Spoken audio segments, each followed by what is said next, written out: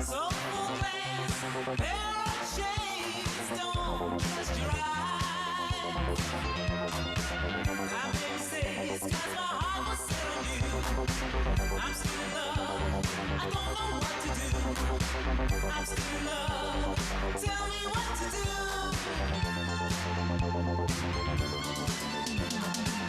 That's not strange, you're not the first to fall. That's not strange, you've been through this before. What's so strange is I am still in love without you.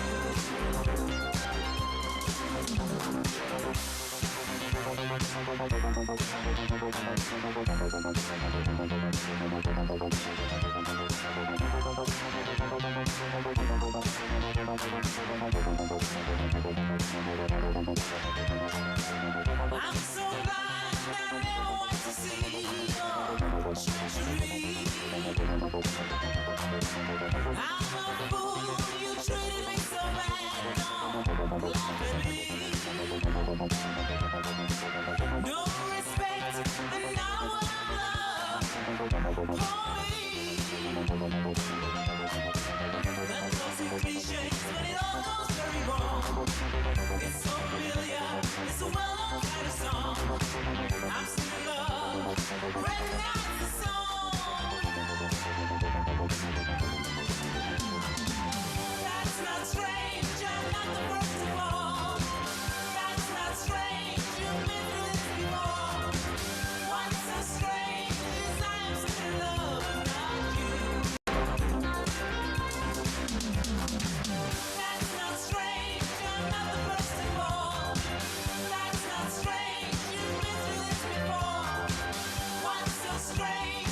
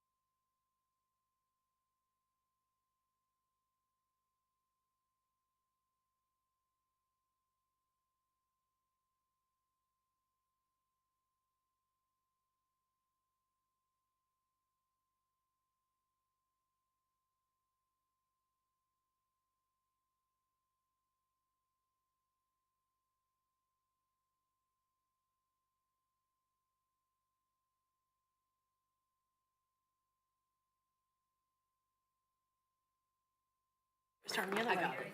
It says welcome.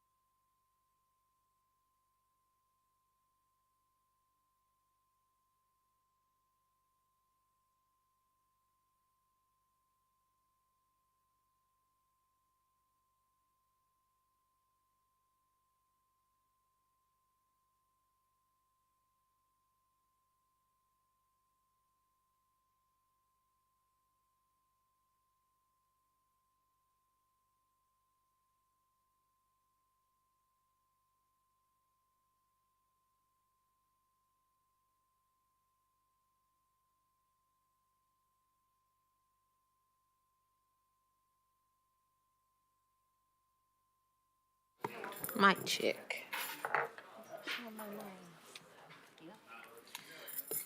Track number 904, 15, 16, 17, 18, 19, 20 seconds.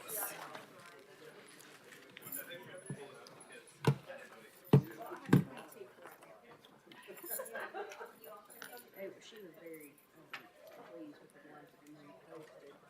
Where people posted. Oh my goodness. Rain.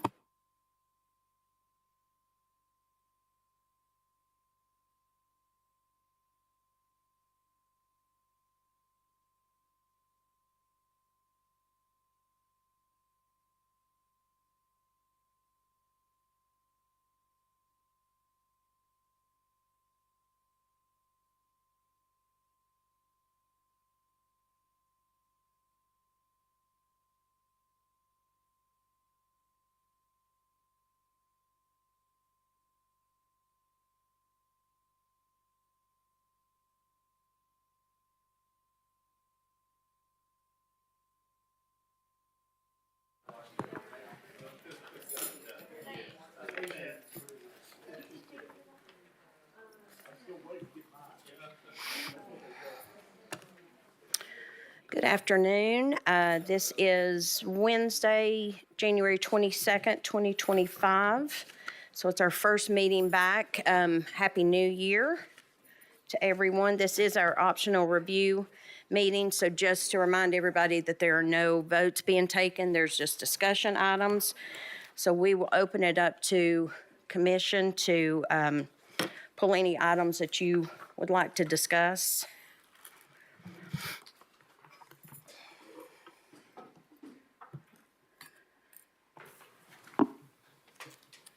This is also a good time that if you've got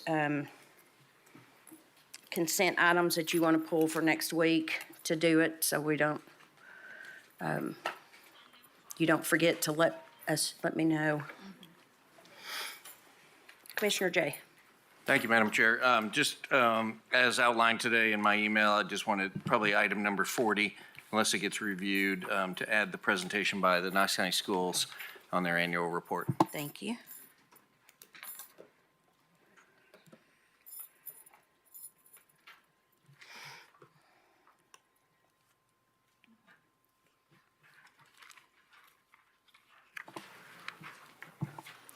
Madam Chair, Commissioner Russell. and pardon me if it's taking me a little bit longer than normal. I would like to remove item 25 and 33 from the consent. Okay. I have a little more research to do. Okay. Do you want to discuss anything today with it? Okay, okay.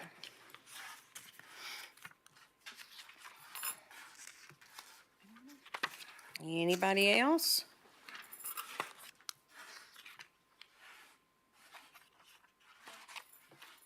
All right. 25 and 33, and then number 40 will be a presentation of Knox County Schools that Commissioner Jay asked to add. No one has anything. Nope. All right. Well, this meeting's adjourned. All right.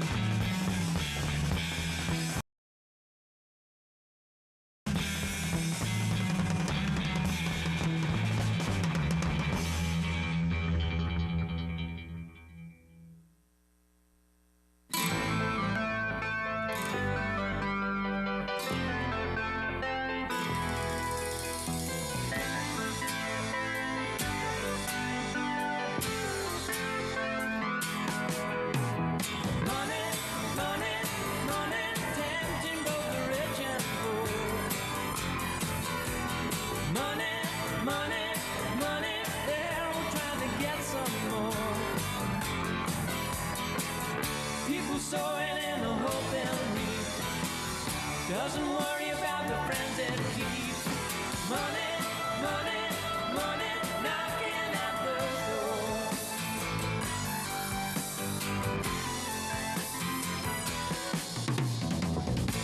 A miser spends his life trying to keep his money.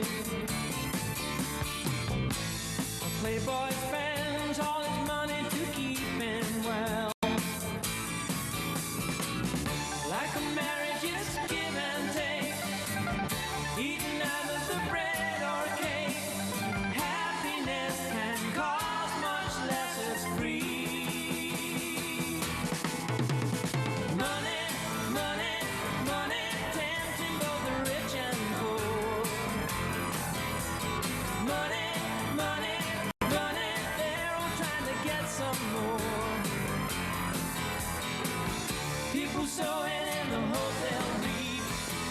Doesn't worry about the friends it keeps.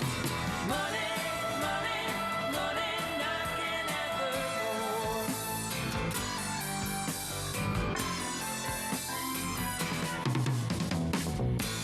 An artist struggles hard in the pursuit of freedom.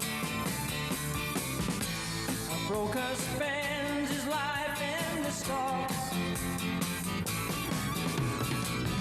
Each budget will tax their strength.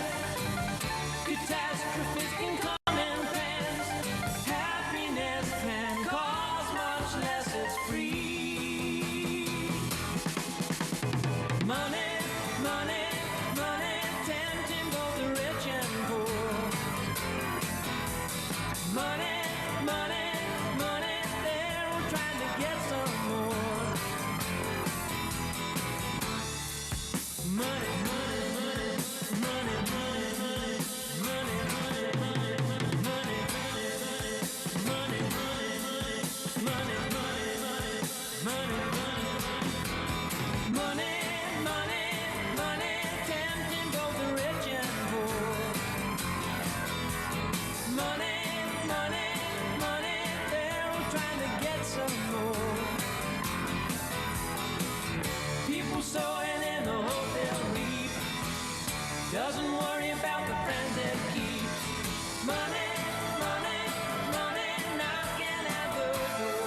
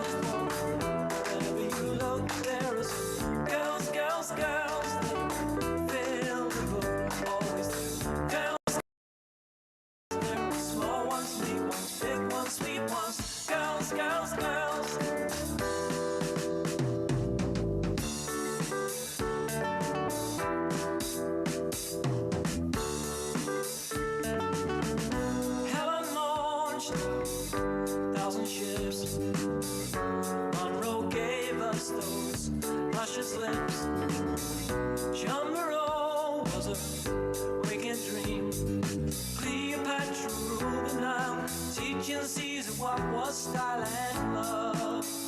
Don't forget sweet love. Girls, girls, girls, wherever you look, there is girls, girls, girls. Philip always do. Girls, girls, girls, there are small ones, big ones, big ones, sweet ones. Girls, girls, girls.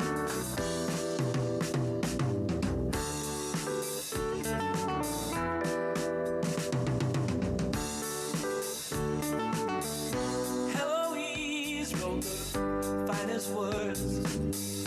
Joni writes songs we all have heard. Nell Gwyn launched 1,000 jokes. Queen Victoria blew a fuse, told the world she was not amused by love. Don't forget sweet love. Girls, girls, girls, wherever you look, there are some girls, girls, girls. Available, always do. Girls, girls, girls, there are small ones, big ones, big ones, sweet ones, small ones, big ones, big ones, sweet ones. Girls, girls, girls.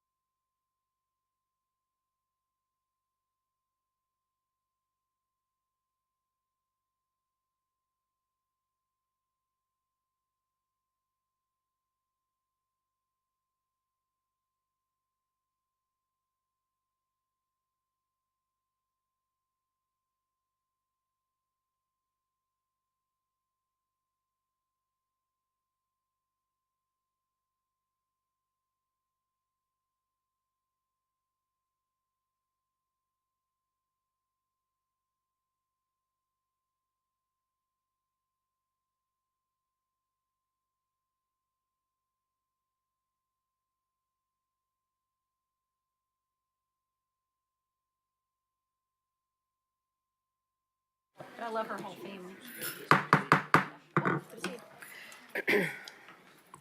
Good afternoon. I call to order the public hearing notice for January 22nd, 2025. Madam Clerk, if you'll please call the roll. Commissioner Rawls, Present. Commissioner Darrett. Here. Commissioner Oster. Here. Commissioner Jackson. Here. Commissioner Russell. Commissioner Hill. Here. Commissioner Lee. Here. Commissioner Thompson. Here. Commissioner Fox. Commissioner Jay. Here. Commissioner Frazier. Present. I'll say something if you want to call them. And I want to go ahead and welcome our junior commissioners that we have. This is their first meeting that you're attending. And so we'll do the public forum, and then we've got zoning this evening, so you'll get a good taste of a little bit of our job. So we wanted to welcome you. And Madam Clerk, if you'll call the roll of junior commission. Junior Commissioner Powell. That's Jakai Powell. Junior Commissioner Audrey Zanders. Here. Junior Commissioner Estella Tarbox. Junior Commissioner Kaya Patel. Here. Junior Commissioner Shylin Whitcomb. Junior Commissioner Pierce Brazard. Junior Commissioner Olivia Price. Here. Junior Commissioner Jackson Kingsford. Here. Junior Commissioner Charity Davis. Junior Commissioner Olivia Graves. Present. And Junior Commissioner Matthew Greenwood. Present. Thank you, Madam Clerk. We will begin with public forum, and our first speaker is Doug Carter. Mr. Carter, if you'll come to the podium, you'll push the button so it'll turn red, and then if you'll give your name and address for the record, and you have 5 minutes to address commission.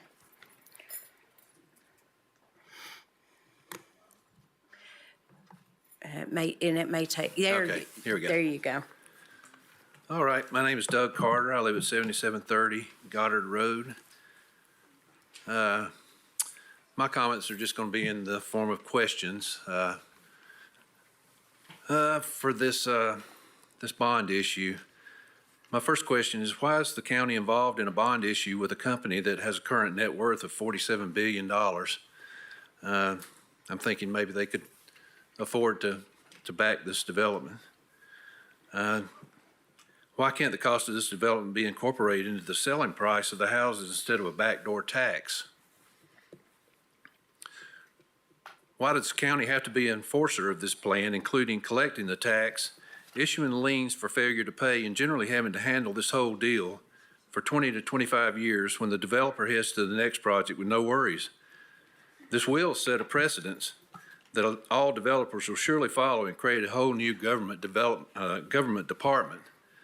I can see why they would want to follow this procedure and have basically financing by somebody else and move on after their time there's done. And another question is, why in the world would an entrance road and a sewer hookup be something to have a bond for? Why is that not a cost of doing business on this, on the development? I'm thinking an entrance road into a subdivision would be part of the cost of this project that would be figured in, and a sewer hookup surely would be. Let's see. And last, I say, I believe the developer agreed to pay for road improvements right before the commission voted to approve this project, and under oath, as our former commissioner said on TV. And that's just all I have to say about it, and just some words for thought on it. Thank you. Thank you, Mr. Carter. Next speaker is Kevin Murphy.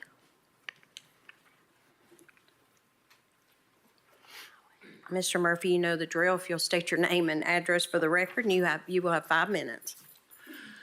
Thank you, Madam Chair, Lady. Kevin Murphy, 4508 Murphy Road. Having a developer applicant be able to pay for infrastructure is something that the Planning Alliance has been asking for a long time, and that's a good aspect. But as we started looking at these applications, and we've discussed this in our own board meetings, and we've really gone around and around, and these are kind of a gray thing. There's some good that happens, but there's also some possible downsides. I'm going to talk a little bit about that in general, and that might frame some discussion and thinking for you on this particular application. So infrastructure that's put in off-site, whether it be widening an existing road, adding turn lanes, extending sewer, water. Some of those projects, those happen within existing right-of-way, existing county property, and so the impact is fairly minimal in terms of land. Some, though, will require acquisition of additional property or of additional right-of-way.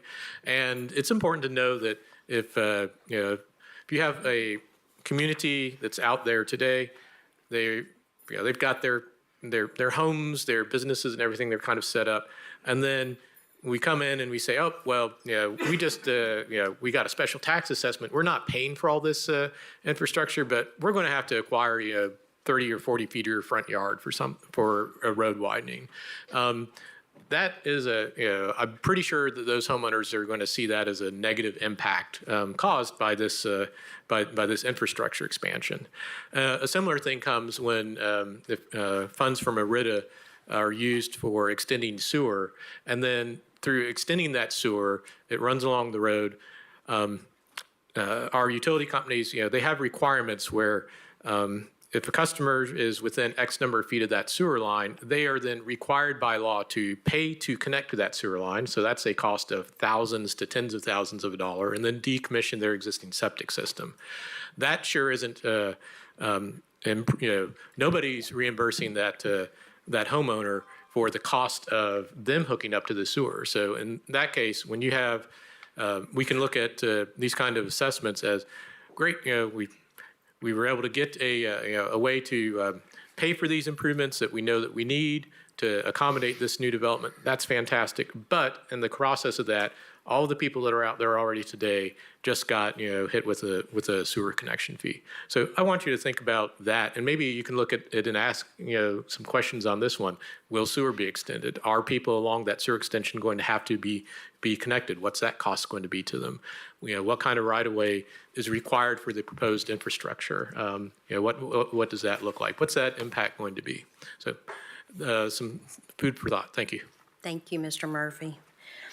Next speaker is Jeremy St. James. Mr. St. James, if you'll just state your name and address for the record, and you'll have 5 minutes. Yes, Madam Chairwoman. My name is Jeremy St. James. I live at 7512 West Martin Mill Pike.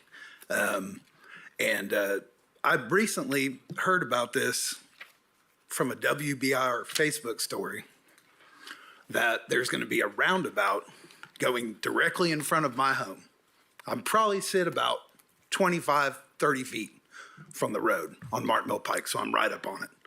And I had to hear this from a Facebook story, and knowing that these homes they're planning, I mean, living as long as I've lived, being a taxpayer out there in Knox County, knowing the infrastructure we currently have, not only am I opposed to this roundabout going directly in front of my home, so I have a carousel while my wife and I sit on the deck that I spent money to build her because she wanted to be able to sit outside. We'll have a nonstop merry-go-round of traffic outside our house all day. And there's how many proposed houses, going in here, that 350. So let's do 2 cars times 350. Maybe some houses have 3 cars. The infrastructure out there, a roundabout is not going to fix this by any means. I mean, it's just going to be a terrible mess. And I feel that my property value will be affected along with the property value of my neighbors. I might not ever be able to sell my house if I choose to move up in life and get a larger house. A lot of people might not want their house with a roundabout right outside in its front yard. So, I just kind of feel like maybe in this instance, we're being very concerned, the county is being very concerned about the property rights of the builder and not as concerned about the property rights of the taxpayers who have been owning and living out there. That's the only house my son has ever known. And now I might get some of my land, my property. I mean, 15 years ago, we brought him home to that house. So really, that's all I have to say. I just wanted to come here and at least be able to make my voice heard about that. And I appreciate your time. Thank you. Thank you, Mr. St. James. And our last speaker is Victoria Kay. Ms. Kay, if you'll state your name and address for the record, and you'll have 5 minutes. Thank you, Madam Chair. I'm Victoria Kay. I reside at 2921 Tipton Station Road, Knoxville, Tennessee 37920. I've lived in that property since the year 2000. I was young, had 4 children, and this same property that we're discussing today came to my attention when I first moved there. I found out it was zoned heavy industrial, and there were attorneys and investors talking about making my house a Weigel's years and years ago. And we were able to successfully, at that time, politically change the zoning from industrial to ag. Now it's ag. It's been rezoned to residential. But now this many years later, we didn't have the internet back in the year 2000 that was readily accessible. We didn't really understand the environmental impacts of TNT. That property was owned by Atlas Powder. TDEC still has not had their concerns whether this property can even be used as residential property. Those concerns have not yet been abated. And there's no way to tell if they will be because they have created shadow documents for review. So the developer will never have to fully submit anything that we can get to. You as a legislator or me as a citizen, none of us can access by public records the environmental phase 2. None of us will ever know. There's been no accountability. This was passed, let out the gate. Now we're here having a hearing. To me, this conversation is premature. I know that this tool was approved by the state Senate and in Nashville, Tennessee last spring. They paid for some lobbyists to get it passed. It's an interesting tool. But in my opinion, this is the wrong place, the wrong time, and the wrong time to have this conversation. We need to first find out, can they even use this property for residential use? I say we could table this conversation until we know for sure that they have complied with TDEC's concern about TNT contamination on that site. Who wants to see 400 families who buy in there face the environmental impacts of the toxicity that could be in that ground and in that water? And if they start shifting that soil and it leaches down into the groundwater, you are right there next to Stock Creek, which is a navigable waterway regulated by TVA. You all are the ones who are responsible for our safety. You all have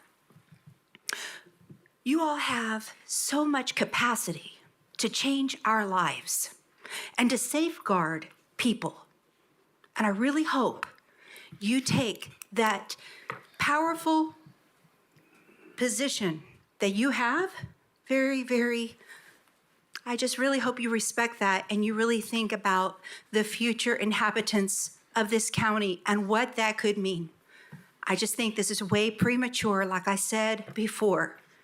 And this discussion really, I think, should be tabled for this location. Thank you. Thank you, Ms. Kay. That concludes for public forum. I would like to ask staff or the applicant, there have been some questions posed and some statements made. If Director Snowden or if the applicant would like to address any of those. I want to give you all the opportunity. If you will state your name and county of residence, please. Good afternoon. Barack Saltzman, live in Knox County. Business address is 1431 Centerpoint Boulevard. So specifically want to talk about environmental concern, is that, or what specifically would you like me to answer from the 5 different commenters? I think that definitely is probably one of the big things, and then we'll open it up for any commissioners that have other questions for you. Absolutely. Okay. So we submitted the full report for phase 1 environmental study to TDEC about 45 days ago, I think. I'm not 100% positive on the exact timing. At that point, TDEC reviewed it. Basically, their only concern was the report didn't go back as many decades as Atlas had owned the property. So they asked us to take that historical context in consideration. So we went ahead and moved forward with the phase 2. The phase 2 has actually been collected. We don't have the finalized report just yet. We're actually hoping it'll be delivered today or tomorrow to our corporate environmental folks, but I do have an email from Friday at about noon from the project manager at APTIM, the environmental organization that does the study. And he shared, "Good morning again, just received the lab results and there are no detections of any analytes above the laboratory's method detection limits. I still need to conduct quality control on the data and prepare a letter report, but the initial results appear favorable." So once again, don't have the full report that I can share. Unfortunately, Commissioner Fox, I know you were asking for the report last time I was in front of you. I've been told by my corporate legal arm that I'm not able to provide that to anybody except for an environmental organization like TDEC. So that's where it has been referred to TDEC, and they fully analyzed it, and they'll be getting the full phase 2 as well. But unfortunately, I'm not able to provide it for myself. In fact, they didn't even let me have the full report in my hands because I probably would have brought it for you to read. But that's the reality of working for Fortune 200 right now is I don't have the save for everything. But that's the reason I have not been able to provide that report to you. Perfect. Commissioner Fox. Thank you, Madam Chair. What is the basis for withholding, to your knowledge, for withholding the phase 1 report? So it's proprietary information, first off. So basically the request with TDEC was to make sure our proprietary information was protected. And once again, I'm not a lawyer, so I don't have all the exact right terminology there. But basically, the context I received from my corporate entity is there have been times in other states where even where we've released a clean report, it still is misrepresented in a plaintiff's case against the company. And so our corporate arm doesn't want to just provide stuff that could be used for baseless litigation against us. Is there any particular legal privilege that you're aware of that is being interposed, or is it just we did the study and we don't want to release it? I mean, there was a request. I can probably look up the documentation. I think I do have a case number or something like that, but once again, so my emails on my computer, my phone only goes back 30 days, so I can provide to you what the argument was. But there is Tennessee state law that protects a company in this circumstance. Now, we were shared from TDEC. We were the first ones to ask for it, but we're also one of the few public builders in the state of Tennessee. Okay, so there's a statute or a regulation. Okay, yeah, I really appreciate you providing me with the citation for that. I'll write myself a note and get it to you tomorrow. Is that all right? Thank you. Yes. Thank you. Commissioner Jay. Thank you, Madam Chair. I have a question for Director Snowden.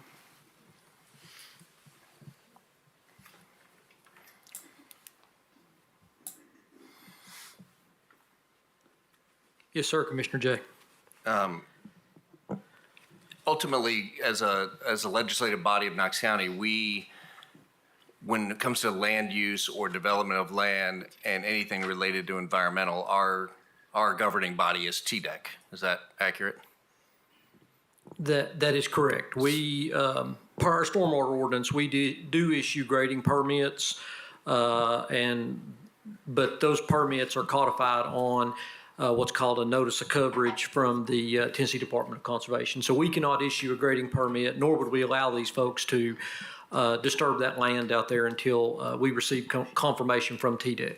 Okay, so our go, no-go, or green light or process is dictated by TDEC as a governmental agency.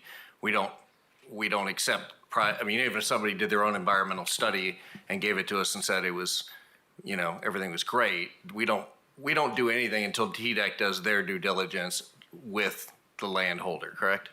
That is correct. There are some agencies that are what's called qualified local programs, that do their own permitting, but in our case, we defer that responsibility to TDEC and then issue a grading permit once TDEC has concurred with whatever reports that the applicant submitted to them.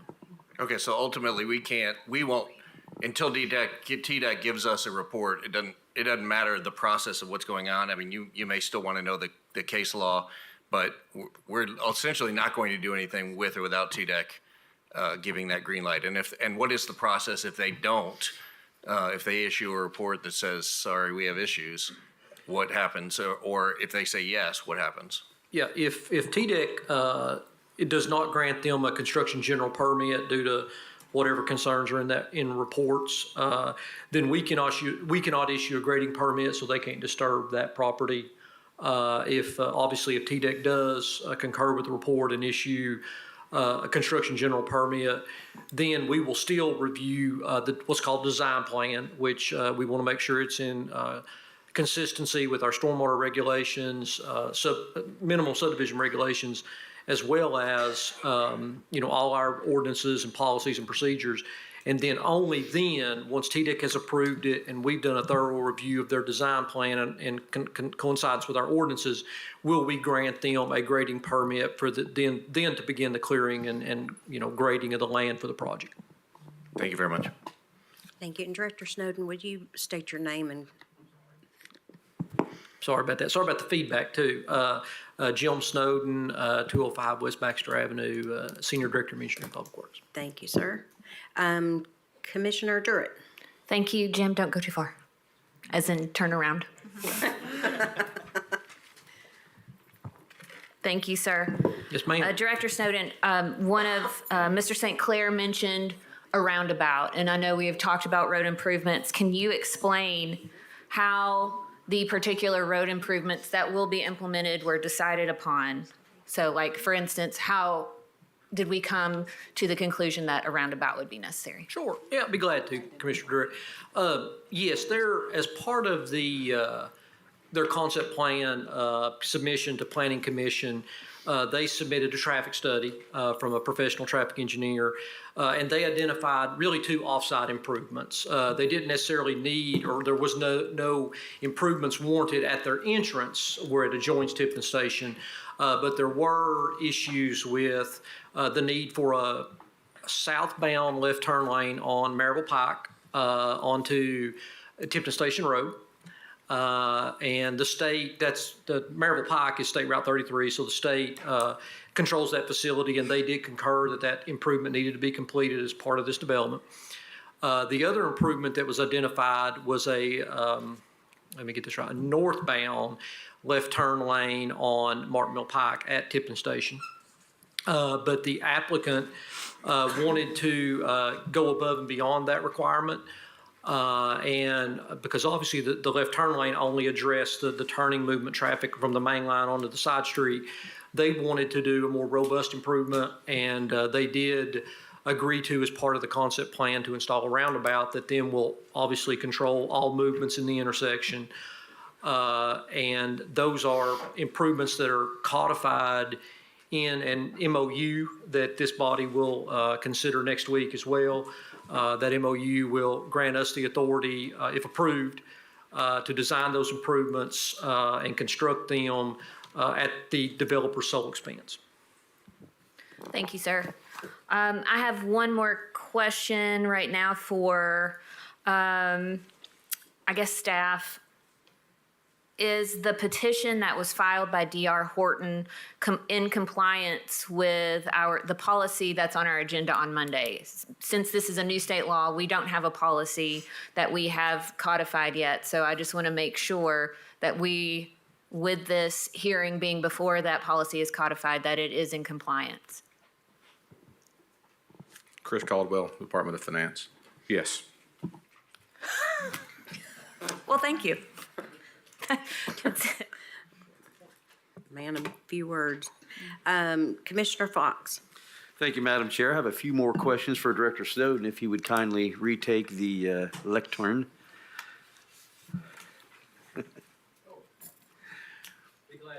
Fox, how can I help you, sir? Well, I would like for you to discuss the details of the roundabout. And just for the benefit, so everyone can hear context, I had a meeting with concerned neighborhood advocates on Saturday, and then I followed up that meeting with a meeting yesterday with Director Snowden and staff. And one of the main concerns about this roundabout was the subjugation of one resident's property rights versus another. In other words, when this zoning was first considered back in June, I guess, or July of 2024,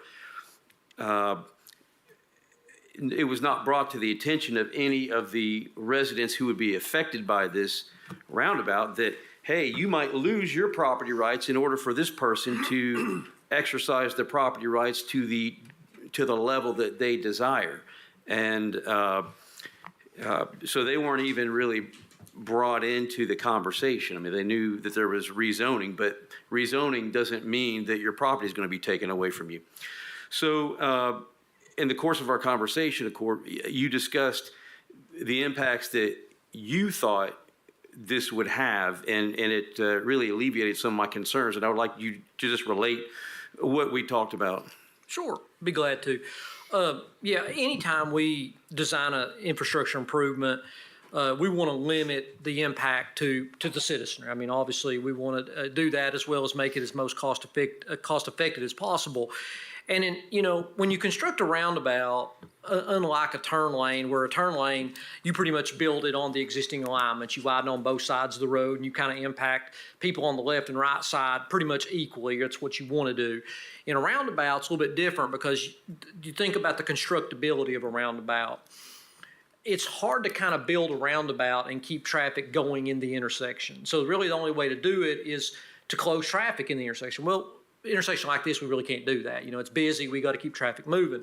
So what we would want to do in this particular instance, and in most instances, is we need to move that roundabout off alignment, essentially off the existing area. And we also want to, one of the gentlemen here might have lived on Goddard Lane. Goddard Lane, anybody familiar with that community?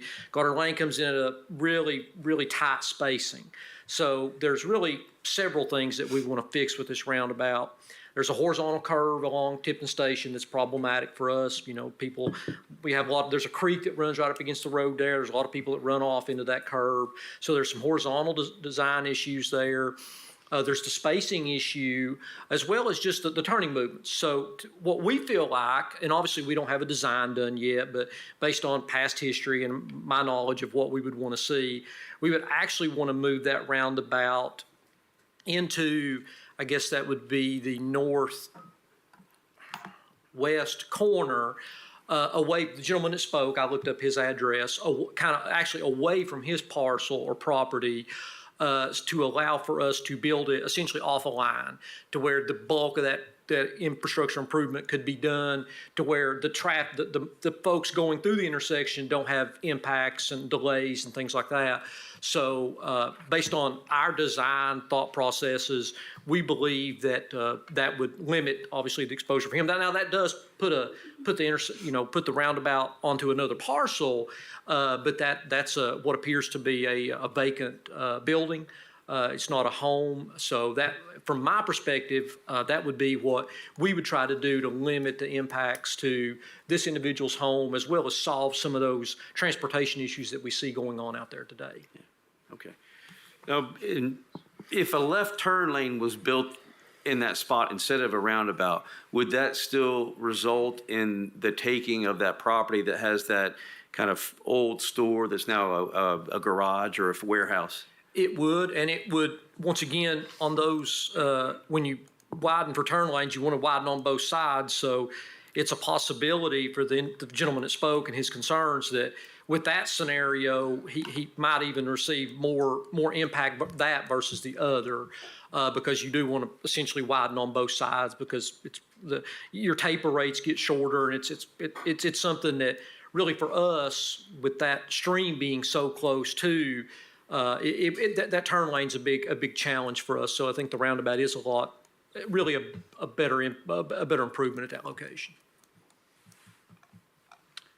Let's see, how far is Goddard Road from that intersection? Is it about 100 or 50 feet or 100 feet? Yeah, it's very, very short. We've actually got a painted box on the pavement so that people that are stopped at the stop sign don't block. We've actually got folks that live up on Goddard that complain about that and can't get out from time to time. So it's very, very short. And what we would like to do with the roundabout is to create more of it have its own leg into the roundabout so that then, they would never have that staging of traffic that would ultimately block their travel. So we'd like to try to improve that as part of this process. Yeah. I just, while you were talking, I looked it up and measured it. It's about 70 feet, 50 to 70 feet, depending on where you measure. So, okay. Thank you very much, Director. Thank you, sir. Commissioner Frazier. Thank you, Madam Chair. I want to thank all of our constituents for coming out and for letting us hear your concerns and for all the emails that we received.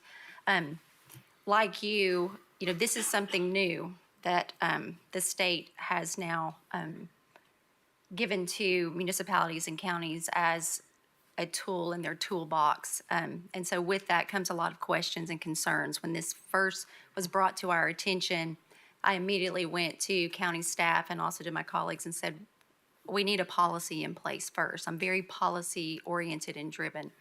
And so we immediately began work on creating a policy on how we would hear these applications for creation of special assessment districts, and also identify who would assume the risk and how these would be executed.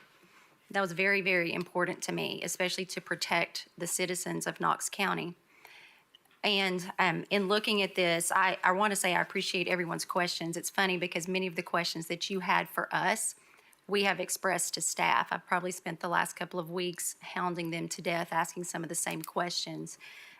So on that, Director Caldwell, if you would speak to the relationship between the county and the IDB and potentially why an applicant would seek this type of relationship with the county, and just kind of run through that would maybe answer some of their questions. Sure. So ultimately, as you had mentioned, this the state passed this policy and not a policy, but passed this what I would call tool to put in your tool belt related to growth in your community this past spring. And so as we worked on a policy, the one thing that we wanted to do was to make sure, like we do with a lot of things, is use the county IDB to run all bonds through. So the county IDB will issue revenue bonds. And tell folks what the IDB is. Knox County Industrial Development Board. And so basically they are an entity that's developed by state law that allows for these sorts of things, right? And so they do health and ed stuff. Most everything runs through through our IDB in some form or fashion that's in the county.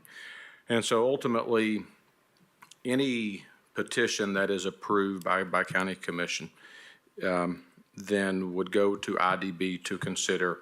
IDB, if approved, then would issue those bonds, and then those bonds are then repaid by a writ of fee that is on anybody in that subdivision's property tax.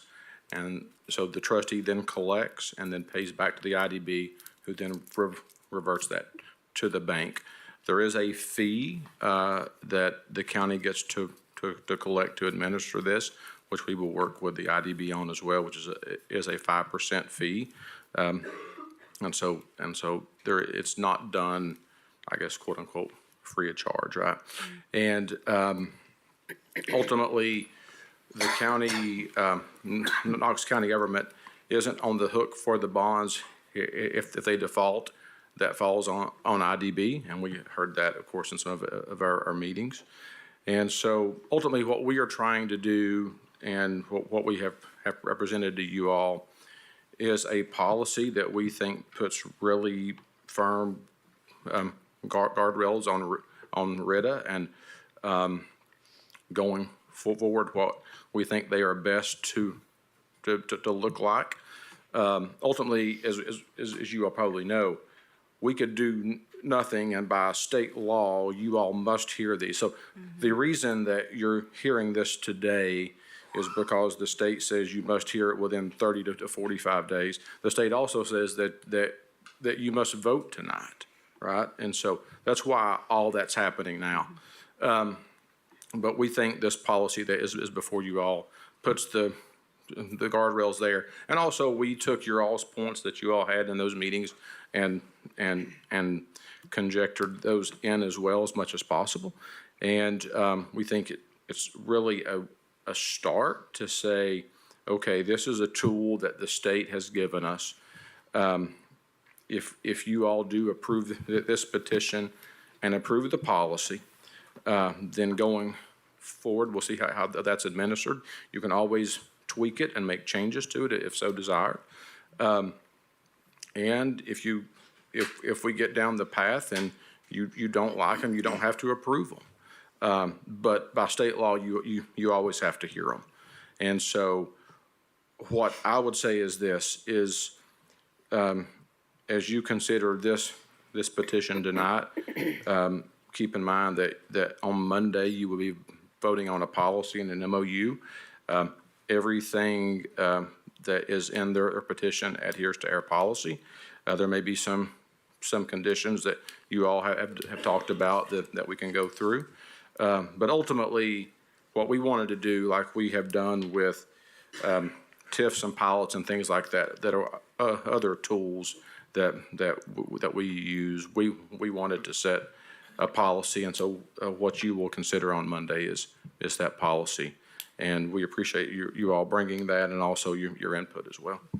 Thank you, Director Caldwell. And so to those in the audience and those who have sent us emails, and also to my colleagues, in taking into consideration a lot of these questions and concerns that I even have, that we're hearing an application before we have voted on a policy, I want to bring to you all for consideration several amendments or contingencies on approval of this application. I have worked with the law department. I have worked with engineering. I have worked with finance and the applicant on these. And so I would like to read them to you. I feel like they would strengthen that guardrail a little bit, and hopefully it will address some of the things that you all are concerned about too. So by state statute, it says that we can approve this with amendments. The law department has stated that conditions can be considered amendments to the approval of the creation of a residential infrastructure development area. So what I would like to offer for consideration are these conditions. One, approval is contingent upon the approval and adoption of the Knox County policies and procedures relating to the consideration of petitions for the creation of infrastructure development districts. That means if we don't approve and adopt the policy next week, we go back to the drawing board on this application. Two, approval is contingent upon the successful execution of Knox County Engineering and Public Works policy and procedure for land acquisition for the agreed upon infrastructure improvements. This will address their concerns on the successful acquisition of land. If that is not successful, we will have to revisit. Commission will receive quarterly reports from Knox County Engineering and Public Works, working with the applicant and the Industrial Development Board on the progress of the project until all lots are platted and final inspection is complete. This will give us kind of periodic updates on this process and our policy and how it's going, so that we can make amendments and changes along the way if we need to. If we hit any bumps in the road, we can address those. Because this is so new, I feel like it's important to open that line of communication so that we are given updates. Everyone has agreed to that, and I think that's just a good standard of measure. And the last one, approval is contingent upon results of the TDEC Phase 2 environmental study that it meets and complies with Knox County codes as determined by Knox County Engineering and Public Works. That will address the environmental study. So if the environmental study comes back and says, you can't build on this, we're back to the drawing board. So that is what I would like to offer up as conditions, should there be a motion to approve. Thank you, Commissioner Frazier. Commissioner Hill. Thank you. Brock, could you come to the podium for a moment, please? Thank you so much. If this fails tonight, this RITA part of this, yes. What does this kill? Does this kill the development? Does this kill the deal? Will you be coming back with another? The likelihood is it kills the roundabout because the roundabout is a win-win that we tried to negotiate with commission and staff. So it probably kills that. Does it kill the full deal? I'm not positive on that. We feel that the petition's in line with the policy, and there's no reason I see not to approve. So really haven't run down that pathway. But if for some reason it didn't, if the deal didn't work for us at this point, the zoning is 4 units per acre on the front 85 acres, and it's agriculture on the back 70.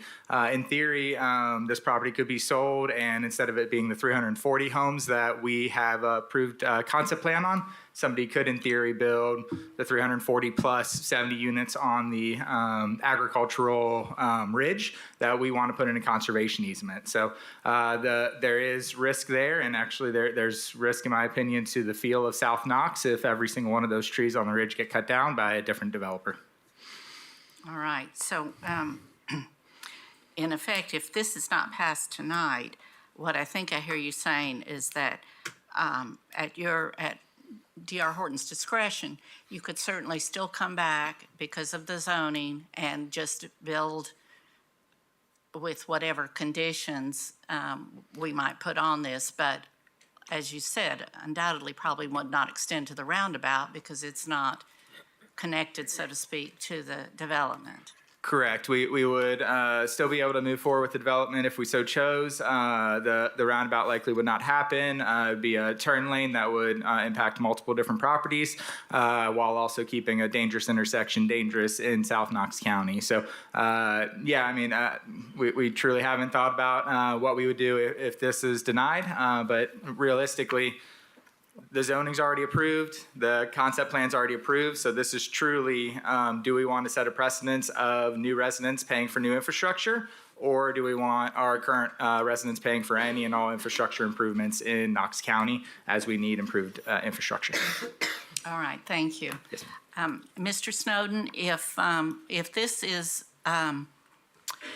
is not approved and Mr. Horton or any other developer were to come back and because the zoning is already set on this property, come back with a development, I know that we could certainly require that they put the turn lanes in, directly in front of the development. Would it be likely that these other road improvements would be done through Knox County as like the roundabout, the additional road improvements? Is that even in your plan in the next 5 years or 10 years? They're not. Obviously, the one road to the west is the state route.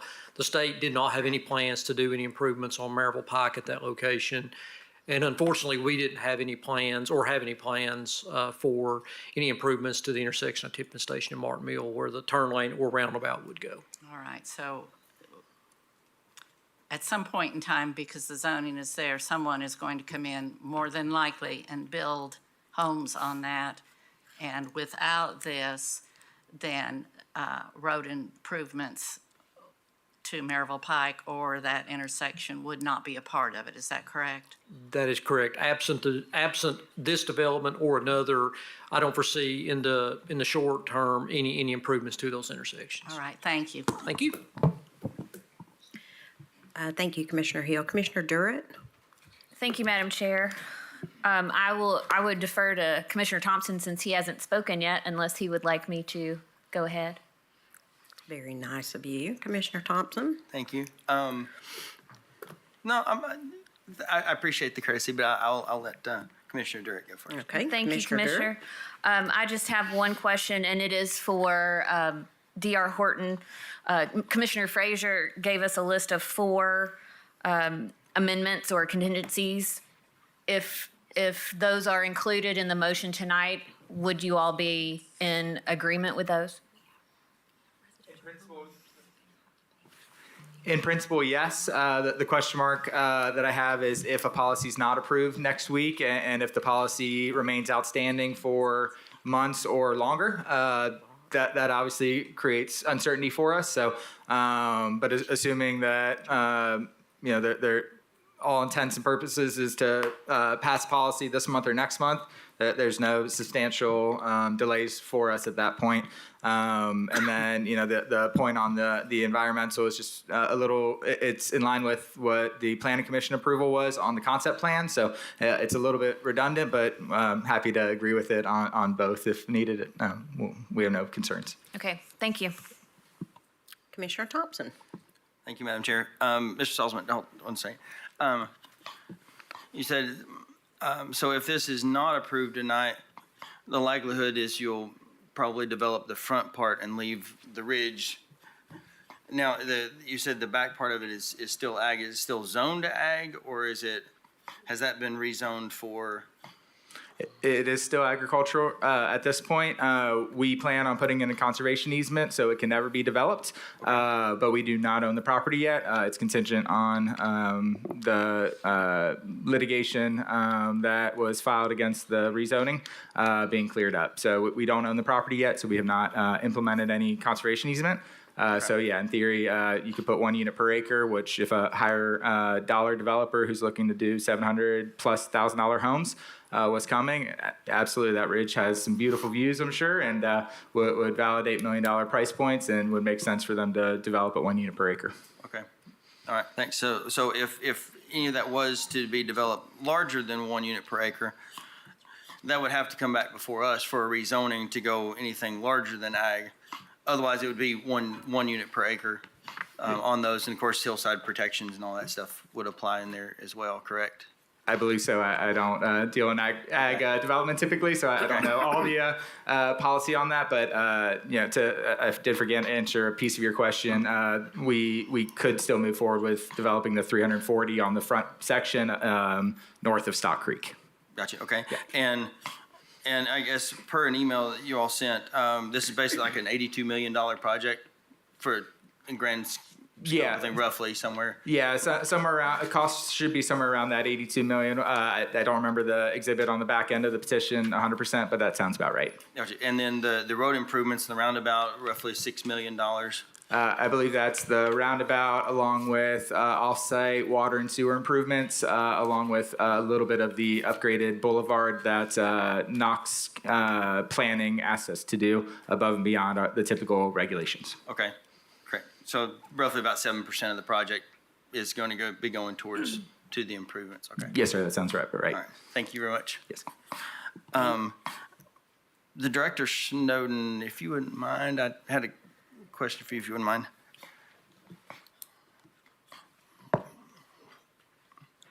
Yes, sir, Commissioner Thompson. Thank you. In all of this, and I appreciate Commissioner Frazier with the amendments and all, I guess it just really speaks to our intentionality of how we move forward with a rezoning when we put conditions on rezoning. And it's my understanding that based on the traffic study, the turnabout or the turning lanes were required. The roundabout was kind of I guess, above and beyond road improvement, correct? That is correct. The left turn lane for that, I guess that northbound traffic was warranted in actually only the PM peak. It wasn't warranted AM and PM peak. Just in the afternoon peak, it was warranted, and D.R. Horton requested or asked to do a larger improvement that would identify some of those other needs that I was talking to with Commissioner Fox as far as alignment of the roads, intersection spacing, things like that. Gotcha, okay. And so if, let's say in the rezoning and traffic studies and all that, is it within your all's purview to work, I guess, go above and beyond on a traffic study to require or request a road improvement like a roundabout that maybe, I guess, goes above and beyond what's absolutely required instead of I guess I'm not trying to look at it as like the bare minimum, but do you see what I'm saying? Where if this development required a left turn lane, is it then go, okay, well, it's the bare minimum, so could we codify and request during a rezoning for a roundabout in the future if we were to do something like that? Or are we limited to just what the traffic study says we have to do? That's something that I don't know if Director Moyers wants to speak to, but that I don't know as far as the conditions that you would put on the zoning. I mean, that's something I don't know. That's more of a legal question than an engineering question. I can make recommendations, sure, but I'm not sure. I'd kind of defer to Mr. Moyers on that. There have been a couple of Supreme Court cases, Nolan versus California Coastal Commission and Dolan. I can't remember the entire side of Dolan, which has now been codified in state law. And what it says is that we are limited in what we can require a developer or a property owner to give over in exchange for permission to build. It has to be basically the minimum that the impact would require. It really ties our hands in terms of what we can require of developers. So if a traffic study says a left turn lane is required under the Nolan-Dolan, but by the development itself and under the Nolan-Dolan law and previous Supreme Court opinions, we could probably require some of that infrastructure to be done. When you talk about going beyond what the traffic study says and says we want you to pay for that too, that's when you start running into problems. Okay. So I think it would be problematic under the current state of the law. Okay, sure. Thank you, Director Snowden. Director Caldwell? And while Director Caldwell's coming here, Commissioner Frazier, I had a question. The amendments that you just mentioned, would they be applicable to the policy as well that we're considering on Monday? I will be bringing the amendments that are very similar to Okay. the policy when it is time for us to hear and review and consider the policy. Okay, thank you. Director Caldwell, with the IDB, I understand that the county itself is not, I guess, on the hook for the loan, correct? Correct. But it's the IDB who's assuming the risk. That is correct. And so the ballpark figure is $6 million for the road improvements that we'd be taking out the loan for, correct? That's correct. And any idea what the rough estimate on interest rates would be on that? I do not know what typically the IDB gets on interest rates, but my expectation would be it's because it's tax exempt bonds. They are at a little bit of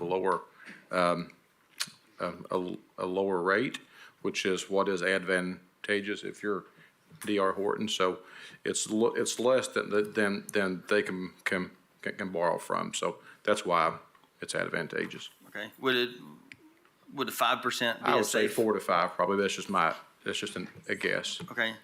And then you said the county gets a 5% fee or something that goes to help engineering and the trustee's office for handling the money and things like that. So we're getting an additional 5% as well, correct? And that's what is codified in that state law as well.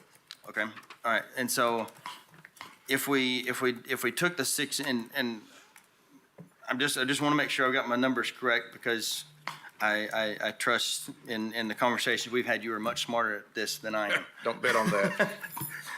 But if you had $6 million and you had 343 houses spread across, that's roughly $17,400 some odd dollars per homeowner per property.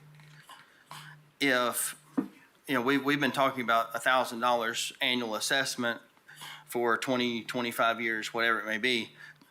If you did that, then with a 5% interest rate and a 5% paid to the county, that's basically an effective 10% interest rate every year. Am I correct? Is that? We're not getting Jared we're not taking 5% on top of the loan 5%. No, no, they're paying that 5%. So in what goes, if I'm wrong, stop me, but I think what goes to the IDB is the amount of the road improvements. I think what is agreed upon on the front end is the 5%. Yeah, so basically that $1,000 per home per year. For the $1,000 per home per year, $50 of that 1,000 stays with the county. $950 goes to the IDB for debt service. Does that help? So of the 1,000, you have the 5% that stays with the county each year. That $50 that stays for each home with the county to pay for the assessor, and some of that actually does not go to engineering. We're paying a separate fee to engineering to support their staffing needs in order to get this done. And that's in the MOU that you guys will see next week. And then so it's $950 of debt service per home per year that goes to pay the bond with the IDB. So that would be what you would put into your financial model for that piece of it. So essentially, only $50 of the 1,000 is coming out to the county. Correct. So Per year. where does the interest Per year. Go ahead. per year, and so the interest does not accrue to. I mean, typically a loan would have interest on it, and so. So the loan's in the actual bond that the IDB is paying. So it's kind of like if you had, it's like a mortgage for a house today. There's a property tax amount that goes to the county, and then the rest goes to the mortgage company to pay off the mortgage. So it's that very same concept, except smaller dollars that we're talking here. So, but the property tax does not get built into the mortgage rate for the mortgage on the home. There's kind of this separate debt service that it's paying, and that's at that 5%. Over that 25-year loan, but that's after the dollars leave Knox County and go to Knoxville IDB to pay the bond to whoever the bondholder is. Gotcha. Okay, so we're looking. Okay. Sorry, hold on.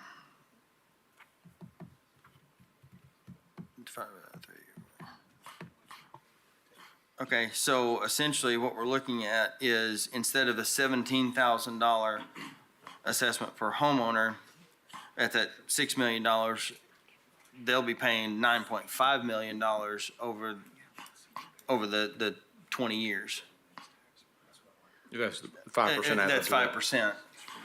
So we're looking at if we didn't do this, then they're assessed $17,500 per homeowner. But if you take it out 20 years, now they're assessed $28,000 per home. Why? How? What? With a $350,000 home, why? Okay, we lose the roundabout, and we get a turn lane, but instead of either way, that $17,000 is getting put on the homeowner, or over the next 20 years, that same property is going to pay $27,000 or $28,000. And I'm just trying to figure out why, because in doing this, we're paying, not we, but these property owners are paying $28,000, and the money is being handled through the trustee's office, and it seems like we're doing a lot of work and heavy lifting when we could just say, okay, here's what's required.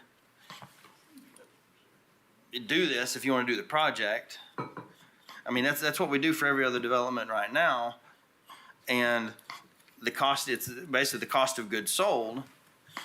And on a $350,000 home, $18,000 is very minimal.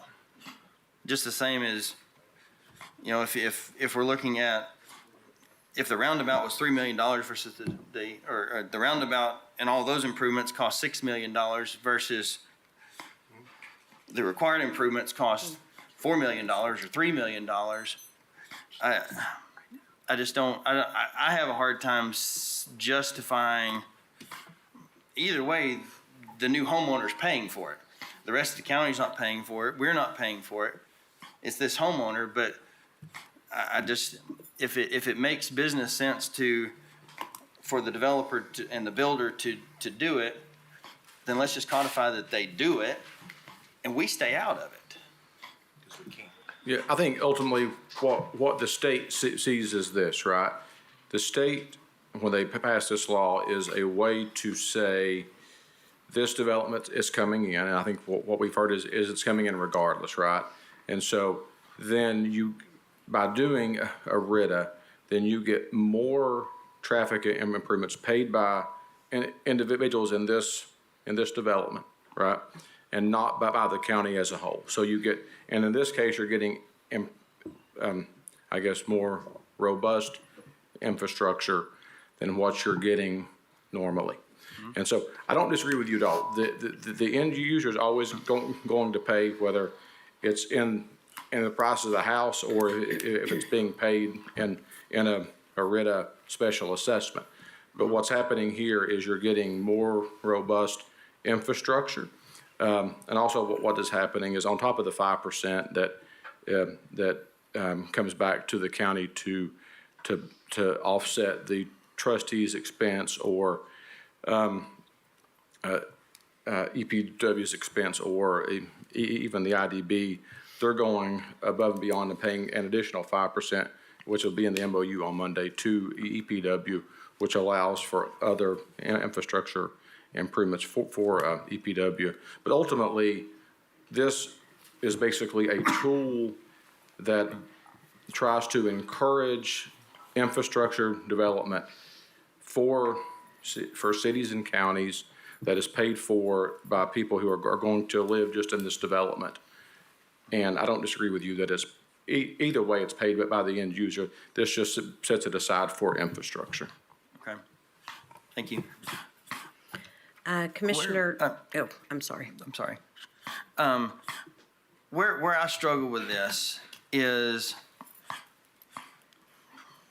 it in this particular case, and Mr. Sullivan and I, we've spoken, and you stayed, you live in Knox County, you're from Knox County, and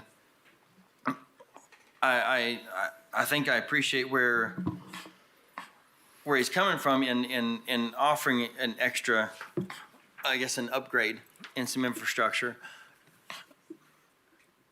but separating you from the company D.R. Horton is it I can see where at the state level, after meeting with lots of other counties and rural counties where they are really lacking and they don't have the infrastructure base and the financial base to do these road improvements. If a developer comes in and says, hey, we will upgrade, and in some cases, I guess, hold out a carrot and say, hey, we're going to do these extra above and beyond things, and we're going to assess our residents for this. You're not going to have to pay for it. If it's something that's been in disrepair and ill repair for a long time and they've really needed an upgrade, I could see where this would be advantageous for some of those counties. For us, particularly speaking for a district who the area that's kind of I guess if you want to call it shielding itself from just rapid growth is a lack of infrastructure. Because just like when we went through Advanced Knox, if there wasn't sewer, it didn't get in the planned growth area. If we had sewer that were in all the way down Washington Pike to Coreyton Road, that would all have ended up in the planned growth area because utilities and infrastructure was there. My concern, because, and I am fully in support of a policy. We need a policy that's more, has more protections in it than what the state passed. My concern is that as we open the door for this, because, state law states if a petition's filed, we have to hear it.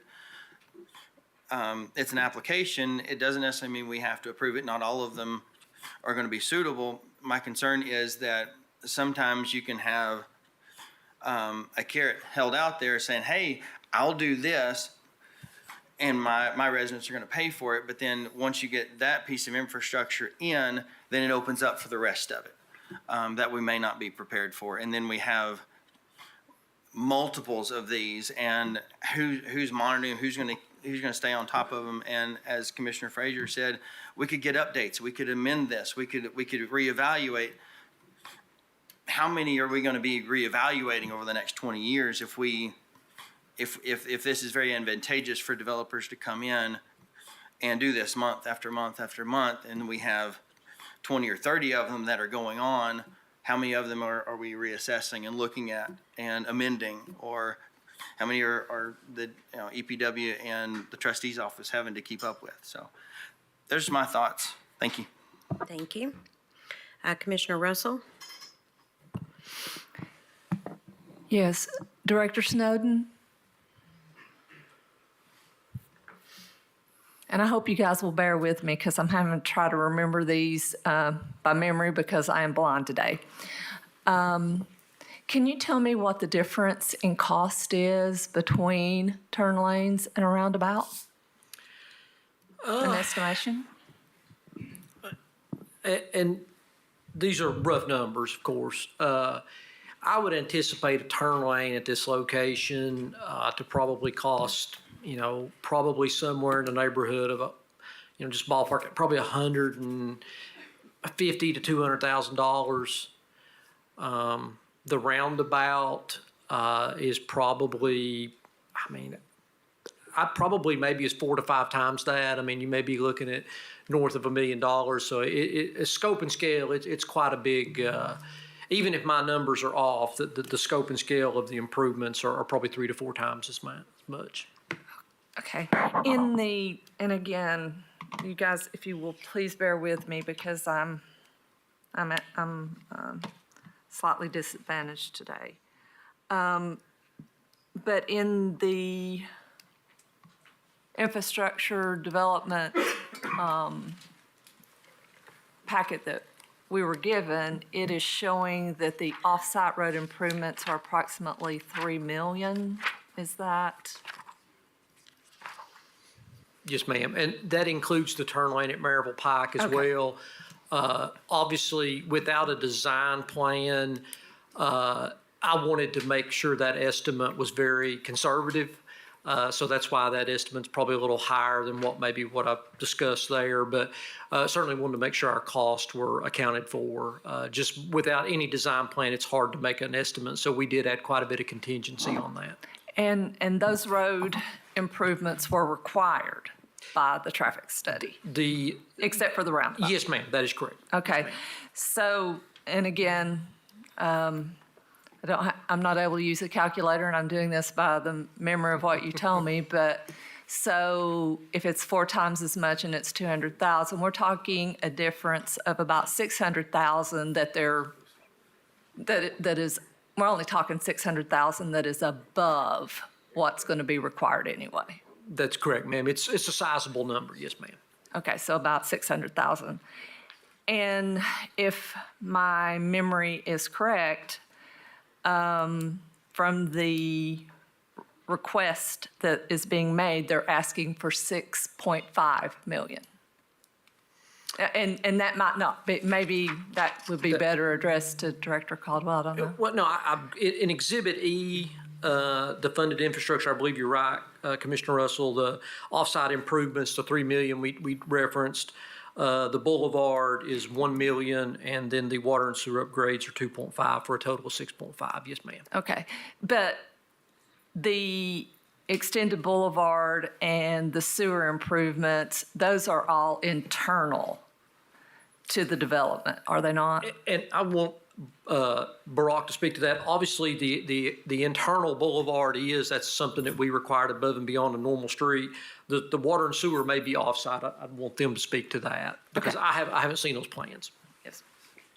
Correct. The water and sewer estimates we have are the off-site improvements. That would be improving the main lines outside of the community that any other developer or any other resident would be able to utilize that increased capacity as well.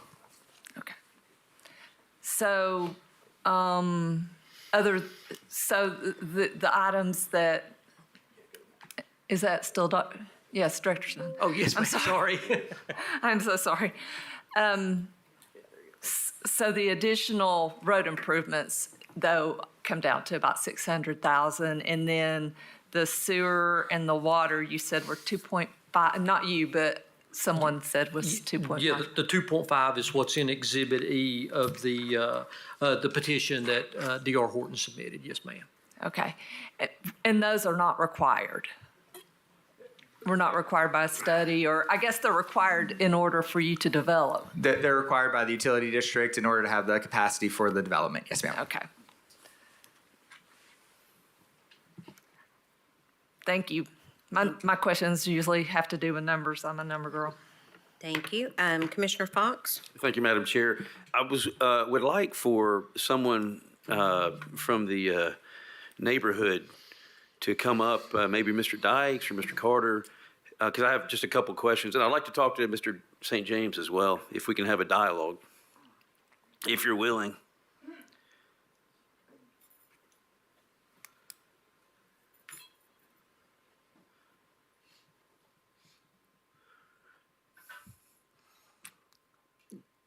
Go ahead and get on the record there for me. All right. My name's Bob Dykes. I live at 7544 Galleon Lane, Knoxville, Tennessee. Mr. Dykes, has anybody contacted Mr. Maiden or Ms. Campbell about the roundabout, or have you heard, have they expressed any opinion about? Not to my knowledge. Okay. Do you know, has anybody, Ms. Kay, do you know, has anybody contacted? Mr. St. James? My neighbors right across from me with the gray storage building. Right. Yes, that's correct. I haven't even seen them been around. They have a RV, so they kind of come and go on trips from what I could see. Okay. But they still have stuff in that building. It's Okay. not vacant. Okay. Well, Mr. St. James,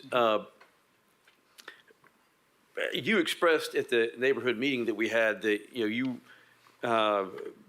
you're upset that you weren't able to install a privacy screen given the road conditions right now. Okay, and that's true, right? Right. Okay. Now, if the roundabout was installed and it took away the need for sight lines, which are currently, that's what's interfering with your ability to put up a privacy screen. Would that alleviate some of your? I mean, we just dropped $50,000 on house, renovations right before we found out this news. Right. So I don't think I'm in it for that right now. Now, if D.R. Horton would like to provide me, this is for them. It's not for me. Now, we have wanted to do that, but it's going to be a different story with cars just kind of quickly driving by. The way they do now versus a merry-go-round of cars outside my house all day. I mean, I am ground zero for that. Right, but if you're able to put up a 8-foot fence that protects you from sight of view completely, would that be an improvement to what your current situation is? I mean, at this moment in time, Commissioner Fox, I'm going to say possibly. Okay. Just because I just can't envision. I've been there 15 years, so I'm trying to look at everything I know not being the way it is and just kind of grasp all this. Okay. As I find out more about it. But yeah, I mean, I kind of feel like this is something they wanted to do. Like I said, the cars are moving by quickly. They don't bother us as much. But I mean, yeah, I mean, if they're going around all day, then yeah, I would probably want to do something about that eventually. And I guess I'd be on the hook for that cost since it's my property when I can afford to do it. So. But you wanted to do that already, didn't you? We talked about Okay. it. Yeah, we talked about it. We did. We had someone out to look, and we had a plan, and then the county said, "Nah, you can't because of the sight lines." Because of sight lines. So, Okay. All right, that's what, and I was just, I wanted to know somebody from that part of Tipton Station, just if the folks with the former store have even know about I this don't think situation. they know anything. Okay. And I tried to go over after we spoke on Saturday. Right. You know, we had that meeting. I tried to go over there and I knocked on, tried to go, because I think there's an older lady who lives up on the hill and she's been there forever, the whole time we've been in, I'm sure. Right. Maybe on. I have not seen her in a while. And then there's other folks on that same property that live kind of like in a trailer that live close to that building. And I tried to go over and knock on both of their doors, the trailer and her house, and it didn't look like anyone was home. But like I said, I mean, I see they have an RV parked outside and they come and go all the time, so. Okay. Yeah. All But right. I definitely tried to let them know. All right, thank you. Mr. Dykes? Since I'm up here, I do have a question. And I think Director Snowden may have mentioned something about turn lanes. Turn lanes at the end of Tipton Station. But now I'm curious, since my property is directly north of this property on Tipton Station, a very narrow 2-lane with no shoulders, 3,800 additional trips, according to the traffic study. Will there be turning lanes there at the entrance to the development? I haven't heard any comments, anything about that. I was also curious. All right, we'll ask the representative of D.R. Horton to answer that question. I don't believe so. Well, that's going to be a mess. Mr. Director Snowden? Bob, we looked at that as part of the study. The warrants for left turn lanes include, essentially what we're looking at is trying to prevent rear-end collisions. And based on our projection and the application of the warrants, no left turn lanes or right turn lanes were warranted along Tipton Station in front of their development mall. So based on the analysis that we reviewed and concurred with. So. Okay. Yeah, okay, thank you. Well, Madam Chair, I don't know if you're looking for a position statement from commissioners at this time, but I do want to make one before we have a vote. Go ahead. Go ahead? Yeah. Okay. Well, here's first of all, the way that I view this particular issue is that the zoning itself, which actually took place before I took office, was done, and I actually attempted to undo that zoning.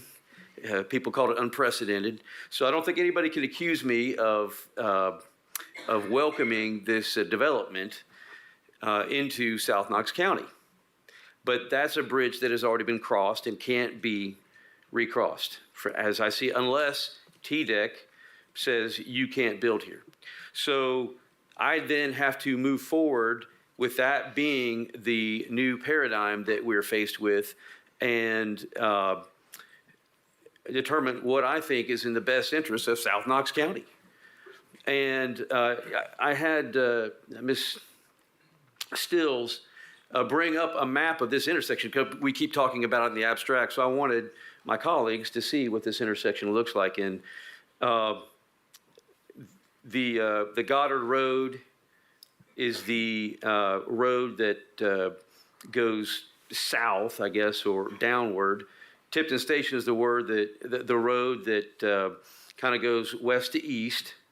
And you can see, and then Martin Mill is the road that starts out east and then it heads up kind of northwest. So that's the intersection. The gray storage building people are talking about is that big building next to the intersection. Mr. St. James' home is the one to the north of the intersection.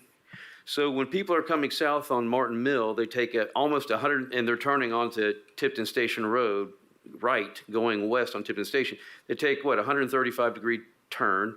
That disrupts traffic.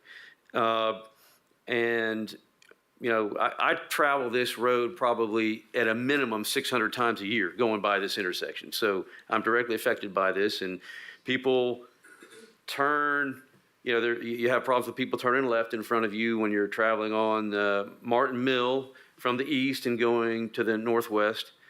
And I think a lot of problems that Director Snowden could probably elaborate on if we want to give him a lot of time, but a lot of problems with transportation because within South Knox County, south of John Sevier would be alleviated with a roundabout. And it's not something that would ever happen. It's not in the 10-year plan, even though it's a terrible intersection. It would not be improved for 10 years. I mean, they're not even looking at this except for the fact that we have this opportunity that's brought about by the RIDA. So I am, and I've gone back and forth on it, and I even as recently as Saturday, I was like, I don't know about this thing because of the impact that it would have on Mr. St. James property. But then as I talked to Director Snowden, he said it really won't have an impact on Mr. St. James property because the roundabout is going to come to the west. Now, it would affect the property that, not the residents, but this extra building on Joe Maiden and Tammy Campbell's property. But either way, that's going to be taken. It's either going to be taken by a left-hand turn or it's going to be taken by a roundabout. But Mr. St. James property would largely be unaffected because of that stream that goes down that Director Snowden is saying, we got to stay away from that stream. That just brings other complications. So to me, this is from the perspective of somebody that opposed the development, but that, it was given to me that in that manner. This is like making lemonade out of lemons because that will serve Knox County well to have that roundabout there. It will correct just an awful intersection. And as far as because the development's a done deal, I'm trying to see what will best serve the citizens of South Knox County since they are having to put up with this extra housing density. I did want to address Commissioner Thompson's point. The $17,000 versus somebody paying $28,000 over the course of a period of time. The $17,000 for most people would be wrapped up in a mortgage, so they'd be paying interest on that and probably at a higher interest rate. Now, I'm curious, though. I wonder if we could give the opportunity of people who buy their house for cash, if they could just outright pay their portion of the. All right, you want to address that? If that's okay. Yeah, certainly. So yes, the legislation does allow for that. However, from a property assessment perspective and from a real estate transaction perspective, you have some that have been paid off. Let's call it 5%, 10% that have been paid off out of the 340. You're a lot more likely to have a realtor who doesn't appropriately represent that property as well, or a title company that misses it if you do have kind of pockets within the district. So my 2 cents from and I'm not an expert by any means, but from a property assessment perspective, it's going to be that much more recording, that much more documentation, that much more tracking, that much more expense for the county if you do allow the one-off payments. But it's obviously up to you guys. I believe the law allows either direction. It is municipality specific. Okay, thank you. But ultimately, I want in a very clear way for the cost of this new development and the impact it's going to have on the community to be passed to the people who necessitate the improvement. And this RIDA, to me, is the right way to do it. So I'm going to be supporting this initiative. Thank you. Thank you. Commissioner Frazier. Thank you, Madam Chair. I forgot to ask a quick question, and I don't know if there's really an answer, Director Snowden maybe, or even Barack, but is there a way that we can actually mitigate the unintentional impact on residences regarding the connection fees required with the sewer expansion?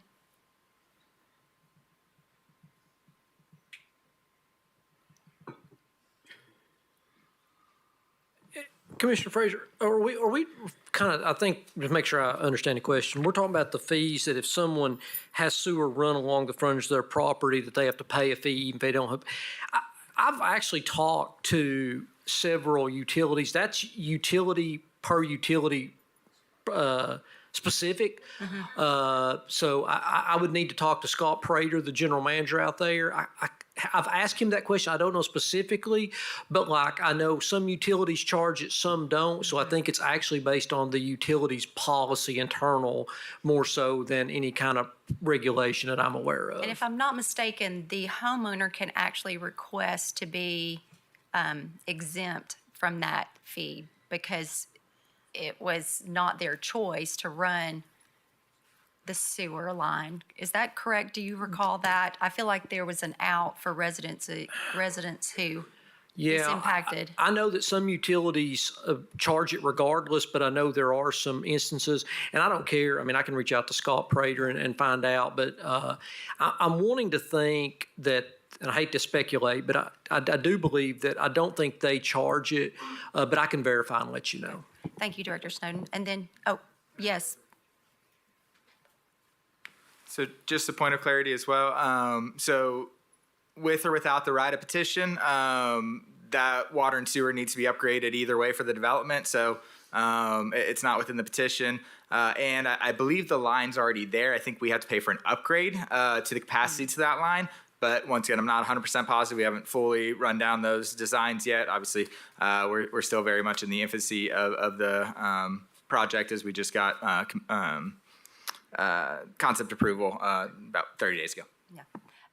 Like Commissioner Fox, I didn't have the opportunity to vote on this because I was actually out of town, or I would not have supported the rezoning or the level of density. So like Commissioner Fox, I am trying to, as you put it, make lemonade out of lemons. My final comment or question is to the applicant. You mentioned that you want to put the 70 acres that's zoned ag into a conservation easement. Would you be willing to include that as an additional condition? I believe we actually already agreed to that with the rezoning application and the concept approval. However, I don't know legally if we were to walk away from the deal if another developer has to follow through with what we committed. But we've actually already committed to it, I think, both in the rezoning and the planning concept. So that's a yes? Sure. Okay. Commissioner Russell? Yes, thank you, Madam Chair. I like to explain my vote, especially when I am voting against the recommendations of the commissioner in the district. Commissioner Fox and I generally somewhat agree on everything, but I do plan to vote against it primarily because I feel like that in this instance, if I remember my math correctly, there is only $600,000 worth of road improvements that are being added that would not be required anyway. So we're giving a $6.5 million loan and only getting $600,000 worth of improvements that would not have been required of the developer anyway. As an accountant, the math doesn't work for me. Thank you. Commissioner Jackson? Yeah, I just wanted to just reiterate that, we're not voting on zoning tonight to my fellow commissioners. I mean, everything is already in place. What we are voting on is how to fund the infrastructure, including the roundabout. And there's really just 4 input costs to a development. You've got the cost of the land, you have the cost of the soft costs, which is architectural and engineering. You have the hard costs, which is actually putting everything in, and then there's the developer's profit. So there's those 4 things that go into a subdivision. And what we're asking the developer to do is put in additional costs into this development. And there are 2 ways that gets paid, because all of those costs are pretty much fixed costs that I just mentioned. And that is, that the price of the house goes up and the person pays more, or you lower the price of the house and that it is paid over time through this new process that the state put in effect. So I'll be voting with Commissioner Fox in favor of this, because this is not a vote for or against the development. This is just how to fund the development. And I like the idea of having the development pay for the development infrastructure. Thank you. Madam Chair, if you will read the next item, or Madam Clerk, I'm sorry. Number 4.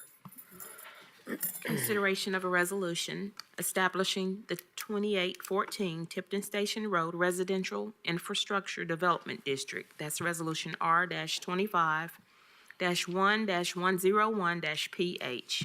Thank you. Do I have a motion on the floor? I'll move that this be adopted with the amendments that were suggested by Vice Chair Frazier. Second. Do I have a second? Yes. Oh, Larson, I'm sorry. Commissioner Jay. So we have a motion on the floor by Commissioner Fox with the amendments by Commissioner Frazier, the motion to approve with 5 conditions. And we have a second by Commissioner Jay. All in favor? Aye. Aye. All opposed? Nay.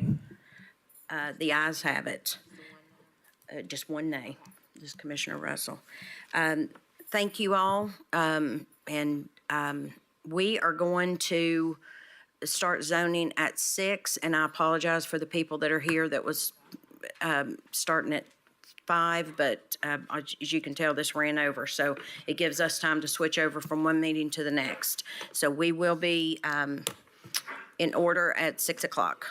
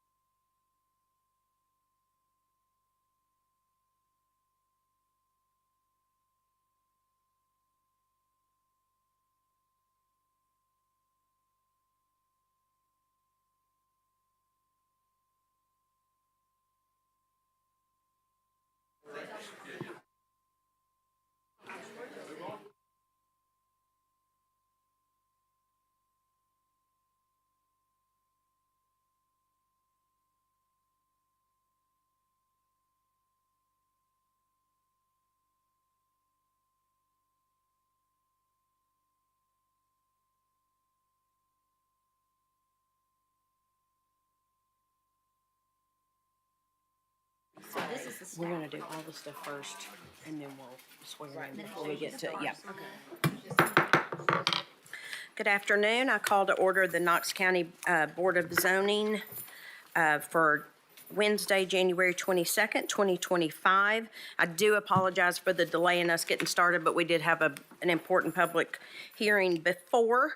And I would also like to welcome our junior commissioners. This is their first zoning meeting, so buckle up and you'll have a good time. And if you have any questions, let us know. Welcome 2025 and Happy New Year to everyone. And I will turn it over to Madam Clerk to call the roll. Commissioner Rawls. Present. Commissioner Darrett. Here. Commissioner Oster. Here. Commissioner Jackson. Commissioner Russell. Here. Commissioner Hill. Here. Commissioner Lee. Here. Commissioner Thompson. Here. Commissioner Fox. Commissioner Jay. Here. Commissioner Frazier. Present. And now I'll call the roll for the junior commissioners. Junior Commissioner Powell. Here. Junior Commissioner Zanders. Here. Junior Commissioner Tarbox. Junior Commissioner Patel. Present. Junior Commissioner Whitcomb. Junior Commissioner Brizard. Here. Junior Commissioner Price. Here. Junior Commissioner Kingsford. Here. Junior Commissioner Davis. Junior Commissioner Graves. Here. Junior Commissioner Greenwood. Present. Thank you. And I will now turn it over to Commissioner Lee for the Pledge of Allegiance. If everyone could stand and salute our flag for the Pledge of Allegiance. I pledge allegiance to the flag of the United States of America and to the republic for which it stands, one nation, under God, indivisible, with liberty and justice for all.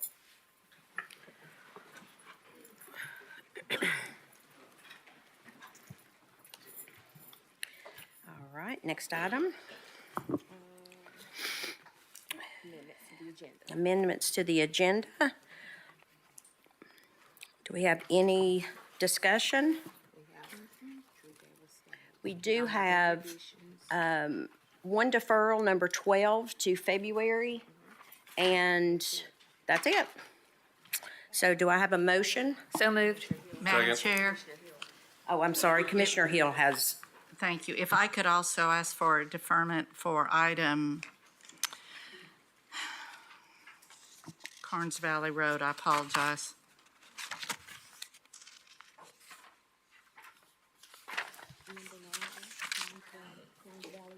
Yes, number 9. Thank you. Please. all right. So we have number 9 and number 12 defer to February. And I believe Commissioner Durrett was the motion. Do I have a second? Commissioner Jay, all in favor? Aye. All opposed? The ayes have it. Next item, please. Approval of the minutes. Approval of minutes of the previous meeting. So moved. Second. I have a motion on the floor by Commissioner Frazier, a second by Commissioner Hill. Any discussion? All in favor? Aye. All opposed? The ayes have it. I will now turn over to Director Moyers to swear in the individuals that will be testifying. All right, if you're going to testify before this body tonight on any item on the agenda, if you're going to speak either for or against any item on the agenda tonight, please stand and raise your right hand. Is that everybody?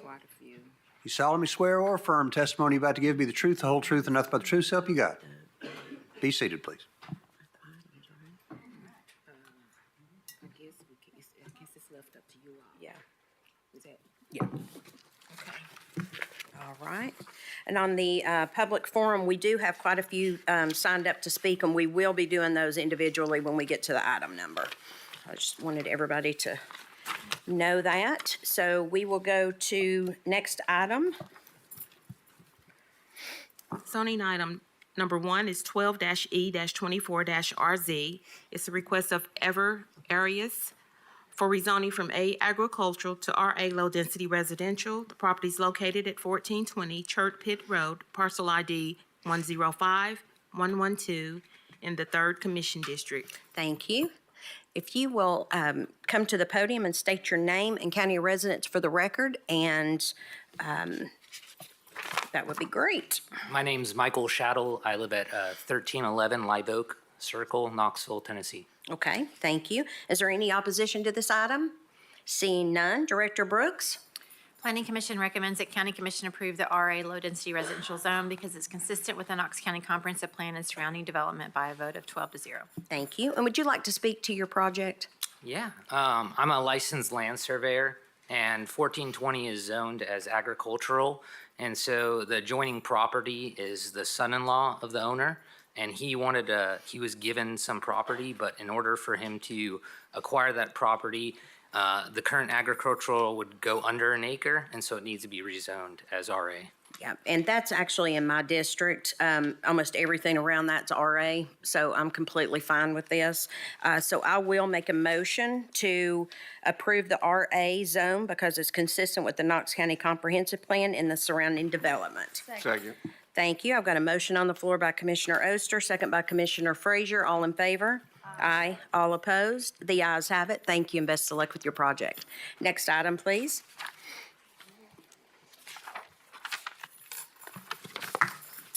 Item number 2 is 11-B-24-RZ.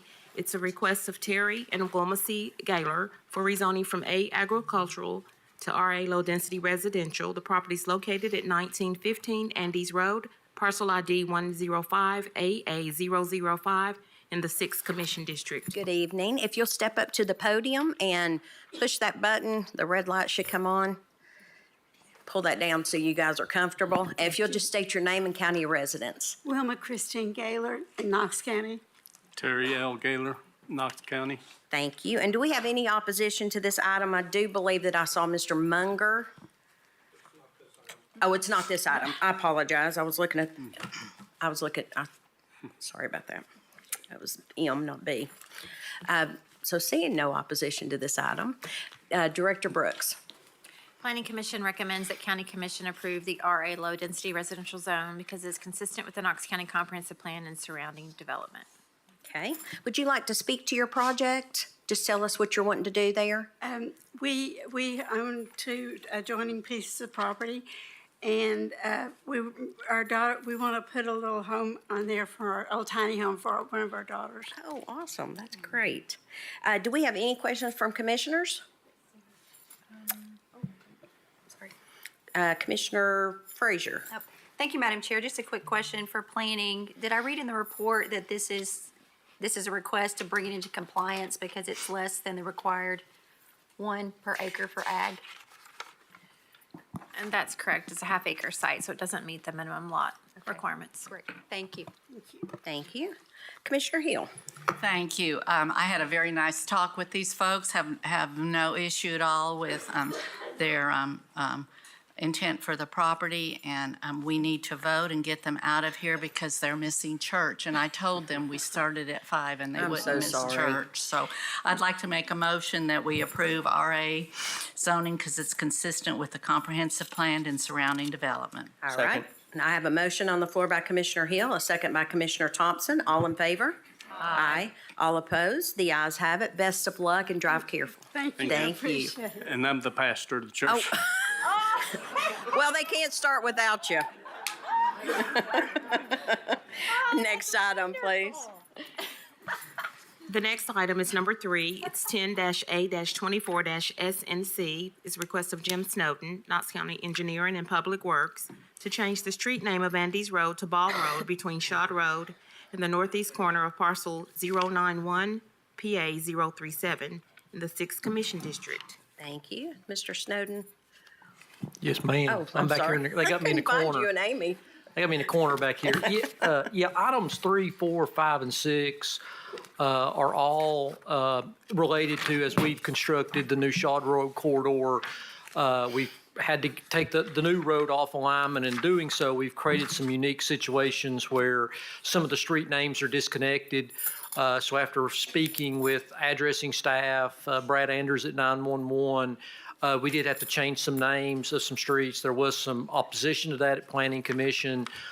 We went back and actually mailed out some alternatives for people and allowed them to make a choice. We didn't obviously receive 100% concurrence, but we did have an open process there and let folks make gave them some options on it. And just appreciate your support on this, because it would allow us to. There's a lot of sections of Ball Camp Pike, as you know, along Oak Ridge Highway, and just cleaning that up will allow for a better emergency access. Okay. So all these are related to that same issue. Okay, perfect. And I don't see on any of these that we have anybody signed up for public forum. Do we have any questions? Director Brooks? Planning Commission recommends that County Commission approve the name change from Andes Road to Ball Road as requested by Knox County Engineering and Public Works. Thank you. Motion to approve. Second. I've got a motion on the floor by Commissioner Frazier and a second by Commissioner Lee. All in favor? Aye. All opposed? The ayes have it. Next item, please. Item number 4 is 10-C-24-SNC, request of Jim Snowden, Knox County Engineering and Public Works, to change the street name of Ball Camp Pike to Ball Road between Ball Road and the west corner of parcel 091109 in the 6th Commission District. Thank you. Mr. Snowden, same. Yes, ma'am, all these are very similarly related. Okay, and Director Brooks? Planning Commission recommends that County Commission approve the name change from Ball Camp Pike to Ball Road as requested by Knox County Engineering and Public Works. Thank you. Do I have a motion? Motion to approve. I got a motion on the floor by Commissioner Hill, a second by Commissioner Lee. All in favor? I'm sorry. Oh, Commissioner that's all Hill. right. I just wanted to make a brief statement in case any folks are watching at home. This has been a very painful process. We do not take it lightly at all. I know some of these folks have had their street address for years and years and years, and it's been very difficult. Unfortunately, it's been unavoidable, and kudos to Mr. Stone and his staff, though, for being as open to accepting other names, which sometimes didn't work because of various reasons with EMS and that type of thing. But anyway, this is not done lightly, even though we're breezing through it tonight. It's a big deal when you change an address. So, thank you. Thank you for stating that. So we have a motion on the floor by Commissioner Hill, second by Commissioner Lee. All in favor? Aye. All opposed? The ayes have it. Next item, please. Item number 5, 12-A-24-SNC, request of Jim Snowden, Knox County Engineering and Public Works, to change the street name of Andes Road to Bailey Farm Drive between Ball Camp Pike and the northeast corner of parcel 091PA037 in the 6th Commission District. Thank you. Motion to approve. Oh, I'm sorry. Director Brooks. Planning Commission recommends that County Commission approve the name change from Andes Road to Bailey Farm Drive as requested by Knox County Engineering and Public Works. Thank you. We got a motion on the floor by Commissioner Hill. Second. Second by Commissioner Rawls. All in favor? Aye. All opposed? The ayes have it. Next item, please. Item number 6, 12-B-24-SNC is a request of Jim Snowden, Knox County Engineering and Public Works, to change the street name of Ball Camp Pike to Bailey Farm Drive between the west corner of parcel 104046 and Andes Road in the 6th Commission District. Thank you. Director Brooks. Planning Commission recommends that County Commission approve the name change from Ball Camp Pike to Bailey Farm Drive as requested by Knox County Engineering and Public Works. Thank you. Do I have a motion on the floor? Motion to approve. Second. I have a motion on the floor by Commissioner Hill, a second by Commissioner Rawls. All in favor? Aye. All opposed? The ayes have it. Thank you very much. Next item, please. Item number 7, 11-A-24-RZ is a request of David Harbin for rezoning from PR Plan Residential up to 3 dwelling units per acre to PR Plan Residential up to 8 dwelling units per acre. The property is located at 7507 Ball Camp Pike, parcel ID 091-20103 in the 6th Commission District. Thank you. Mr. Mullins. Yeah, Ben Mullins, 550 West Main Street, here for the applicant. Thank you. And I don't see any opposition that's signed up. Just want to make sure nobody out there. Okay. Director Brooks? Planning Commission recommends that County Commission approve PR Plan Residential's up to 8 dwelling units per acre with the following condition. During the development plan review, ensuring that the property has viable access to Shad Road. If access to Shad Road is not feasible, the property owner may be required to make appropriate improvements to Ball Camp Pike as deemed necessary by Knox County Department of Engineering and Public Works, and shall enter into a memorandum of understanding for such improvements. Thank 13-0. Thank you. Mr. Mullins, would you like to speak to the project? Yeah, briefly, this property is just south of another property that was approved for 8 units an acre back in August of 2024. That was unanimously approved by this body. The difference between the property just to the north of us and this is the property that, for my client only, right now currently has access to Ball Camp Pike. The other property does have access to both Ball Camp Pike and the Shad Road extension. What we propose, we asked for, it's currently zoned PR at 3 units an acre. We asked for the same 8 dwelling units an acre that was approved on the adjacent parcel with the same condition that was placed on the adjacent parcel. We don't have direct access to Shad Road right now, but we suspect when both of these properties move forward with a development plan, I think suspect may even be the wrong term, that there will be some interconnectivity between them. When you passed the Advanced Knox plan, it mentioned connectivity between neighborhoods 21 times. That's not a hyperbole, I actually did a word count on it. So 21 times connectivity is mentioned as far as avoiding cul-de-sacs and making sure that these neighborhoods do connect to one another and connect to additional infrastructure as they are developed. That's one of the priorities we adopted through the Advanced Knox. And so we suspect that when development plans move forward, there'll be connections required between these neighborhoods. It's not the circumstance where you often see a new neighborhood coming in trying to connect to another one and that causing kind of headaches and problems. These will be moving forward probably pretty close to one another. But in the worst case scenario, if they does not have access to Shad Road, then they can't do anything until they enter into a memorandum of understanding with the county and do those connections, those improvements to Ball Camp Pike to make that road be able to handle the infrastructure that's there at that property. There's not been any neighborhood opposition. There's not been any comments online in opposition. So I would ask that you follow Planning Commission's recommendation and approve this. Be happy to answer any questions. Thank you. And do we have any questions from commissioners? Commissioner Lee? Thank you, Madam Chair. Mr. Mullins, what are the plans? What are they going to do with the property? They don't have any specific plans yet. This is the property owner that's making the request, and he does not have, it's under contract, doesn't have any plans yet. 8 units an acre, you're looking at potentially some townhomes, that it would allow, I think, 40 units on that property. Okay, thank you. Thank you. Commissioner Hill?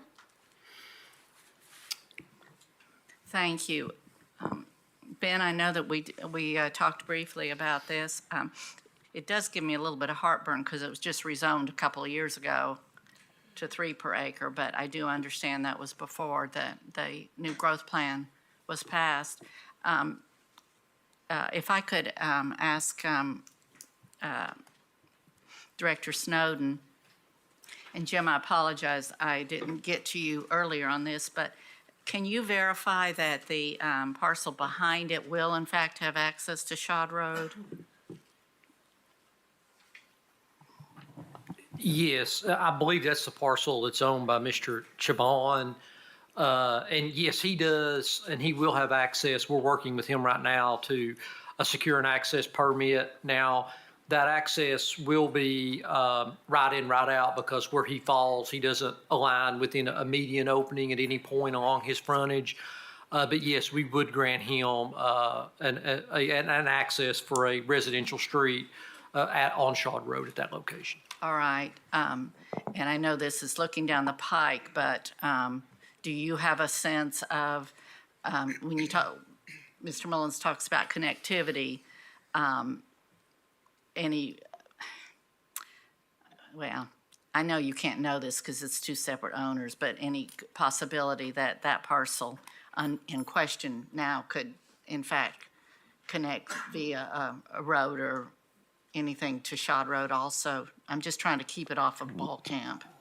Sure, and I think what Ben talks about is, in Advanced Knox, we focused on that. I'd like for Amy to maybe chime in too, but I mean, I think with this location and where it's at, I think we would certainly encourage them, if Mr. Chabon came in with the development plan, to put a stub out into his property that could be used at the time that another development came through with this one. So yeah, we would definitely want to limit that access. That the proximity to the rail crossing is kind of a challenge there. So we want to try to limit that access if we possibly can. All right. Director Brooks, did you have anything you wanted to add? Or, No, I don't have. okay. Thank you. Are we ready for a motion? We have another question. All right. I'll defer. Okay, thank you. Commissioner Frazier? Thank you, Madam Chair. Director Brooks, I noticed in the staff report, they recommended denial. Can you speak to that? Yes, that's correct. Staff did recommend denial. And really the primary rationale was because unlike the one property that was recently rezoned, that this one did not have access to Shad Road. And as Director Snowden just mentioned, the proximity to the railroad, those were concerns that we had about increased density. But those were all addressed in the Planning Commission's condition And of that was approval. my next question to Director Snowden. I noticed that it's, 415 feet from the elevated railroad, and that the case file stated that engineering does have concerns about further development on this section of Ball Camp Pike. In regards to the conditions that were placed by Planning Commission, do those address your concerns? They do. I mean, obviously, our hope is to get access to Shad, but if they do come in off of Ball Camp, we would require their access to be pushed as far as east as possible, because you're right, that railroad crossing is elevated and they're going to have some line of sight challenges. But it's based on what I see the conditions are. Engineering Public Works is comfortable with those. And I know you mentioned that we had approved the property north. The difference is Ball Camp Pike. I do have concerns about access from Ball Camp Pike, especially the surrounding development, the density that accesses Ball Camp, which immediately is correlated to the number of vehicles or average daily vehicle trips. The density is right around 3.5. And so by bumping up the density to 8, then we are adding more vehicles if you cannot get access to Shad. So that's concerning, but I do hope that the condition would address that as well. Ben, can you speak to that? Yeah, I mean, the condition was worded exactly like the condition for the property to the north, because even though the road improvements for Shad Road were touching that property, they didn't know at that time that it would be able to access that. And so otherwise, the property would only have access to Ball Camp. And so their condition was, if you do access Ball Camp, you've got to deal with all this and through traffic impact analysis, identify the improvements. And I suspect there'd be probably some substantial improvements that would be needed along that short section of Ball Camp because of the conditions that Director Snowden mentioned. So we asked for the same treatment that, if you're going to we don't want to access Ball Camp. We hope that we will be able to access Shad Road. I mean, that's the reason we've spent so many millions of dollars improving and extending Shad Road through there.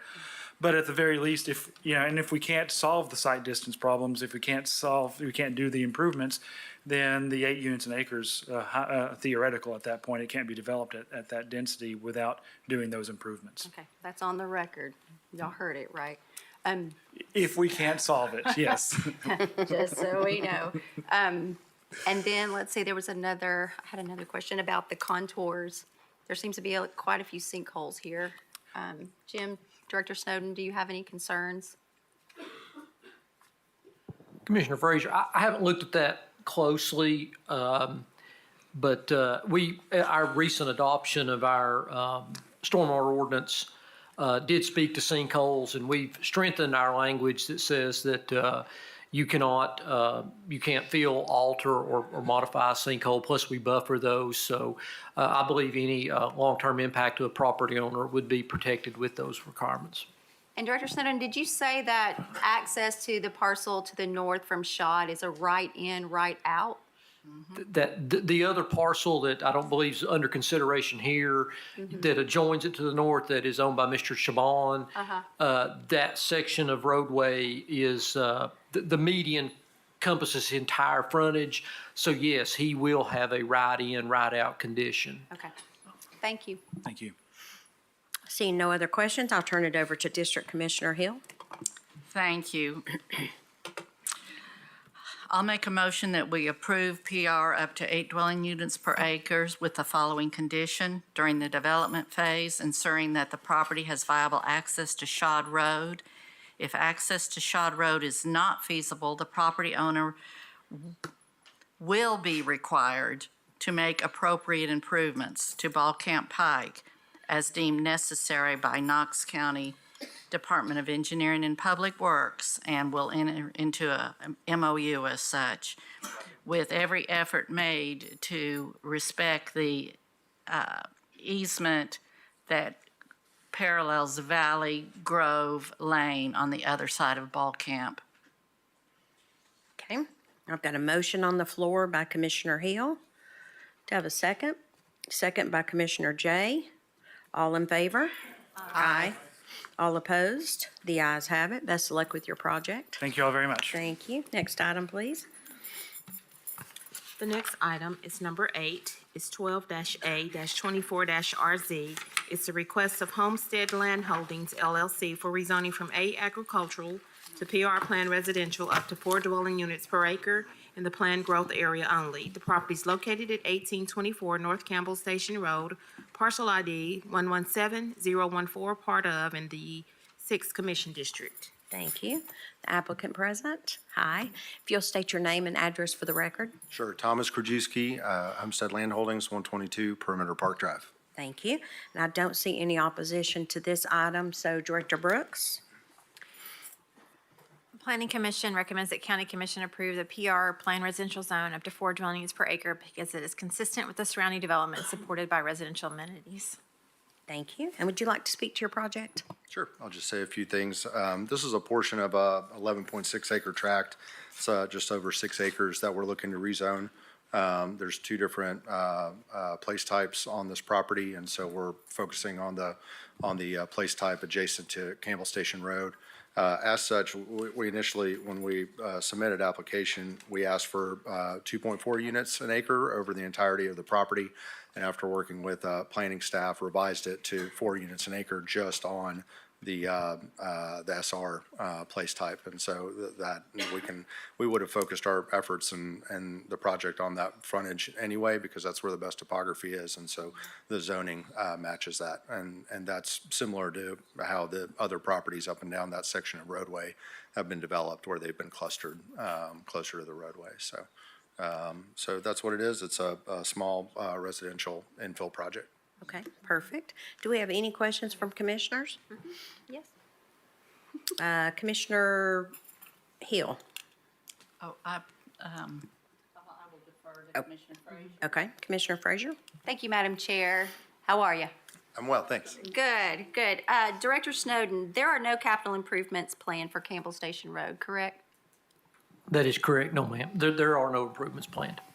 Okay, this is my neck of the woods. Campbell Station, right now, I believe, is exceeding capacity. It's very concerning. I have been talking with Director Snowden to get part of Campbell Station a repavement project on some sort of capital improvement plan.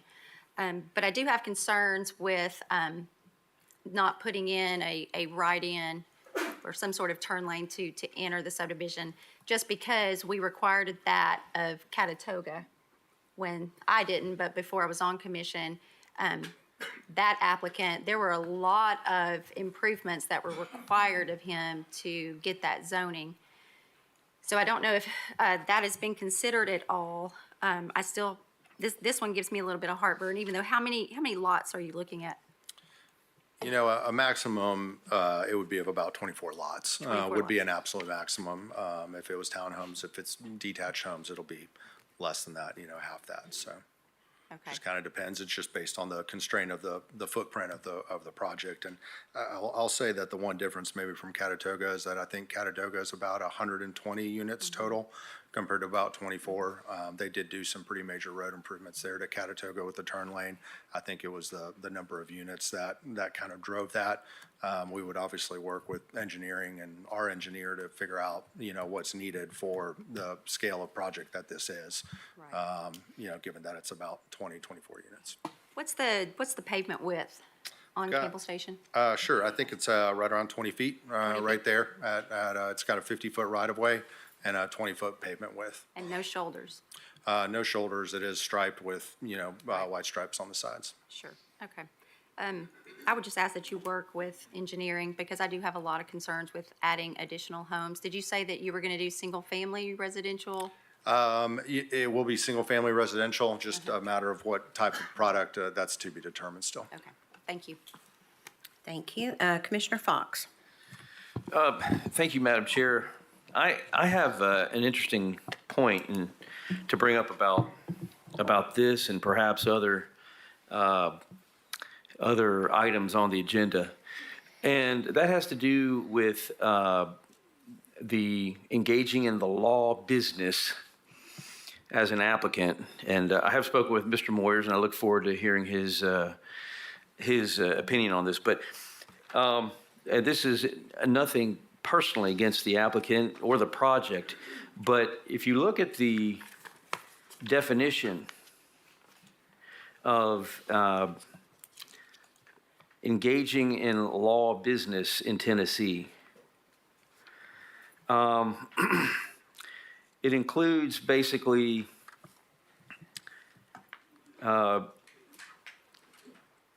obtaining or tending to secure for any person any property or property rights whatsoever. So in other words, if somebody, if they are pursuing some type of zoning or something like that for someone other than themselves, ostensibly, they are obtaining or tending to secure for any person any property or property rights. And in order to do that, you have to be a lawyer, or you can be pro se, you can represent yourself, or you can be a lawyer and represent somebody.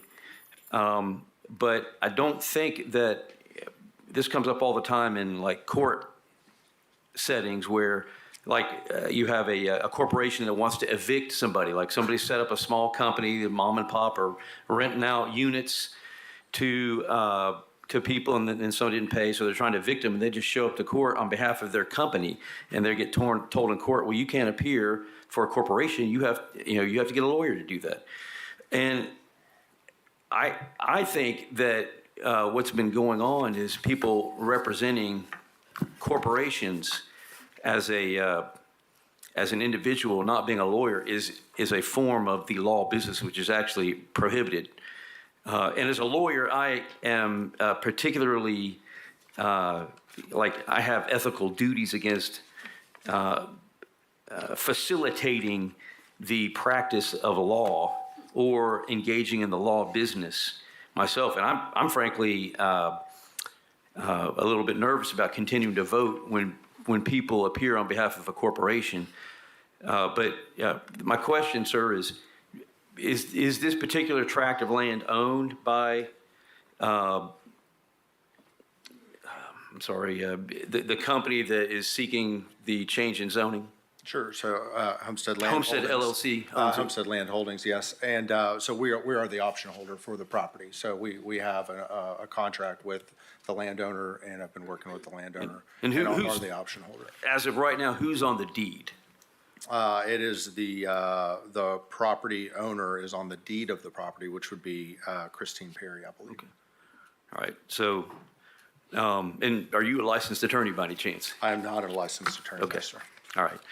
Well, I'm just going to have to pass on this. I think that's what I am called to do now, and I welcome Mr. Moyer or Director Moyer's statement on this. We've had some colloquy by email, but anyways, that concerns me. I think that it is bordering on when somebody appears and they're not a lawyer and they're appearing for somebody other than the deed holder. To me, that's representing somebody for the purpose of obtaining or tending to secure for a person property rights, because what's going on, this person doesn't have property rights to build at the current density or at the density that's requested.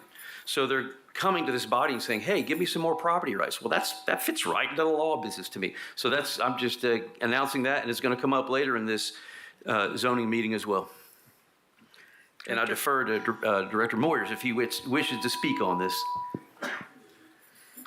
Well, I would say that when I came into the office this morning, I had the email from Commissioner Fox, and unfortunately, I've been in BZA meetings since 9 o'clock this morning, but I had a little chance to look at this question.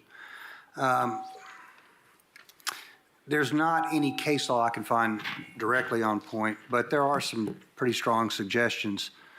There was a case called Haverty Furniture versus Faust, in which the credit manager for a furniture company was filling out what's called replevin documents, basically documents to repossess furniture that wasn't paid for, and presenting them to the Justice of the Peace for execution. This was challenged, and the Court of Appeals ruled that that was not the practice of law. They looked at the statutory definition, and they noted in several places how the law of business, if you look at the definition, again and again and again, says doing these things for valuable consideration. Now, clearly, that's the sort of thing that Mr. Mullins does. He's got no direct connection with the defendant, but for a price, he comes and represents the applicant in front of the board. The gentleman in the Faust case it was part of his business was doing this. He wasn't doing it separately for consideration. I think that's more the case here, more the case with several of the other people that we've heard from today who also were not lawyers. During the course of the BZA meeting today, we had several people who presented both as applicants and in opposition and claimed to represent public interest organizations, homeowners associations. None of them were attorneys. And if I were to accept Commissioner Fox's reading of this law, all of them would be subject to arrest and up to 12 months or 11 months, 29 days in jail. I don't think that's what this law is aimed at getting at. These cases that deal with the unauthorized practice of law say that these statutes are designed to protect the public from people who would represent them who aren't qualified to do that. In this particular cases where a closely held corporation or a corporation of any site sends one of their employees as a representative to plead their case before the county legislative body, I don't think saying you can't come here protects the public at all, which is what these laws are designed to do. Additionally, there was another case, In re Burson,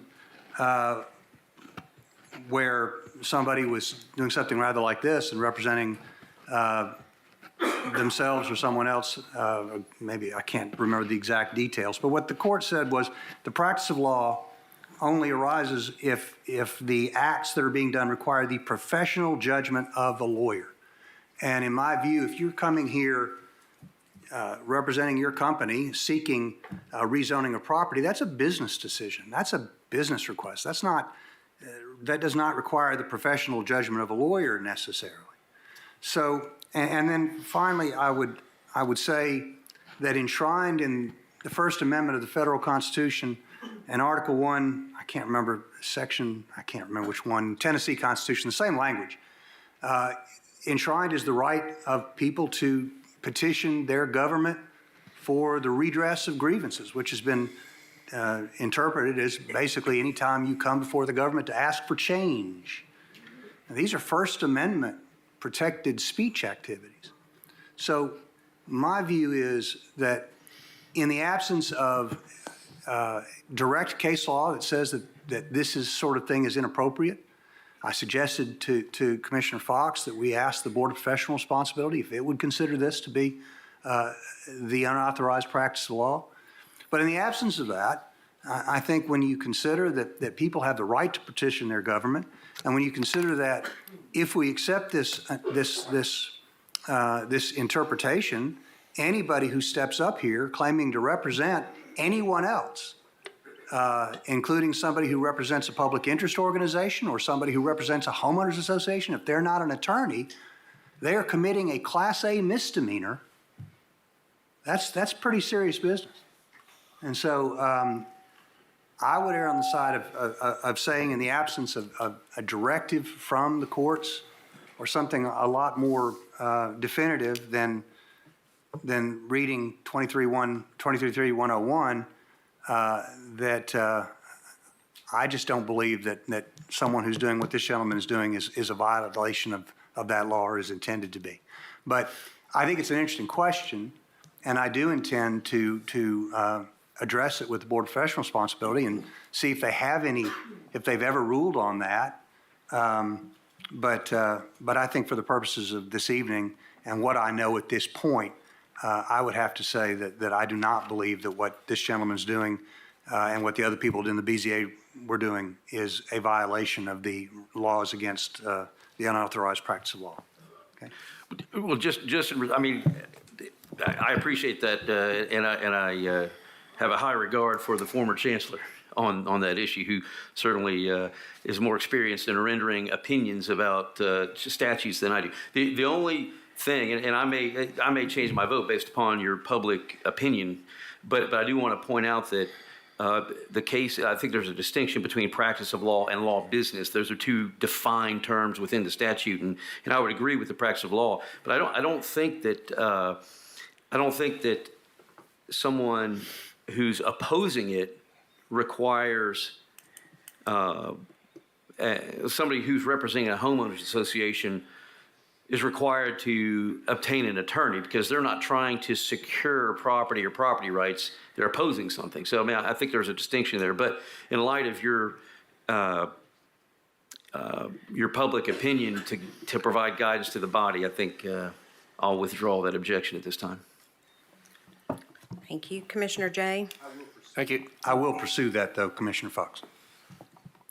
Thank you, Madam Chair. I want to encourage my colleagues to stay focused for just a minute. We're halfway through a zoning meeting. The item before you is about a rezoning. Some of the questions related that have already been posed are things that are done after zoning, during concept plans, during work with engineering.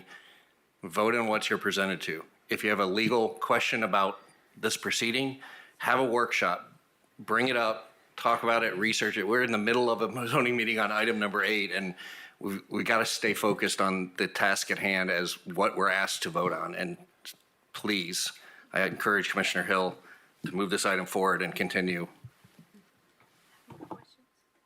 Thank you, Commissioner Jay. Commissioner Frazier? Thank you, Madam Chair. My apologies to my colleagues. I did have a couple of more questions or comments that I wanted clarification for, so I'm sorry to ask for the floor back. Director Brooks, the staff recommendation and the planning recommendation says approve PR zone up to 4 dwelling units per acre because it is consistent with surrounding development. I agree that it is an extension of the zone, but not of the density. The surrounding density ranges from 2 to 2.7 at the highest.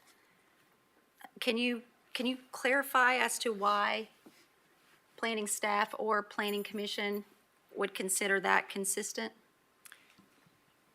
There is, but yes, with the zoning district. So there is RA in close proximity across the street from this property, as well as there's a small piece of it adjacent. And essentially RA, the density works out to about 4 dwelling units per acre.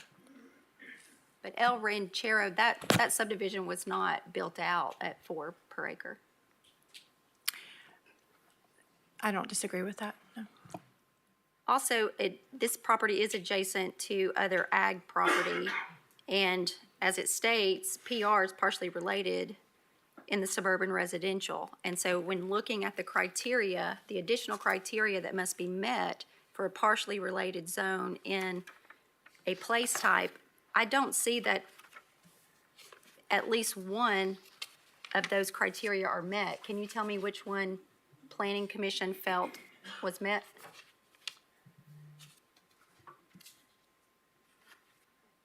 Give me a second, I'll turn to that. This one was passed on consent. So there was not discussion at Planning Commission about this particular item. Shocking.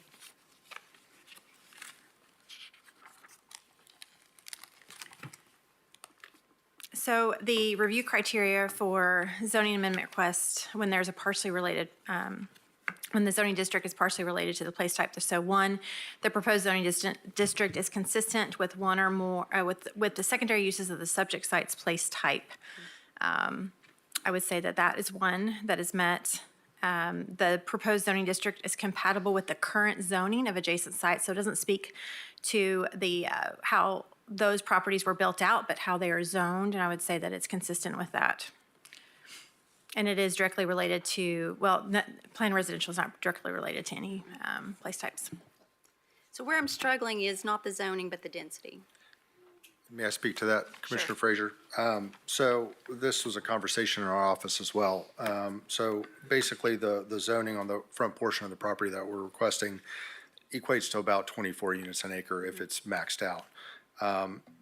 One of the differences between this property and the other projects that came before it is the other projects that came before it were zoned over the gross acreage of the totality of the tract.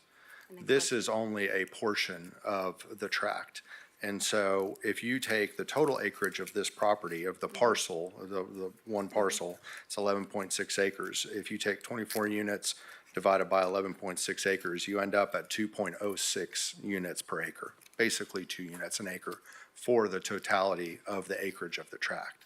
In order to work with the place types and the new comprehensive land use plan, we were both advised by staff and internally agreed that we can concentrate our development where we would, concentrate our rezoning where we would concentrate our development, which is on the front portion of the property. But by doing so, it increased the requested density, if you will, for that front portion in order to keep the rear of the property undisturbed or with no units on it.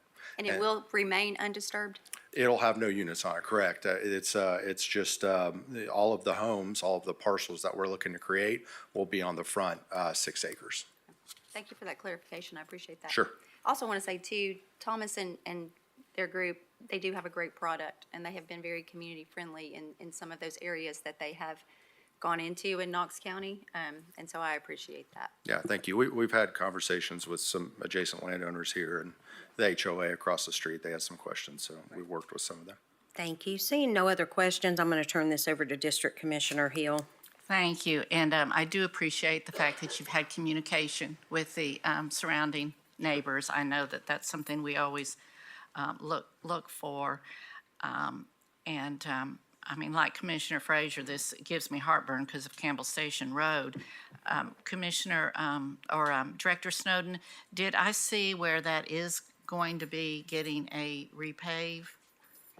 Yes, ma'am. Commissioner Frazier had, I think, either brought it from a constituent or I can't remember where the origin came from. But yes, we did look at it. We had hoped to pave it last year and just weren't able to get it in the budget. But from Black Road or the county line at the town of Farragut down to Hardin Valley will be resurfaced this calendar year, hopefully probably sometime in the summer. All right, thank you. I'd like to go ahead and make a motion to approve this up to 4 dwelling units per acre in the planned growth area only. Property, because it's consistent with surrounding development. The one condition I'd like to place, though, is that the entrance onto North Campbell Station Road aligns with El Rancho Trail. Second. I have a motion on the floor by Commissioner Hill, a second by Commissioner Jay. All in favor? Aye. All opposed? The ayes have it. Thank you, sir. Have a good evening. Good luck with your project. Thank you, Commission. Next item, please. Number 9 has been deferred. Number 10 is 12-G-24-RZ. It's a request of Benjamin C. Mullins for rezoning from A Agricultural, CA General Business to RB General Residential. Properties located at 6350 Clinton Highway, parcel ID 068 IB 009 in the 7th Commission District. Thank you. Mr. Mullins? Yeah, Ben Mullins, 550 West Main Street, here for the applicant. All right, I don't see any opposition to this item, and I don't have anybody written down. Director Brooks? Planning Commission recommends that County Commission approve the RB General Residential Zone because it is a minor extension that provides a compatible transition of land intensity, subject to one condition. Thank you. Do we have any questions for Mr. Mullins? Commissioner Frazier. Thank you, Madam Chair. Mr. Mullins, there were quite a few comments, public comments that were made with concerns expressed about stormwater runoff, that there continues to be an issue with stormwater runoff. I think we had just kind of a brief dialogue about that and also talked about increasing the tree buffer potentially. Yeah, I'd like to speak to that and give you a little bit of background. The following rezoning is another parcel. This is an assemblage of parcels that two sisters inherited when their father passed.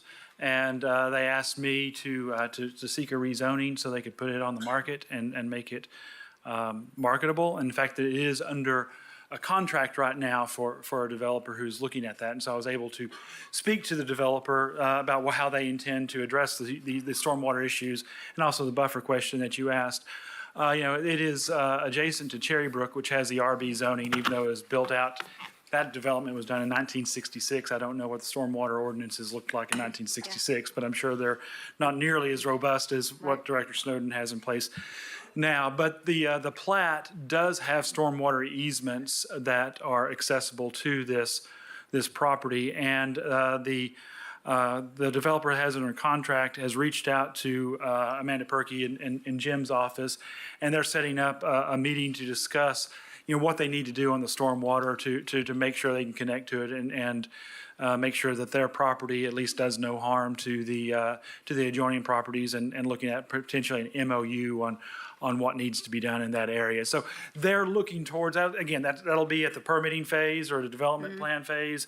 But they are looking ahead to that because that was the primary concern from some of the neighbors in Cherry Brook that did post some comments online, as well as the privacy. And the 20-foot buffer zone, was added by planning staff to address those privacy concerns. I've not heard any opposition since that condition was imposed. I did talk to the developer. They want to keep it at 20 foot, but they feel confident they can honor that and make sure that there's a nice robust buffer. If they need to grade into it for any reason, such as for stormwater improvements, they'll replace what's there. So they're comfortable with the 20 foot. This is, it's split zoned right now. The front portion of it is CA, but the place top that was placed was SMR, and the RB zoning is a directly related place top to the SMR. This is an urban growth area. It's a transition from density from, a major arterial in the urban growth area to some older subdivisions. So I think this kind of fits exactly what we were looking for advanced Knox. So if after a plan is approved and construction comes underway, if the adjacent property owners continue to see stormwater issues, is your client willing to work with the county to mitigate those issues? That's the whole purpose in talking to them on the front end as to what needs to be done. And I think the intent was to look at, what part of this is on the developer, what part of this would be on the county, and enter into an MOU kind of, but again, that meeting hasn't happened. I know they're in conversations in having that meeting. Okay. Would you let me know when it does? Yeah, absolutely.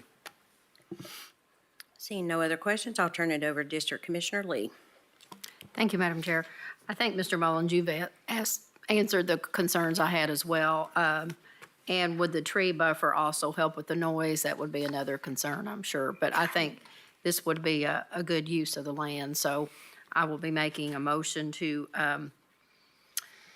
approve the general residential zone because it's a minor extension that provides a compatible transition of land use intensity subject to one condition. Thank you. I've got a motion on the floor by Commissioner Lee. Second. A second by Commissioner Frazier. All in favor? Aye. All opposed? The ayes have it. Thank you, Mr. Mullins. Best of luck with your project. Appreciate it. Next item, please. Item number 11 is 12-H-24-RZ. It's the request of Benjamin C. Mullins for rezoning from A Agricultural, CA General Business to CA General Business, located at 6356 Clinton Highway, parcel ID 068-IB008 in the 7th Commission District. Thank you. Didn't have to go forward, did you? Ma'am. Mr. Mullins. Yeah, Ben Mullins, 550 West Main Street, here for the applicant. Thank you. And I don't see any opposition. I don't have any signed up. Director Brooks? Planning Commission recommends that County Commission approve the CA General Business Zone because it is a minor extension within and external to the parcel that is consistent with the surrounding development. Thank you. Mr. Mullins, would you like to speak to the project? Yeah, briefly, this one is kind of an odd parcel. Like I said, the sisters inherited several parcels along that corridor, with the larger one behind it. It's the front zone is a CA, but that parcel extends into the ag zone. And I guess at some point there was a policy decision to extend CA so many feet back away from Clinton Highway and didn't capture all of this parcel, but the advanced Knox place type that was placed on it was for the CC that did extend back. So with the idea that, the CA and the RB are actually, for residential developments, compatible because they allow the same uses, it would make sense just to follow the place type and extend that CA back and not change that, not have to worry about any plan amendments. And so that's what we asked to do, to kind of fill in the lines and extend that CA, and so it's compatible with the property lines and the place type. Thank you. Do we have any questions for Mr. Mullins? Seeing none, I'll turn it over to Commissioner Lee. Thank you, Madam Chair. I'm going to go ahead and make a motion to approve the CA General Business Zone because it's a minor extension within and external to the parcel that's consistent with the surrounding development. I've got a motion on the floor by Commissioner Lee. Do I have a second? Second. Second by Commissioner Durrett. All in favor? Aye. All opposed? The ayes have it. Thank you, Mr. Mullins. Thank you all very much. Next item. Item number 12 has been deferred, so we're on item number 13. 12-F-24-RZ is a request of Randy Gennard for rezoning from R8 low-density residential to PR Plan residential up to 3 dwelling units per acre. Properties located at 0 Parker Hill Lane, parcel ID 060PC014 in the 8th Commission District. Thank you. Mr. Gennard, if you'll give your name and address for the record, please. Randy Gennard, 5408 Fountain Gate Road, Knoxville. Thank you. I don't have anybody signed up for opposition. I don't see anybody, and so Director Brooks. Planning Commission recommends that County Commission approve the PR Plan Residential Zone with a density of up to 3 dwelling units per acre because it's consistent with the surrounding development and amenities. Thank you. Mr. Gennard, would you like to speak to your project? I'd just like to ask for to pass it along as recommended. Okay. And just like to say that Cafe International is wholly owned by myself and my wife. Okay. Noted. Thank you. I just had to poke at Andy a little bit. There you go. Does anybody have any questions for Mr. Gennard? Seeing none, I'll turn this over to District Commissioner Thompson.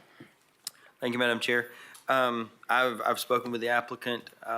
If no one else has any other questions or comments, I'll make a motion to approve. Second.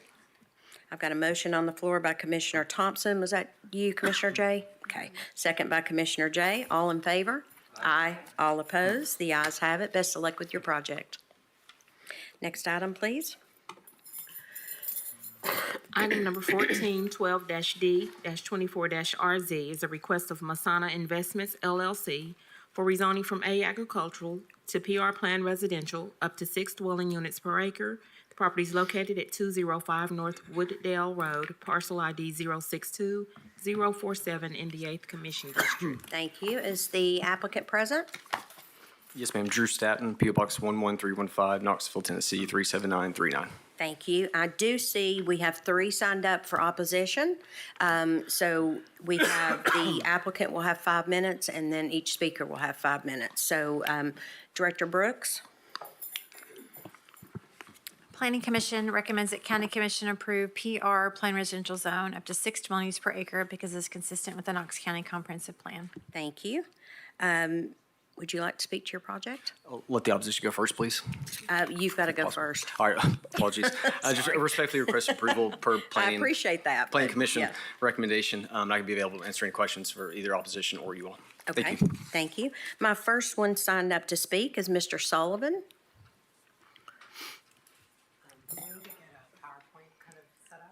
Okay. Okay. Yeah. Thank you.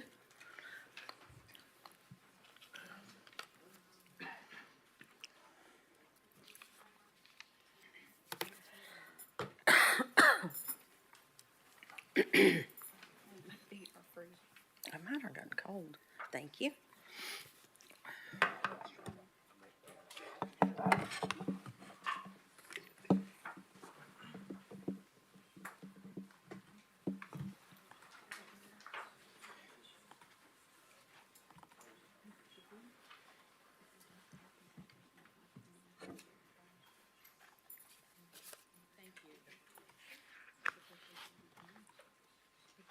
Hey, it works. Good evening, Commissioners. My name is Mick Sullivan. My wife Lisa and I have lived at 444 North Wooddale Road since 2001. I'm here this evening to speak on my concern. It is on?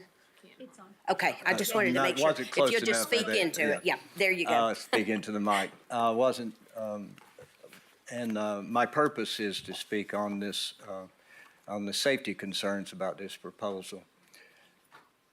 I'm retired. Received a BS in civil engineering at the University of Tennessee, Knoxville.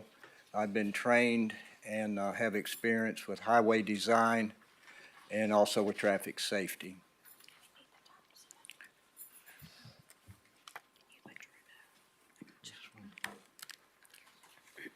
I'm sorry, Mr. Sullivan, we need to get the time up, and I wanted to make sure we get, Yes, ma'am. everybody's treated fairly, Yes, ma'am. so. Yes, ma'am, I understand. The road frontage is less than 280 feet and just south of the top of this steep hill. If you look at the photo on the left, see the hill blocks view of the speed limit. The photo on the right is coming the other way. It's also on a hill, and there's three, you see the three light poles on the right, just past that first driveway there, where the this side of the road frontage is.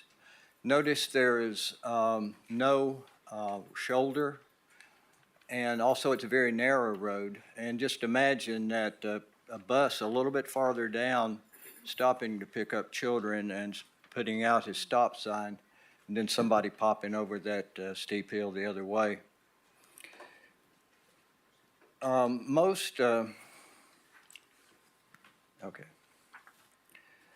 Okay, so this is the road frontage, and you see the trees there on the right at the bottom right. The road frontage actually starts prior to the top of the hill, and it goes just past that house there on the left, just past that driveway.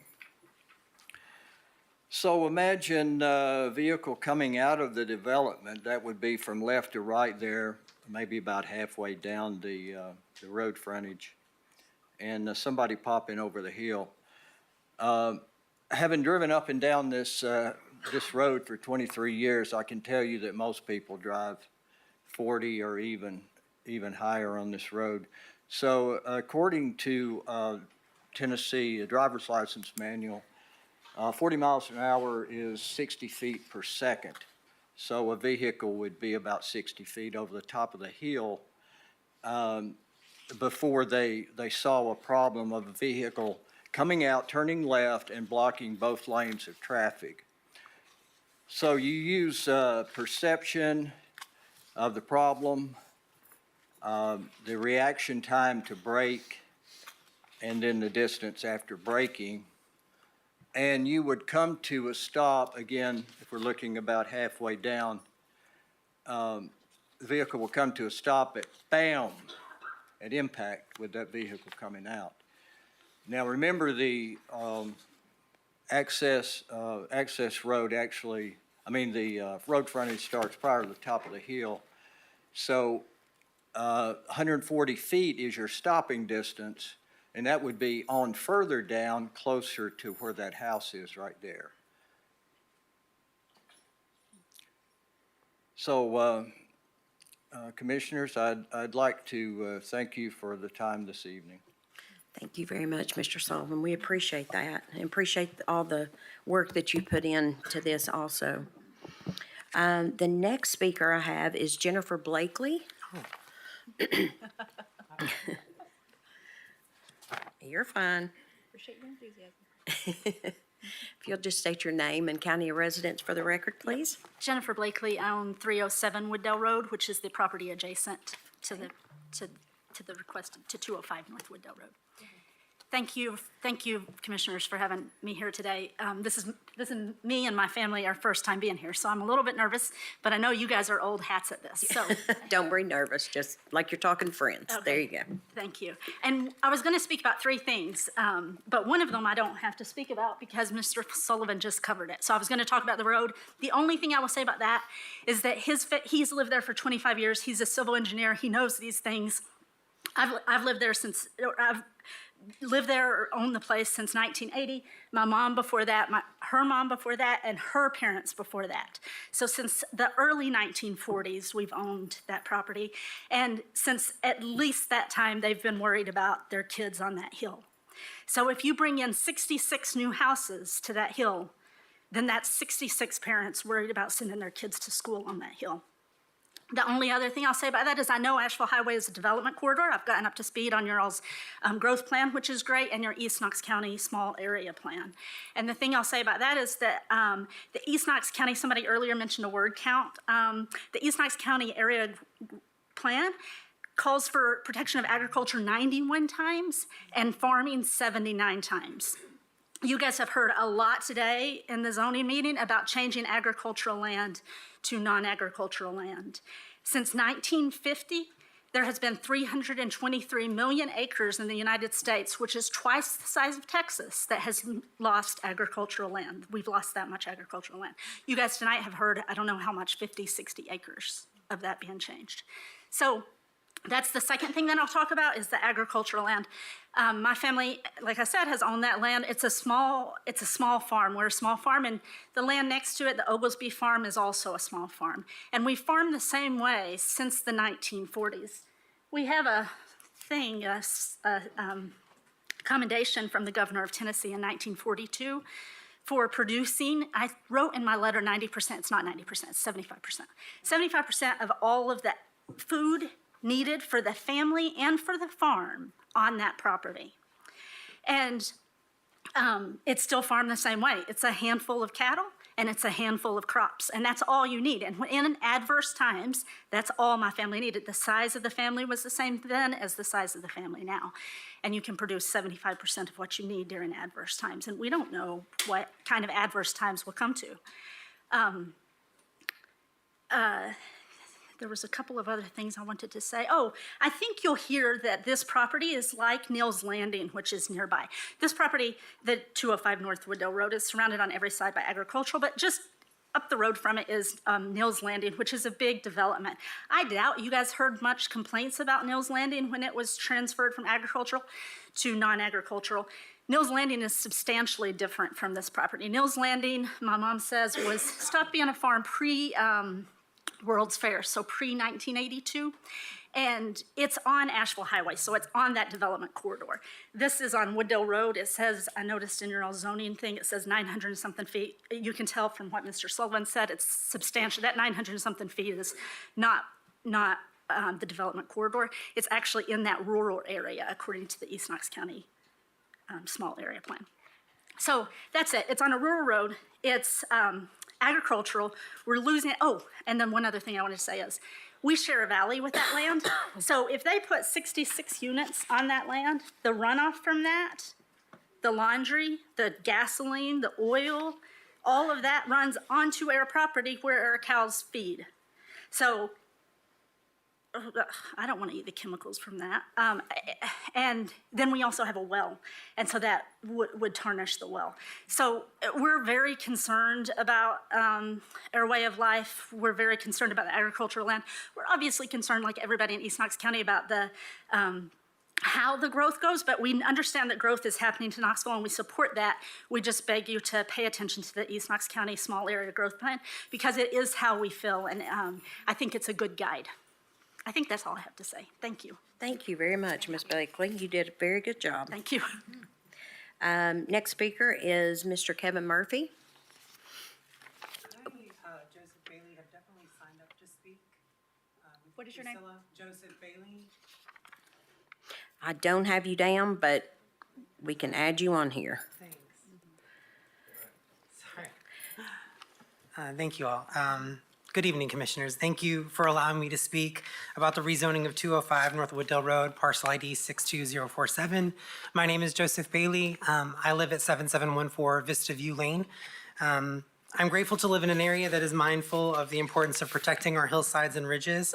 However, I am concerned about the development occurring in the valley, mainly because of our floodplains and local wildlife. When major storms or heavy rain occur in Knoxville, the valley is where that water accumulates. We are fortunate to have so many trees because they are known for taking up thousands of gallons of water. Just one tree with a 30-inch diameter can take up 300 gallons of water. And even our native plants have extensive root systems that are well equipped to stabilize soil. Goldenrod roots, for example, can grow 11 feet deep. Unfortunately, the impervious surface in Knoxville is growing, as you can see in these aerial maps, and they're also included in your packets. As storm damage seems to be on the rise and hitting closer to home, like the recent Hurricane Helene, we will need some type of mitigation or the damage will devastate these communities that we are currently building. I know the demand for affordable housing needs to be addressed, but I wonder if we could incentivize developers to use old housing developments, abandoned construction or industrial sites, or even kudzu-infested areas where native plant communities have already been destroyed. I believe that would add more value to the Knoxville area than to have beautiful native landscapes sacrificed for housing. I live in Neels Landing, where the development of the Ridge at Neels Landing is already under construction, and 141 houses are currently being built. This subdivision is just below the Holston River and right next to Sinking Creek East. When flooding occurs, our community will need as many trees and native plants as we can get to mitigate flood waters. Grass may help to reduce sediment and stormwater, but it has shallow root systems that are only capable of taking up 0.14 inches of water per day. The property on North Wooddale Road provides the last open green space in our neighborhood, especially since the wooded area closest to Asheville Highway has already been zoned CA, a general business zone. The Wooddale Road property has a beautiful hillside with a native meadow full of goldenrod, ironweed, frost aster, and broom sedge. Meadows like this help filter and control floodwaters, support wildlife by providing a wide variety of food sources and habitats, and they are becoming increasingly rare in Knoxville. This meadow is surrounded by mature oak, hickory, and cedar trees, to name a few. These plant communities are ideal for wildlife, and as such, it is an incredibly active wildlife habitat. The removal of healthy ecosystems like this drive these animals to extinction. Trees and natural areas enhance the character and quality of neighborhoods. Within the Knox County Hillside and Ridgetop Protection Plan on page 29, it states that a combination of private and public open spaces are to be maintained, where forests are kept largely intact to foster wildlife and plant habitat protection, recognizing that open space systems can enhance neighborhood and community property values. The Knox County Conservation Subdivision Ordinance in Appendix F emphasizes the importance of resource conservation and the efficient use of land. It also promotes interconnected open spaces throughout communities, particularly for wildlife and habitat protection.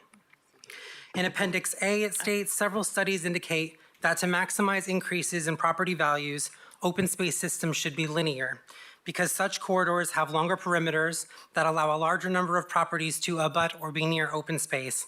And though I would personally love to preserve all 11 acres of this land for the benefit of wildlife alone, the statement got me thinking, could we try and reach a compromise for 205 North Wooddale Road by creating a conservation easement for the acreage closest to Neels Landing? This would provide wildlife with the corridor, allow mature trees and native plants to support that wildlife, while mitigating excess water and added the property values for current and future residents. I've drawn a suggested corridor that will preserve some of the existing meadow and the trees that surround it. Do you all have any questions for me? Thank you. Thank you for your time and consideration. We appreciate it. Now we've got Mr. Murphy. Thank you, Madam Chairwoman. Kevin Murphy, 4508 Murphy Road. I realize 5 of you are new to commission and recently, and you've heard a little bit of mention of the East Knox Community Plan, but you may not know what that is. So a quick background on it. And it spun out of the approval of the Midway Business Park. There was a lot of negotiation, and then back when that was approved, Commissioner Dave Wright put a condition on the motion that they fund a small area plan for the Midway area. And so the county mayor actually spent $50,000 or more on consultants, and they actually built a small area plan for East Knox County. That plan had a lot of community input. There were ice cream socials, a lot of community involvement. And it generated a plan that if you haven't read it, it's great. It's got a lot of good stuff in there. That plan, when the new comprehensive land use plan was adopted, that plan is incorporated. There's specific language in there that says that East Knox Community Plan is still active and a component of it.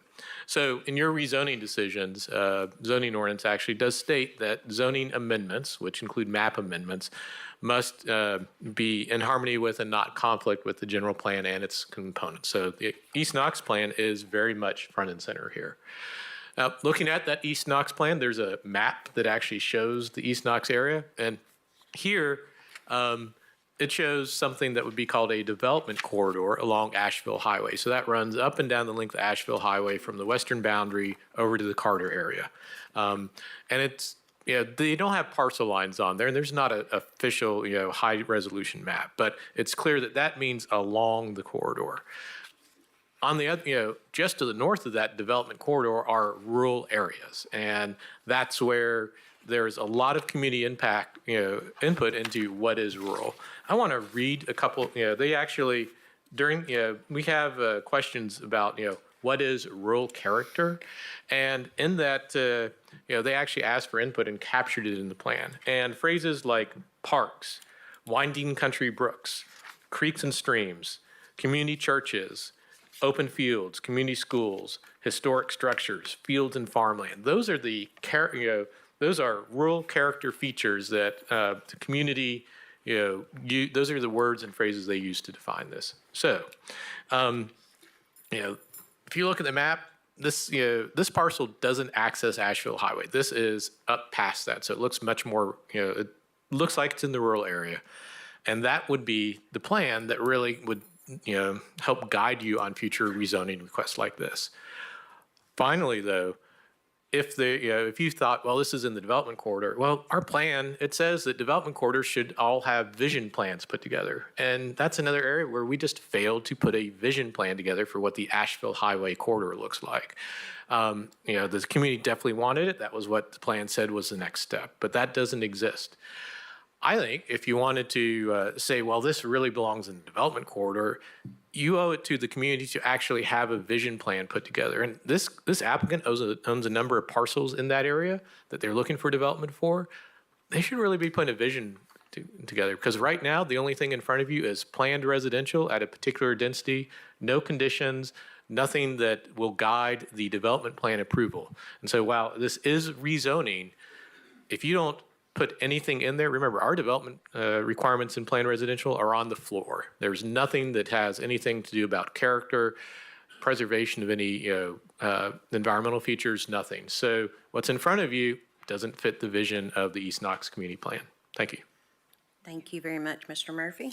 And I want to make sure nobody else missed signing up. I just want to make sure. Okay, good.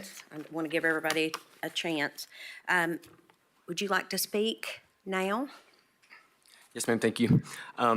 Appreciate the opposition coming to voice their concerns. I'll try to hit as many as I can and then be here to open questions for you all or engineering. Site distance, certainly something we're concerned about as well. We have not had that verified yet, but that's something we would work with Knox County Engineering and Public Works to verify that, because there is a hill obviously up there. Water runoff, again, we cannot have more runoff than there is now, and the whole point of our detention ponds is to retain this water. TDEC is on top of that, Knox County Engineering and Public Works is on top of that, and so our engineers are on top of that, so we try to mitigate that from that standpoint.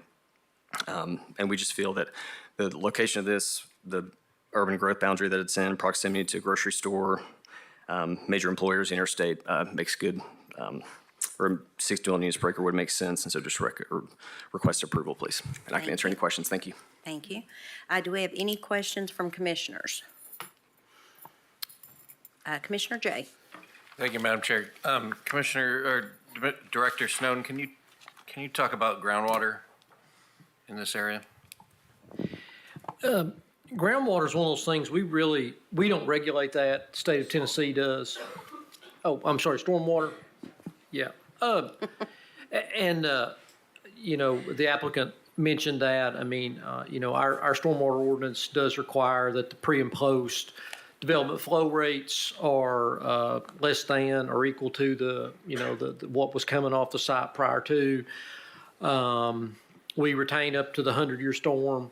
As far as anyone receiving negative impacts downstream, our stormwater ordinance and the requirements that we will enforce on the applicant will protect them from any negative consequence as it relates to downstream increased flow rates. Can you talk about, do you know much about, I'm guessing this comes later in the traffic study about the site distance on the hill? Yeah, this one, Amy and I have talked about, we try to get a little more proactive on these. So I actually went out there. I looked at this site because that was one of our concerns. We wanted to know that on the front end. We looked, there is a significant vertical curve there that, no question, does restrict the line of sight across the curve. But it appeared to us that the applicant's property line extended to the point that they could install their access at the crest of that hill. And if done so, we felt like that they could safely access at that location. Obviously, we'd want to verify that, but it appeared based on the property information that we saw in the field that they could obtain safe access at that location. Mr. Sullivan? Yes, thank you.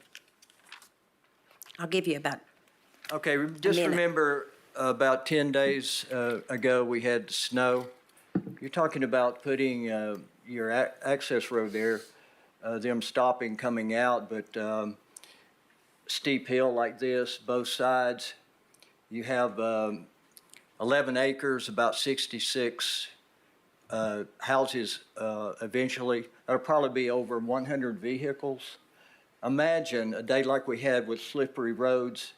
Or a lot of cars will be slipping and spinning, possibly going, sliding to the ditch, or we're sliding into the oncoming lane when the other vehicle, the southbound vehicle, tops the hill.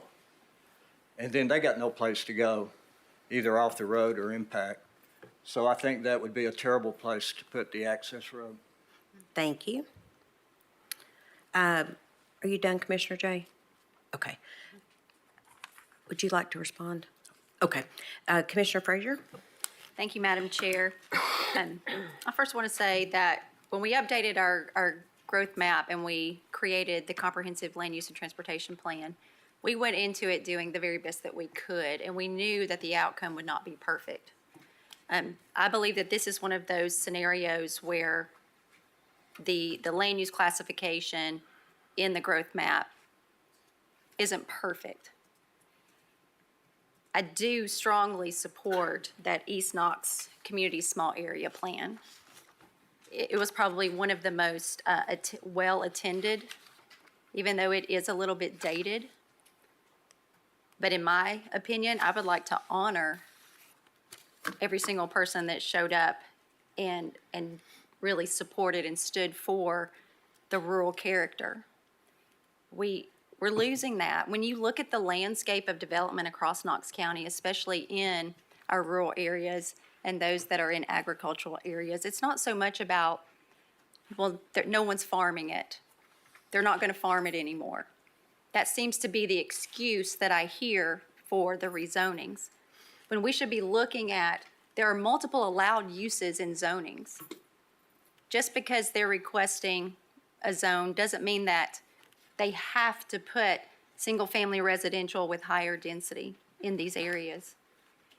Also, because we allow clustering, even though you get a lower density sometimes in these areas, they're clustered together. And so when you look at the landscape, it doesn't look rural anymore in character or form. And so I just cannot support the staff recommendation, Planning Commission's recommendation on the density on this one. I feel like the current zoning is appropriate.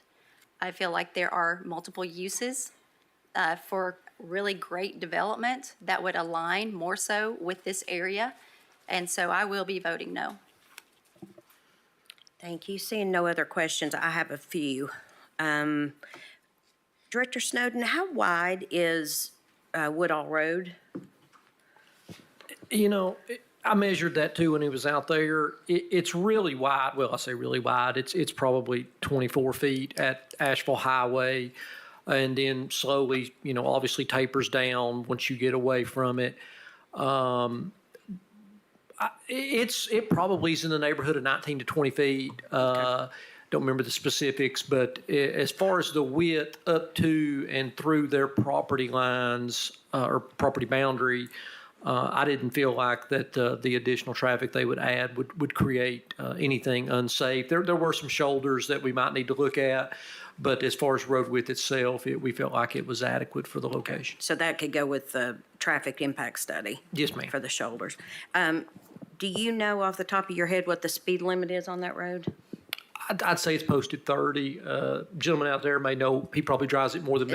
Is it 30? 20 each way on the hill. 20 on the hill, okay. Yeah, that. Like anywhere else, they don't obey the speed limit. Well, no, nobody does. So. Yeah, we probably, that Hill Blocks view sign, we probably do, that's an advisory speed, so it's a warning sign. It's not per se enforced. It's a warning and not a regulatory sign, but yes, we do have a 20-mile-an-hour advisory speed. Would that be a good place to put a one of the flashing lights for the hill? Doesn't really have anything to do with this one right now, but I'm just saying maybe that could be something that could be looked at. I mean, we could look, I'd want to look at the sight distance across the hill a little bit more. I was more focused on the sight distance for the intersection, but yeah, we could definitely look at that. Maybe look at it. So I'm big on my community meetings when I do, and I don't really have big developments in my district because I'm pretty built out. So I don't get the joys that some of these other ones get. But when we have something that's going to change my community, we have a meeting about it. Did you guys have a meeting with the neighbors? Commissioner Oster, I apologize. I'm trying to catch myself up with this one. I have not met the neighbors. I believe they're in talks right now with Mr. Davis to meet. He's out of town. He had to go out of town last minute. So no, ma'am. Okay. And you haven't had a meeting, Commissioner Thompson? Okay. Because we got a lot of emails. Unless did I miss a phone call or email from you all? I don't believe it. I don't think so. Okay, yeah, I don't want to put anybody on the spot, but we got a lot of emails on this, and we've got a lot of people signed up. So I would say my meetings, and they're not even for big developments, and I end up with about 70 or 80 people at my meetings. So I would say you guys will probably get a good-sized meeting on that. So I don't know if this is not something that maybe needs to be postponed until an actual community meeting's had. I'm not making that suggestion right now. They have mentioned the conservation easement.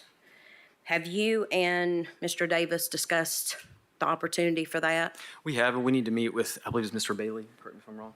Okay. Yes, we need to meet with him. I think Mr. Davis too, I hate to speak for him, but not super privy to what exactly entails a conservation easement. Is that just strictly a grant? Can we use it for utility easements if need be? A lot of that I think we need to work out before I can commit to that. Yes, ma'am. Okay.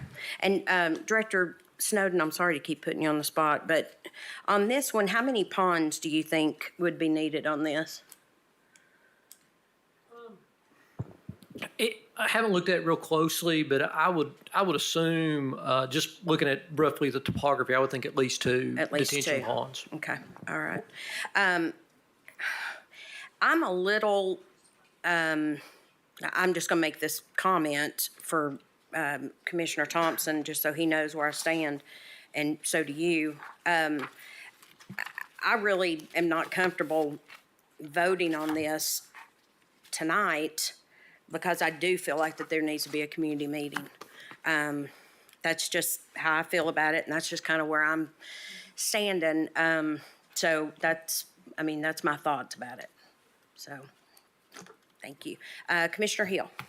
Thank you. I tend to concur with you, Ms. Oster, or Commissioner Oster. I'm very uncomfortable that you've not spoken with neighbors, especially because Sometimes there's room for compromise, and 6 is a big ask. I mean, that's just flat out a big ask, especially given the character of this, rural character of this area. So I might strongly suggest that maybe a little more homework is done on this before it's voted on, but that's just a suggestion. Yes, ma'am. We'll be open to a 30-day postponement because I personally have not integrated myself with this project yet, and so I'm more than happy to do that and meet with Commissioner Thompson too and the neighbors. Yes, ma'am. Commissioner Thompson, I'll turn it over to you. Thank you, Madam Chair. No, I know. I do appreciate the emails and the feedback that we received, and so this one, going back to the East Knox community plan on the campaign trail, I became very acquainted with this very quickly, mostly because if you don't acknowledge it, you're going to end up kicking the proverbial hornet's nest, and yes, the pun intended, because it is in the Carter community. But anyway, yeah, get it? Yeah, okay. Anyway, this particular piece, I think appreciate Jennifer bringing this up. This one is very different from Neal's Landing, and when you're looking at the rural area of this, and this here, this is a picture of what Neal's Landing is currently built out at 5.6. So that would be kind of that 6 units an acre. When we got into talking about the Midway Business Park, the compromise with the community, because there was a lot of opposition about a business park going in here. So there were a lot of compromises and promises made. And granted, none of us were in office when those promises were made, but it was promises made by the county to the residents. And as Commissioner Frazier said, those promises should be honored. There was a lot of public engagement, and I handed out a map that showed some of the developments that are here. And if you look at this one, it's not on Asheville Highway. It's not in the development corridor. And being out, if this were tied to Asheville Highway, like Neal's Landing, and Neal's Landing even has a phase 3 that's about to, that I'm assuming is going to Planning Commission now. That's all appropriate. It's tied to Asheville Highway. It's right there. I know you mentioned the grocery store. There's one grocery store on Asheville Highway. It's a Food City. There aren't any other grocery stores through there unless you go to like a Family Dollar or something like that. It's just Food City.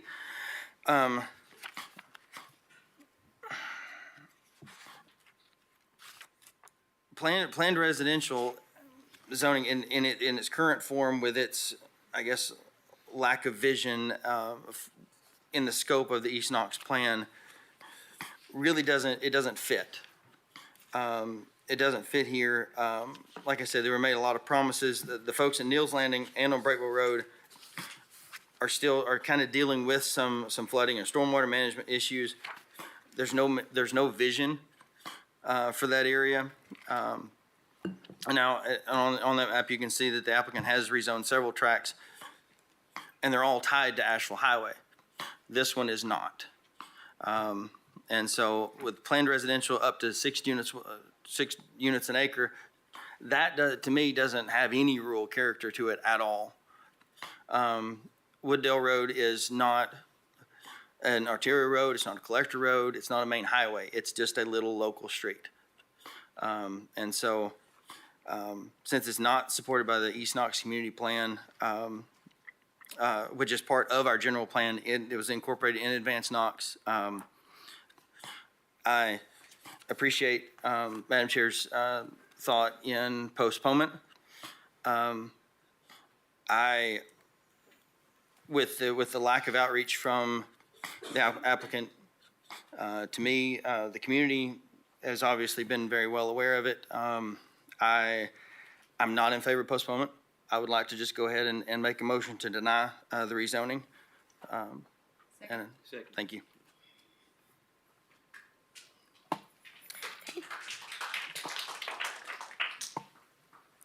Okay, I've got a motion on the floor by Commissioner Thompson and a second by Commissioner Frazier and Commissioner Jay. Thank you, Madam Chair. I'd like to make a substitute motion to just postpone for 30 days for the reasons that we have people interested in a conservation easement, but would like to sit down. The applicant has said, give us a little bit more time. We'd like to sit down. We've got a community that wants to engage on this, and we want to promote that. But to then shut it down and say, we don't like it, and we don't want to give you that opportunity, I just think it sort of cuts down some of the core principles of what we want neighborhoods and engagement on land use to look like. And if it comes back and it doesn't look any different and nobody's made any headway, then I think we're right back in the same spot, and you can deny all you want. But I feel like if we value that we want people to sit down together, give them a chance to sit down together. So I'm going to make a substitute motion to just postpone for 30 days. And if we end up back in the same spot, so be it. Got a motion, I got a substitute motion on the floor by Commissioner Jay, second by Commissioner Hill. We will vote on the substitute motion first. All in favor of the substitute? Is there room for discussion on the substitute? Yes, I'm sorry. I didn't see your light still on. Thank you, Madam Chair. I feel like with the community plan, there was intentionality with what they wanted the community to look like. It was codified in Advanced Knox. It was part of the plan, and I feel like there's been opportunity. There was outreach from other applications from the same applicant in other rezonings with less opposition. And I don't feel like the outcome is going to be any different 30 days from now than it is right now. And I think the community has already spoken. So that's my stance on it. Thank you. Okay. So we have a substitute motion on the floor by Commissioner Jay and a second by Commissioner Hill to postpone for 30 days. All in favor? Aye. Aye. No. Okay, all opposed? Nay. All right. But no, it didn't pass. Can think there was 3 Madam Chair, yeses. can we have a roll call on that? Yeah, please? we can do a roll call. Commissioner Rawls. Aye. Commissioner Darrett. Aye. Commissioner Oster. Aye. Commissioner Jackson. Aye. Commissioner Russell. No. Commissioner Hill. Aye. Commissioner Lee. No. Commissioner Thompson. No. Commissioner Fox. No. Commissioner Jay. Aye. Commissioner Frazier. No.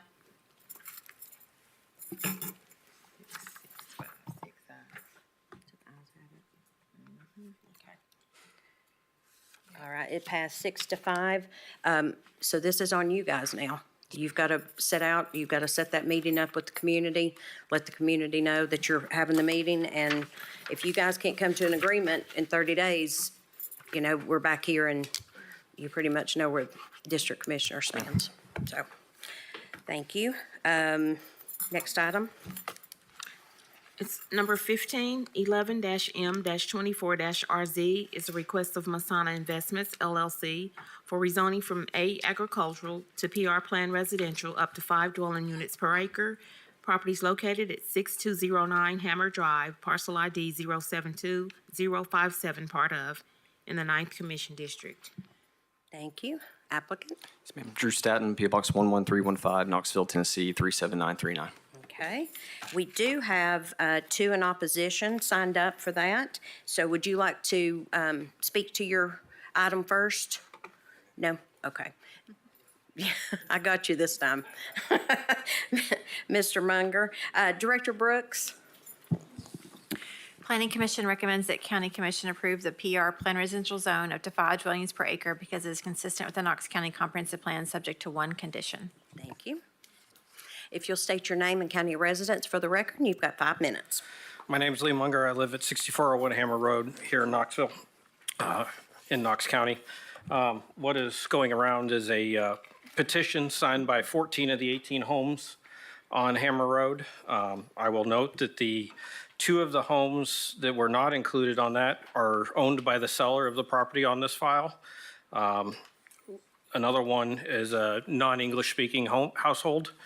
And the fourth one, the gentleman is here also in opposition to this. This petition also includes 2 houses on Pine Grove and the house on the corner of Hammer and John Sevier, who happens to be one of your own county officials. This petition requests that you stop the 5 home per acre development on Hammer Road. And as I mentioned, this is 17 homes in that area. That's 81% of the homes in that neighborhood. There's 31 signatures there that do not want this development. I'm going to ask you guys, are you listening to your residents? Because that's a pretty stout percentage. On my own behalf, I understand that there's more housing needed, but this kind of development is going to devalue our neighborhood. Currently, those 18 homes are on a minimum of 1 acre per household. Most of them on 1.5 or more. So my question to the staff is, how is 5 homes per acre consistent with what that neighborhood is currently? Because 5 homes per acre does not match 1 home per acre. Also in staff's report, they said that the road is 17 feet wide. That's at the mouth. Further down the road where this development's going to happen, it's closer to 14 feet wide. There's also no hydrants. We're seeing what's happening in California when you don't have water and there's fires. I mean, we had them in Gatlinburg a few years ago, right? So if you do approve this, I request that some of these considerations be taken into account. The last remaining point that I have is we still in the community have not had any communication from the potential buyer or the developer. Thank you. Thank you.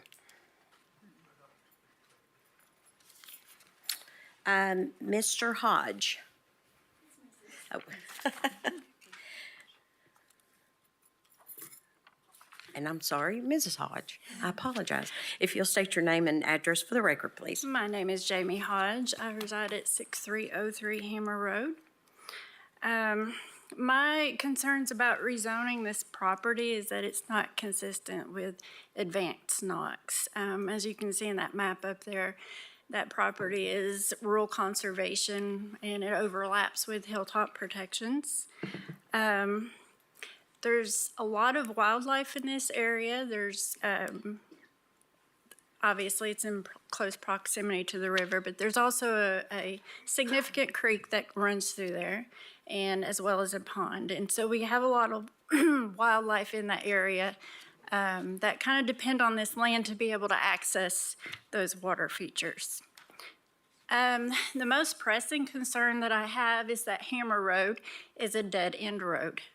And it's very narrow, as Lee had mentioned. We have a lot of factories on John Sevier Highway, a lot of tractor trailers in that area, and they occasionally turn down Hammer Road, and there is no place for those trucks to turn around. I work from home, I sit in front of the window, and so I'm seeing these vehicles, and they have to literally back all the way down to John Sevier. I had read on the Advanced Knox website that it was the planning process used to define a vision to guide growth, land use, transportation, economic prosperity, and quality of life in the county for years to come. The adopted plan is the first integrated land use and transportation plan in Knox County. It is supported by data and was built on the values, needs, aspirations of people throughout the community. So if we're not following this plan that the commission voted into place, then what's the point of having this plan at all? Thank you. Thank you. Do we have anybody else?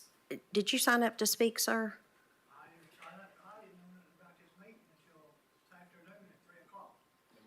Well, come on up. I'm not going to let you just sit out there since you came all the way up here. If you'll give your name and address for the record, please. Alan Holloway, 6109 Hammer Road. On this piece of property, there's a lot of wildlife on it and everything, but that ain't one bad thing. That land is full of rock. On Hammer Road, they don't have sewer line.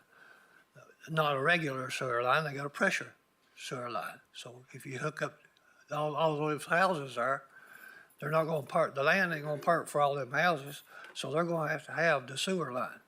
All right, the sewer that they got running through there is high pressure. Everybody that lives on Hammer Road is septic tank.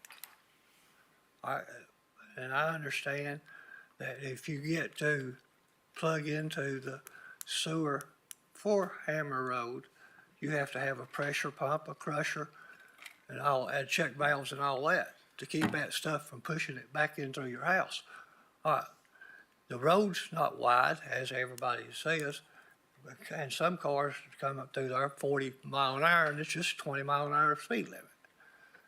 So it's really not wide enough for two cars in most places. And then the runoff, where all that rock on that property is, the runoff, the water runoff on it, floods Jerry's and Tracy's house right across, right down the road there from them. Every time it rains hard, it floods. So once they put all that asphalt and all that concrete down, what's it going to do about all that water then? That's going to wash Tracy's and the house off their foundation. I mean, you know, I just, and 3 or 4 years ago, here y'all come in here and took a 70-acre farm and put a big old commercial building in it. And 2 miles down the road, we got a industrial park there. You know, y'all taking all the farmland away from all us over in East Knoxville. So, I mean, I just personally think that it's crazy to take any of the, what we've, all of our lives, you know, had, and then to tear it apart. So, you know, maybe I'm wrong, I don't know. Thank you for coming down. Anybody else out there? I don't want to miss anybody. Okay. Questions? Drew, would you like to respond? Yes, ma'am, thank you. And I sincerely apologize if we missed the first gentleman that spoke, but we've reached out to several neighbors, had several conversations, are working out things with several of them. So again, if there's a disconnect, my apologies. And so I want to clarify that. Let's see, we agreed with planning staff before we went to planning commission to improve Hammer Road up to the subdivision to make that up to par for the increased traffic. I believe we're in the urban growth boundary, right next to John Sevier, which is a major arterial. And we have not had a collective meeting with neighbors, but I'd like the board to know that that's not always as beneficial. When there's more than 4 or 5 people, it's difficult for it not to become an attack on us. And so, not an excuse, but sometimes it's a little bit easier. And one of these neighbors, I will not name them, after the planning commission meeting, pulled me aside and cussed at me. And so we have very little inclination to continue conversations when we're treated like that. So, yes, ma'am. Thank you. Okay. That's where it's good to have your commissioner there too, though. Kind of keep it in line a little bit. Director Snowden, what is the road width on, the one gentleman was saying about 14 feet, but Yeah, I think he's referencing the staff report, and I think it says 17, but I agree with him. It's probably 17 there near John Sevier, but the further you get, based on what I'm seeing, it is probably in that 14 to 15 foot range. The condition that engineering would require of the applicant, if approved, would be to widen it 20 feet, to have 2 10-foot lanes the entire length, at least up to their frontage, of course.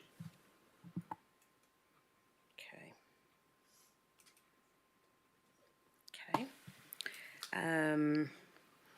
Do we have any questions? Commissioner Jay? Thank you, Madam Chair. Ms. Brooks, what is the maximum density in a rural conservation area? Is it 2? Up to 5. Oh, it is up to 5, okay. but it also stipulates that the place type requires leaving at least 50% of the property as open space.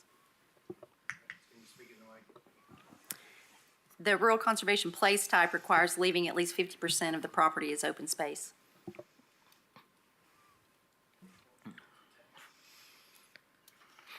Commissioner Thompson. I was just looking at this because on this particular road, it'd be the first of its kind. And particularly at 5 units an acre, that would be very out of character for this particular road. And I understand where engineering's come from. If you widen the road and it dumps out on John Sevier, it'd be very applicable, but there's probably eight houses, 9 houses between John Sevier and Hammer Road that would essentially lose a significant portion of their front yards and have a sewer put in, and that just seems kind of odd. Is there a particular backstory? I'm assuming you all have an option to purchase the property with the rezoning. Yes, sir. What made this particular piece of property appealing for you all, given it does have some pretty drastic contour lines towards the back end, and like the gentleman said, there's a lot of rock. Yes, sir. I think just, part of our job, that's what we do for a living, is to speculate, and we feel like this is a strong growth area. That's pretty much all there is to it. And being so close to John Sevier, we figured to be a strong area.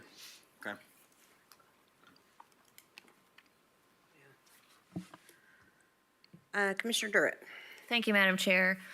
Drew, with the 50% open space requirement, is that something you're considering when you look at this property? Because I do understand, while I understand that it is in the urban growth boundary, with the rural conservation, that is part of the place type. And is that in your plans if you were in fact to receive the zoning? Yes, ma'am. So we understand that's part of the place type. At this early on in the stage, we don't have a concept plan, but we get out with our rulers and do on our own. But yes, we have taken that into consideration. Yes, ma'am. So and I know you just said that there is no concept plan or anything like that. If you were awarded up to 5 units an acre, I mean, we are looking at like very densely packed housing on half of this property. So is that a feasible development? I'm sorry, what part of that is feasible? Sorry. Are you looking at doing townhomes or things like that as opposed to single family? Because again, at 5 units an acre, with a 50% minimum open space requirement, it's fairly dense in half of it. It's hard for me to tell you now, but personally, I don't know if townhomes would do the best here, just given the character of the area. So my gut would say that single family is probably most applicable here, regardless of the place type.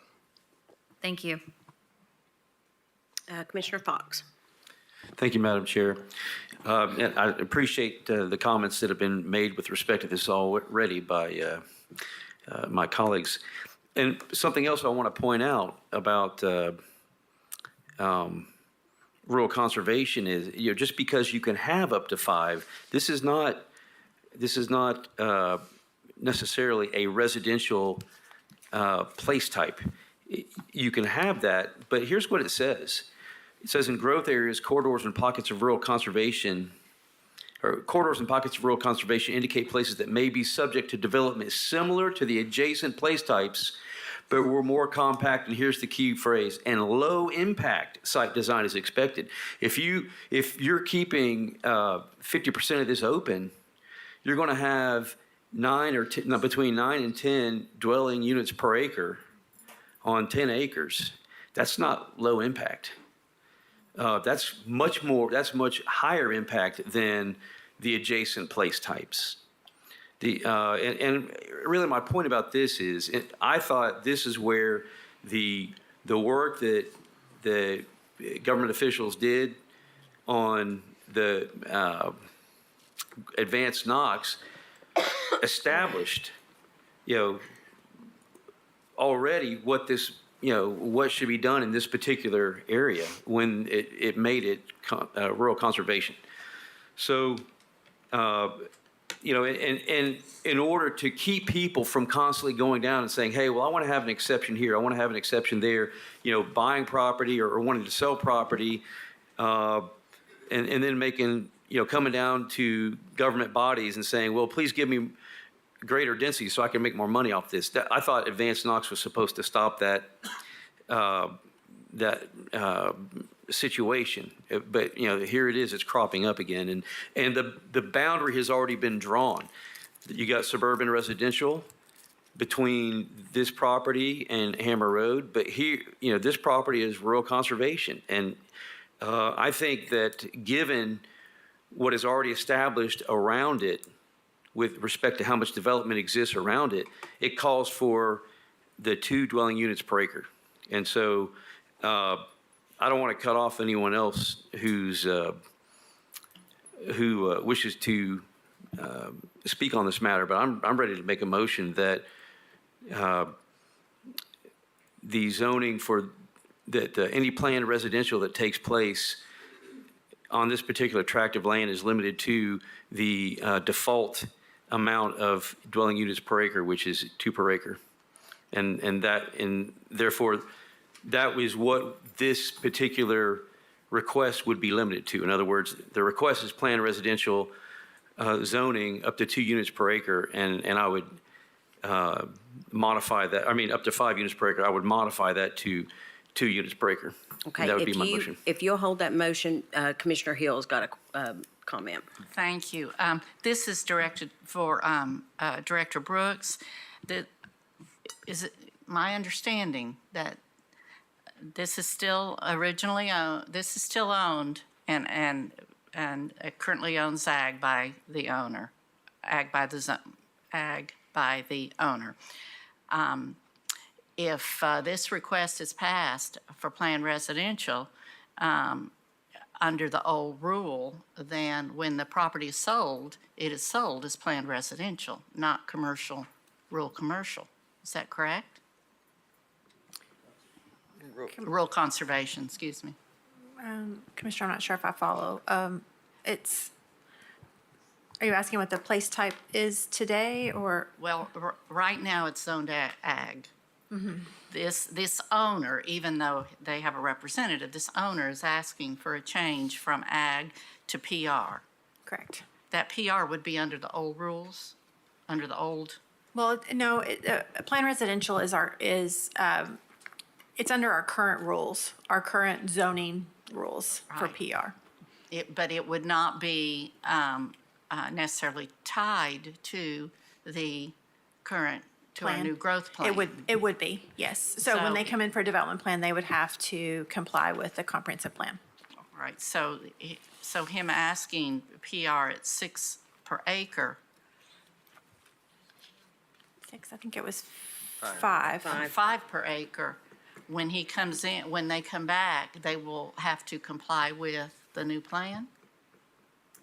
Correct. Which is currently rural conservation? They'll have to, we will evaluate their development proposal under the comprehensive the plan. So new. we will look at the rural conservation place type. All right.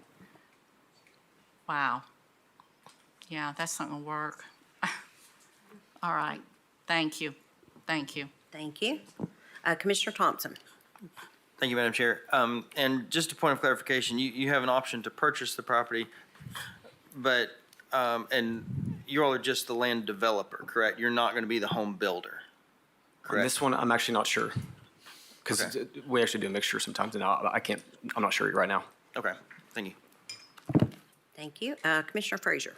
Thank you, Madam Chair. Respectfully, Commissioner Fox, I appreciate your motion. However, I feel like the existing zoning is appropriate and aligns in form and character in this area. There's nothing in this area that is PR. Nothing. So when I look at the criteria that must be met for a rezoning amendment, I can't find a reason to support it. So I'm sorry, I can't support your motion. Commissioner Fox. Thank you, Madam Chair. Yes, I fell into the trap of conflating place type with zoning. And so, yeah, I concur with your statement.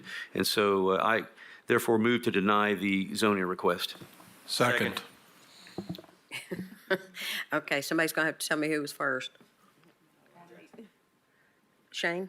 Okay, all right. So we've got a motion on the floor by Commissioner Fox to deny with a second by Commissioner Jackson. All in favor?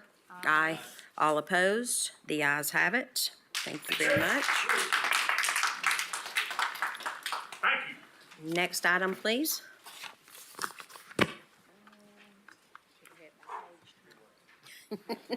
Well, it's, I mean, it's, We're sitting here for 3 hours. we've been here. Item number 16 is 4-0-24-RZ, request of William Dale Roten from A Agricultural to RB General Residential. Properties located at 611 West Governor John Sevier Highway, parcel ID 137-14401 in the 9th Commission District. Thank you. Do we have the applicant, Mr. Roten? Hi. If you'll come up and give your name and address for the record, please. It's William Dale Roten and 4315 French Road, Knoxville 37920. Thank you. And we do have one in opposition, so I'm going to have Director Brooks read, and then you will have 5 minutes for your part, and then the opposition will have time. Director Brooks. Planning Commission recommends that County Commission approve the RB General Residential Zone because it's consistent with the sector plan and a minor extension of the zone with revision of condition number 1 to extend the Type B landscape screen from the existing vegetation on the eastern boundary to the northern boundary of the parcel. Thank you. Now, Mr. Roten, would you like to speak to your project? I can't let him speak first, can I? No, I'm Okay, sorry. I guess I need to. Well, thank you for the opportunity to speak again. The RB zoning that, of course, the Knoxville Planning Commission has approved, and I was here before a couple months ago, as most of you know, and y'all asked me, of course, we went through the RB zoning, was approved by not a unanimous decision by the committee of 13-0 through the planning, and also the senior staff who I've spoken with several times since then, and they were consistent with the sector plan and the growth plan, et cetera. And all these properties are along there, and I thought you would have it, you do have it up there.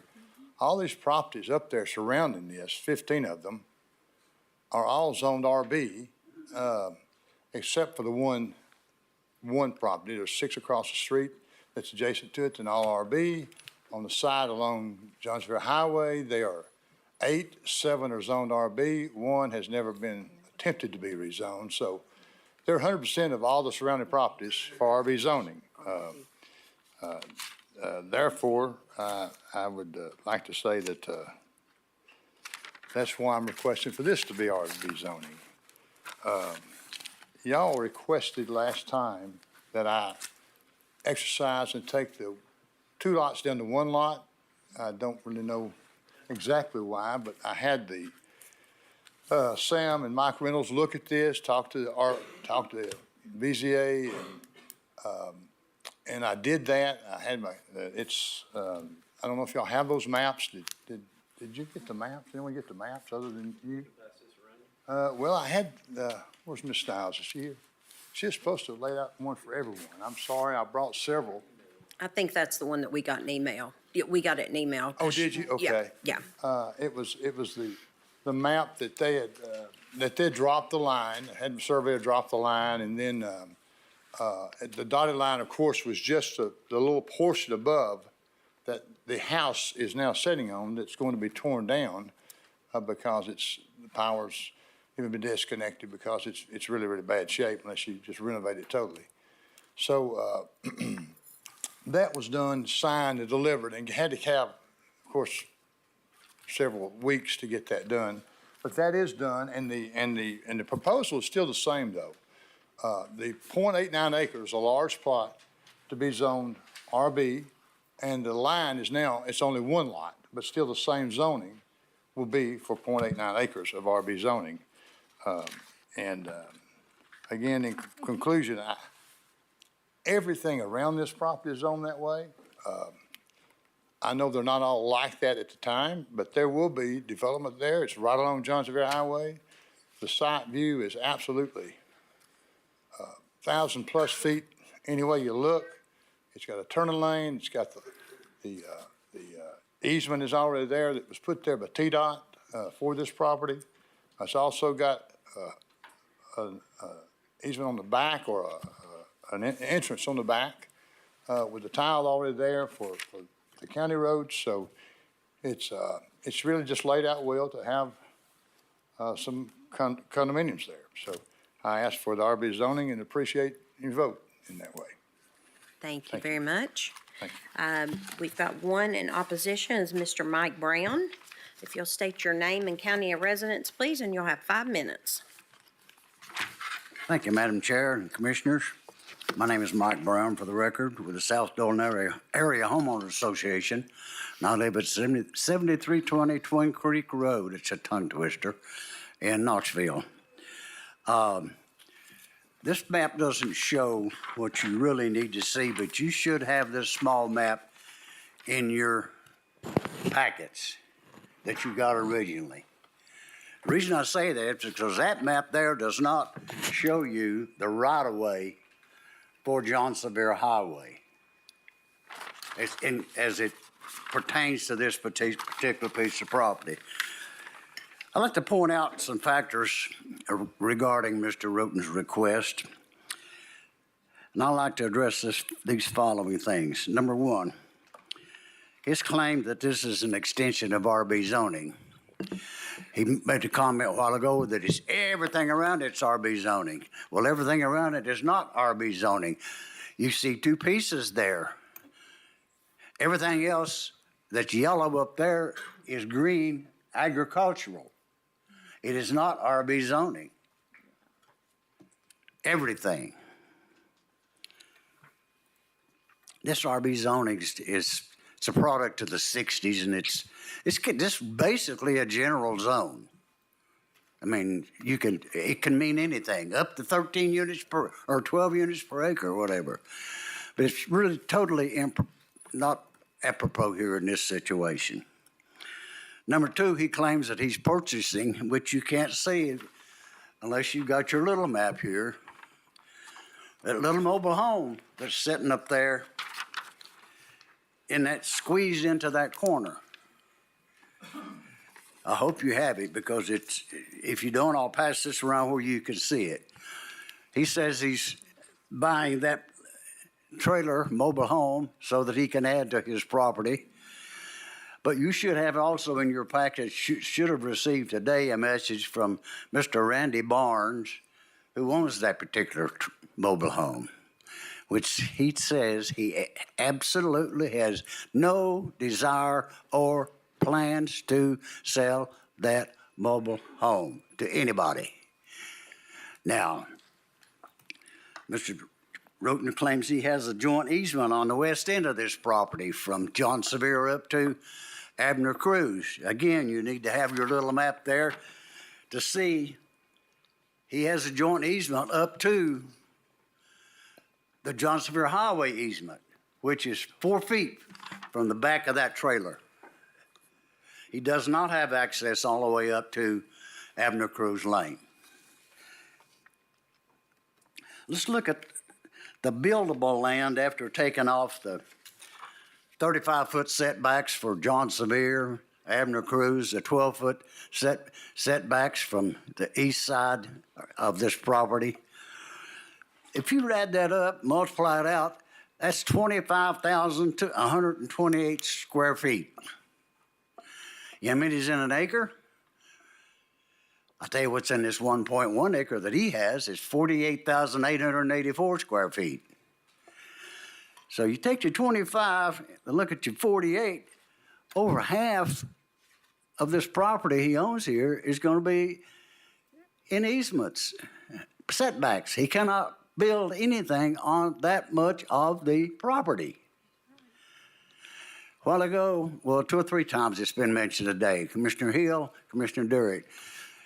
6 to the acre is very extreme. 5 to the acre was extreme. His proposal was here, he told me first from 6 to 9. How do you get 6 to 9 on less than a half acre of buildable space now? It's not possible unless you stack it up one on top of the other all the way up.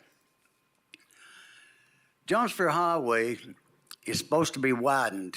It's on the books right now for 2032. But there's talks in the works, and Mr. Snowden can verify this, that we're trying to get that moved up earlier. If they widen it, when they was, it's definite, it's got to be widened. When they widen it, 9 times out of 10, what are they going to do? Buy more easement, right? If they took another, just 12-foot lane, which those are on Johnsonville Highway, just took a 12-foot lane more along that strip, that's another 5,232 feet, cutting down more on a potential buildable space. And I totally encourage you to take that into consideration, that is going to happen. I mean, I can almost guarantee you, and I think Mr. Snowden would agree, that is going to happen. Mr. Brown, I'm sorry, you're out of time. Well, just 1 minute. Real quick, yeah. At most, our stance is that no more than 2 units should be put on this particular piece of property. There should be a screen put along Johnsonville Highway, and the planning staff has already recommended that on the east side of that property, there's a screen about halfway up now. It must be completed all the way up to Avenue Cruz. Why? Because it's ugly, or it's going to be ugly. They want to shield it from the residents around. If you stood under the bridge there at Johnsonville Highway and looked east, you don't see anything but single-family homes. A lot of them are very nice on big lots, not half-acre lots, not acre lots, but big lots. That's all you see. And here, this is like a condo or clusters here would just be aesthetically out of place. I thank you for your time, and I'll be happy to answer any questions that you have. Thank you very much. Mr. Roden, you may respond. The map is there. There are easements. There are 2 easements already laid out by TDOT on access to this lot. One, I have a signed agreement on his part he's talking about down there, but secondly, there's a total easement. I wouldn't even use that easement, but the total easement is here laid out, and the gravel is there. But the easement was prepared initially by the developer, and Ms. Snowden knows this, by TDOT. And the road is there. They put it in. They have the drainage and everything else there. All I did was nothing. Just put some gravel and keep it from mud. It was there. Or as, I don't recall, there's several other things he said. The easements are figured in here. I had this map. This is a survey of it's now 1 acre lot. It was 0.89 acres, but y'all asked me to put it together. And the easements are there. I mean, it was done by Rowan's Engineering and sent and approved by your committees to get signed off on by, I think Mr. Snowden was one of the ones that signed off on the roads. But anyway, it's a proper map. And if you want to see it, you're more than welcome to. It should have been sent to you. Does anyone want to see this? Thank you for your time. I just wanted to say that it's not true. Well, I do have a question for Mr. Roden. Commissioner Fox. Thank you, Madam Chair. Mr. Roden, so the last time you came here, you had 2 tracks, and what you did is you created a survey to put them together, and it equals 1 acre now. Yes. Okay, previously it was 0.89 and That's correct. 0.12 or something like that. That's correct. Now it's one unified tract of land. That's correct. Okay, and what you're saying is already accounted, the right-of-way is already accounted for Yes. in your survey map. Yes, that's correct. And the 1 acre that you're wanting to develop on, that takes into account the right-of-way, and you still have 1 acre left? That's correct. Okay. All right. And now, But the proposal by Knox Planning was the 0.89 acres. That's what they approved. So that's what I'm asking for on this other, on the zoning for RB is the 0.89 acres. The other part up here, my understanding, we spoke with BZA. They said with this house sitting on the easement that I would have to, to tear it down, that they would take care of that through that avenue. So I don't know what they meant by that. But that's what they told me, that's what Mike Reynolds talked to them, so I'm assuming that's So now, okay, just to clarify, there's a house actually sitting on your tract of land. That's correct. It was sitting on the little tiny tract, That's but it's been added, and it's an old dilapidated house That's that correct. has been there, and you didn't want to go to the expense of tearing it down unless you could go forward with all this. And that's in my opinion, an eyesore from John is. Sevier Highway. What's your opinion? It's terrible. Yeah. And then the trailer beside, and he said, the trailer beside, he's tried to, it is so small, this lot, that if the trailer comes down, he can't rebuild because it is so small on itself. So I did say if you want the trailer moved or me move it, I would buy this lot just for the vision because you can't do anything with it. He can't put anything back on this trailer. And you're talking about an eyesore, it's just as bad an eyesore as a house. And I would definitely put up trees to box that out. And also, he is correct about the trees along the side. The planning commission required that for RB zoning as well. And I saw on that map that it actually encroaches on your tract of land slightly, the trailer? It's on my land. It's not only on the easement, it's actually a couple feet on my land. Yeah. Okay. But, All right, thank you, Mr. Roden. thank you. Commissioner Jay. Thank you, Madam Chair. Mr. Roden, what do you haven't yet told us what you intend to do with this. I would like to put some condos on it. You'd like to put some condos on it? And how many units? Can you come up to the podium? Well, all the RB zoning. Can you come up to the mic, It's up please? to, of course, 0.89 acres, put up to 9, but I can't get 9 on there, but I'd like to make it look nice.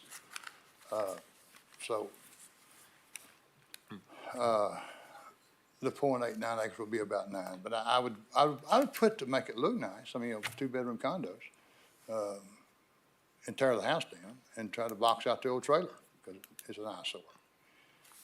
Okay. There's 2 eyesores right now that I have to box. Okay, thank you. I might have some more questions, but I'll come back. Okay. Commissioner Thompson? Thank you, Madam Chair. Now, in my understanding that you said that trailer is an eyesore, is it currently occupied? Yes, it is.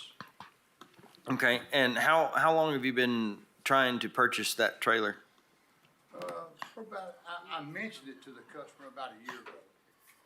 Okay. Now, is it the trailer? Or I see there's an addition. There's a barn or garage. Is it? White house is probably what you're seeing. Okay, the White House, not the trailer, but the White House is okay. That's on this piece. Okay. Because I remember back of this, it's been several months. You talked about maybe 7 units and then a condo. Is it for family? Or are you wanting to? Are you? I can't not gonna do it all at the same time. I mean, I'd love for it to be, but I can't do it all at the same time because it's gone up about 40% since we talked, building. Right. Now, I'm just trying to figure out because I guess sort of wanting some clarity because when we first talked, it was 7 units and it was for family and then maybe townhome and then a condo and then, looking at the Well, trailer, but then the trailer's occupied and not wanting to The sell. trailer has never been part of this. Okay. It's never been part of this property. He can't use the trailer if it's ever torn down. It had a tree on it one time. Okay. But it's currently occupied. It's currently occupied. I'll tell you why he keeps it if you want to know. Well, hold on. Okay. All right. Okay. Thank you. Thank you. Commissioner Frazier? Thank you, Madam Chair. I just wanted to read into the record the email that we all received from the property owner that is occupying the mobile home. He says, deny rezoning, adjacent trailer remodeled to a house and is not for sale. Visible neighborhood is all residential homes. Future widening of John Sevier Highway and back of condos to face Abner Cruz are issues. Thank you. Seeing no more questions, I'll turn this over to District Commissioner Fox. Thank you, Madam Chair. My position on this, and I make a motion, first I'll make a motion, Madam Chair. I make a motion that we approve this rezoning request, and then I'd like to engage in discussion if I get a second on that. Okay. All right, so we've got a motion on the floor by Commissioner Fox with a second by Commissioner Hill. Commissioner Fox? Thank you, Madam Chair. So my position on this is that just like I opposed placing high density, what I consider to be high density, at least with respect to the surrounding territory, housing on Tipton Station Road, which was related to the issue we discussed earlier, because you're putting something out of place in there. This is the flip side of that coin. Here, he is wanting to have the same zoning as basically most of the parcels around him. And I see no reason not to give that to him. It doesn't matter when it was granted. It exists. And I want to point out, it's not just the RB zoning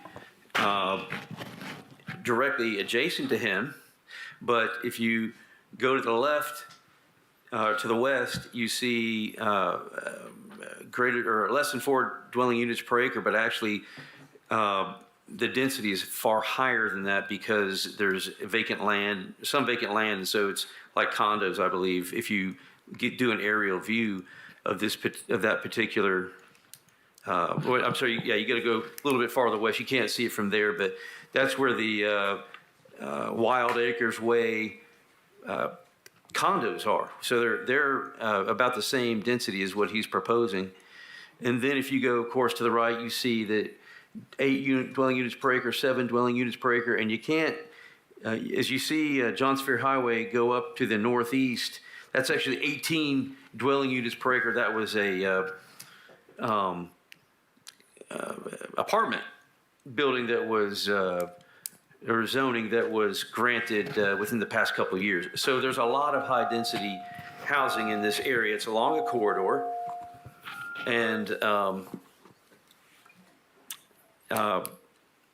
also, as we learned a few months ago, traditionally the north side of Governor John Sevier Highway is higher density than the south side, and that's because the growth boundary used to end at John Sevier Highway. So it's a natural place to put higher density housing because that's what has been granted. If you take a really broad, wide view, you can see that. So anyways, that's why I believe this is the Planning Commission's decision should be supported. And I ask that you vote yes on this motion. Thank you. Commissioner Jay? Thank you, Madam Chair. I'm very confused as to why just a number of months ago, I understand your premise, Commissioner Fox, of north side versus south side, but this is, John Sevier Highway is a major corridor, and you fought tooth and nail against something almost exactly similar 2 miles up the road that had even more buffer and more scenic protection than this 1 acre sliver of land on the front, that is right on John Sevier. And I would like for you to go back into that map, whoever's controlling the map right now, to go back into that, maybe Drew, corridor.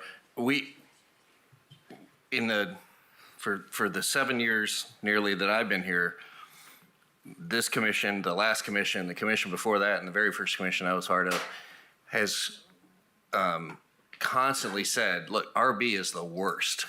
It is the worst zone that we had and have. It can include single family, but on right now on this piece of property, you could have multi-family dwellings up to 12 units an acre. Mm-hmm. You could put mobile home parks, and then with a use on review, you could actually put up to 24 units. There's a reason that, yes, there may be RB, but this is very important to look at. There's also a reason that PR is more prevalent, because we've learned that PR is better than RB, and PR gives more ability to control a process that makes it look like everything else. And when you have a major corridor like John Sevier, you reserve development on a major corridor that attaches to a major corridor for major developments. You don't attach every single 5 feet to every little piece of land. And I can't imagine that TDOT would want more and more small connection points, because it's a big super corridor, and you don't want it. So I have never understood this one continuing to stay RB and not to, and if you zoom in even farther, I mean, this is, I've heard time and time again, it needs to be like the others, and single-family homes are much different than 12-unit, multi-dwellings and condos. So for all those reasons, I'm going to make a substitute motion to rezone this PR no more than 2 units with no access to John Sevier and only the entrance off Abner Cruz. Second. All right, so we've got a substitute motion on the floor by Commissioner Jay and a second by Commissioner Frazier. Commissioner Thompson. Thank you, Madam Chair. Director Moyers, did Planning Commission consider PR? Or is that something that would have to go back to Planning Commission? Yeah, if was PR considered? It's been a while since it was considered by the Planning Commission, so I'm trying to remember. I honestly don't recall the conversation if PR was discussed. I'd have to go back and watch the video. If what was asked for and considered was RB and we're going to PR, then I think it would have to go back to Planning Commission. That PR is a completely different zone with a whole lot of different requirements attached to it, so. Okay, thank you, Director Moyer. The only reason I asked that was because I made this identical motion several months ago, and I was told that it would have to go back to Planning Commission. The only reason I bring it back up. So, okay. I'm glad I was consistent then. Just checking. If you guys want to testify, come to the podium instead of yelling and whispering. Seriously, both of you guys. Yeah, but The access road that you deny, it's already there. It's been approved by TDOT. It's there. The tiles are there. The road is there. The access road is there. It's not like it's got to be done. It is done. And for as the Planning Commission, they're the ones that recommend with this RB zoning around it told me to get this zoned RB. And that they said that the easements were a little smaller, and they Mike Reynolds and Sam Hawk, I believe his name, said that this is what needs to be done. That's why I submitted this RB, and they unanimously 13-0 immediately, period. okay, sometimes we disagree with them. I understand that. I'm sorry, but you act like I didn't do this intentionally. If what you're saying, I'm just trying to get some condos for my children, probably, and it's a great place. I mean, there's 18 per acre right up there on the right. You just approved 8 per acre right across the street, and it's down in the gully. This has got the sewer there. It's got everything. Have you looked at this piece of property? It's Yes, a sir. beautiful piece of property. Thank you. Hey, Mr. Brown, do you want? Couple things. Regardless of what Mr. Fox says, this property is not mostly surrounded by RB. That's not the map there. Because you don't have this piece. Yeah, I mean, it's got RB, yeah, but it's got RB around it. Well, where's this piece of property with Dick Ford Lane? It's right there. So, Sorry, map. Second thing, you want to know why that Mr. Barnes keeps that piece of property? 2 reasons. He doesn't live there. He lives across the street on Abner Cruz. He rents this for income, number 1 reason. Number 2, which he likes the most, he has his own private access to John Sevier Highway. Mr. Roten does not have that access all the way through to Abner Cruz. He has it up to, as I mentioned earlier, up to the right-of-way, John Sevier Highway right-of-way line. That's as far as he owns. As far as Mr. Jay's motion, it could be done this way. You could go 2 to the acre and leave it agricultural, because you can put 2 to an acre on agricultural if you all vote for it. thank you, Mr. Brown. I'm going to pull back my Mr. Jay? substitute motion if there's, maybe somebody else wants to take a shot at it. I'm exhausted. We've been spending a year on an acre of land on John Sevier. I'm exhausted by this process. Okay. Where are we? Commissioner Fox. Thank you, Madam Chair. I do want to address, however, points that were brought up by Commissioner Jay. The reason that I opposed the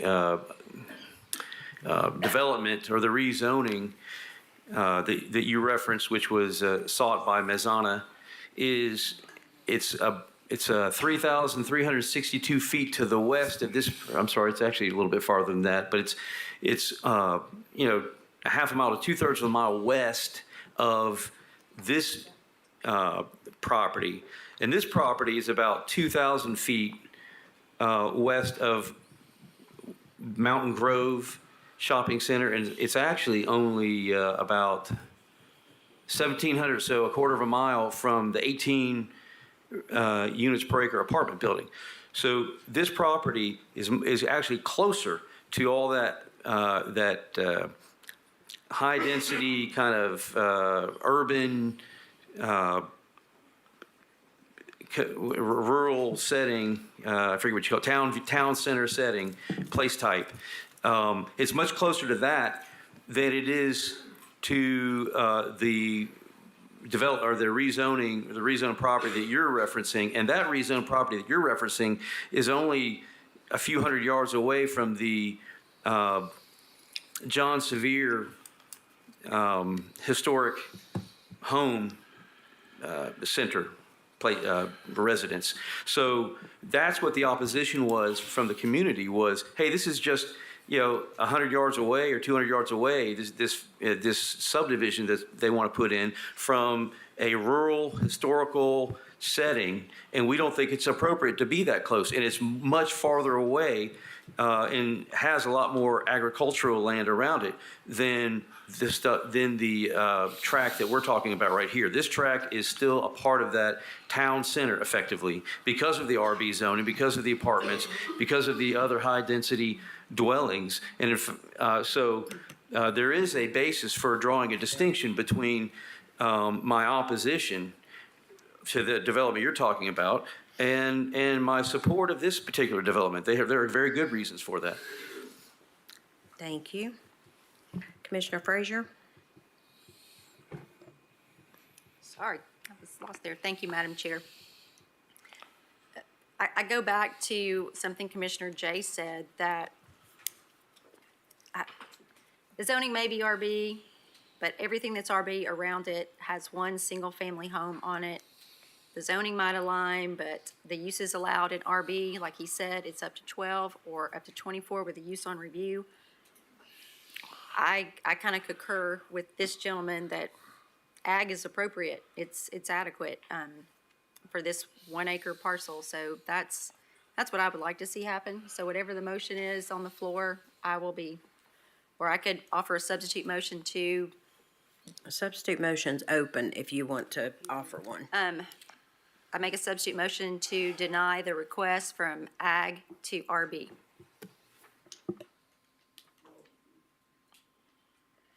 All right, we've got a substitute motion on the floor by Commissioner Frazier. Do we have a second? Second by Commissioner Jay.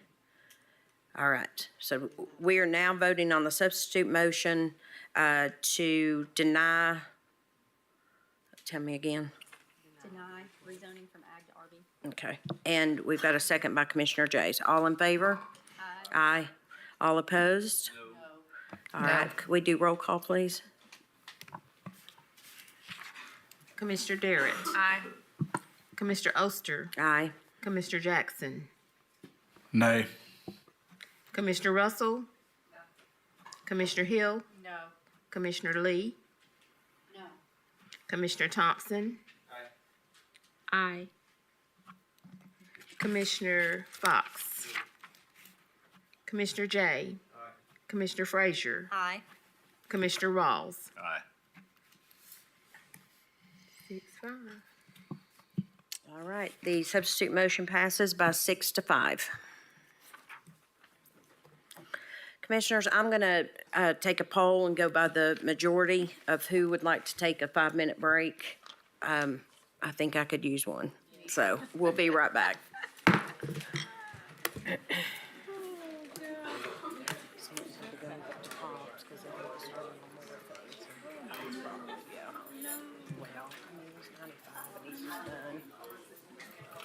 I know, I just hate it for him, but, you know.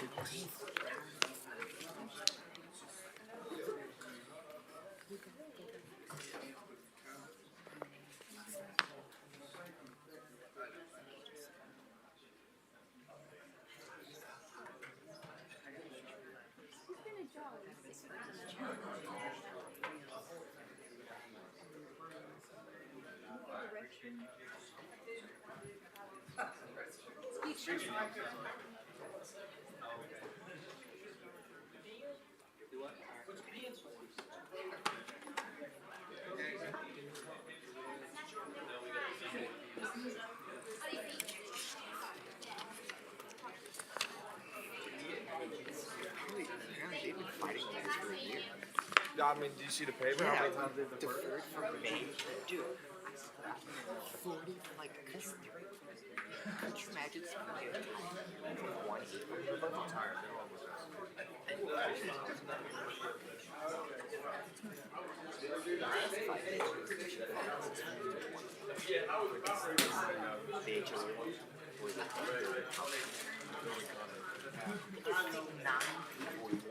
Also, I like the way you tie the ties in. I like how I like how there's a split down the middle like that. Like I like that. That's cool. Took me like 7 years to finally get it right. I got you. I'd be 13. I'd go, can you tie my tie? Yeah. I could never, ever get my tie. I was like, when we got to the district day, I'm like, yeah, I'm in this debate, pros and cons. And we got to this, I'm just, you know, I'm just hoping that by chance, our first meeting, we caught one of the longer ones. I know people get pretty heated over their zoning issues, man. Well, I mean, that charity's subjected to speaking to the HOA guy. It's because I'm really embarrassing. I have terrible eyesight, and so I could not tell which guy. I mean, that's fine, dude. And I had to listen. I was like, that's that guy. That's that For guy. 4.5 hours of this, The amount of yawns, the amount of yawns I was stiff a while they were there. I had to be careful because if I yawn, I don't want to yawn. I don't want to look like I'm disinterested. Yeah, we're still first meeting. Dude. I can't be yawning until like the third meeting. The problem is that you struggle to keep a room when, hey, they're sitting down looking at each other, bickering, so you can barely hear them. It's like an old married couple. Right. I called them, and I quote, the discount Hatfield and McCoys. That's what I said. I had my phone off. I did not realize that. What, 2 hours? 2.5 hours? No, 1.5 hours. Oh, did he ago, send us a text? He sent us saying it was dense and boring, but we were almost done. 2.5 hours ago. Don't worry, guys. Hold on, let's go see if I want to see if everybody else. It ends at 7.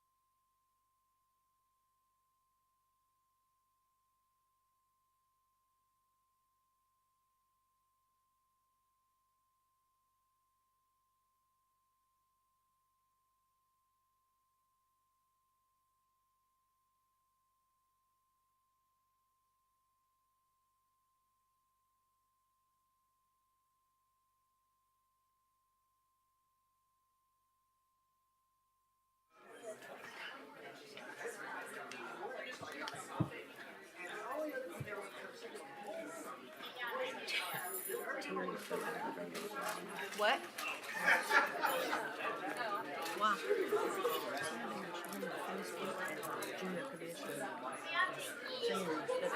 Oh, God. Terry said, I think I'll just say something. I said, go ahead. Oh, You got her, don't pay attention to what she's saying, and then you got Andy doing this whole community shit here. Andy, so he's got to quit using this forum Somebody as needs to tell him. his community meetings. Yeah, somebody needs to tell him. That's not what, you should come prepared. You should already have talked to these people. That's why I said. I That's know why you need to did. have the commissioner at the, and I told him, I said, I was not trying to block him, I really wasn't. But he's gonna have to stand in front of the community members with you there and answer the questions. And if you can't get your big man, then he comes back in 30 days and he's done. But I'm sorry, they ought to have to stand up there to him. Well, I mean, it's on the application. Have you reached out to the community? Oh. That's why I mean, I'm done with it. I'm big with Because I the already meetings. knew we had 5 projects in this area. No, he has picked and chosen which ones to reach out to the community. It's just Well, standard procedure. he's not organized at all. I don't think Drew knows half the things that's going on. All right, I don't know what time we left.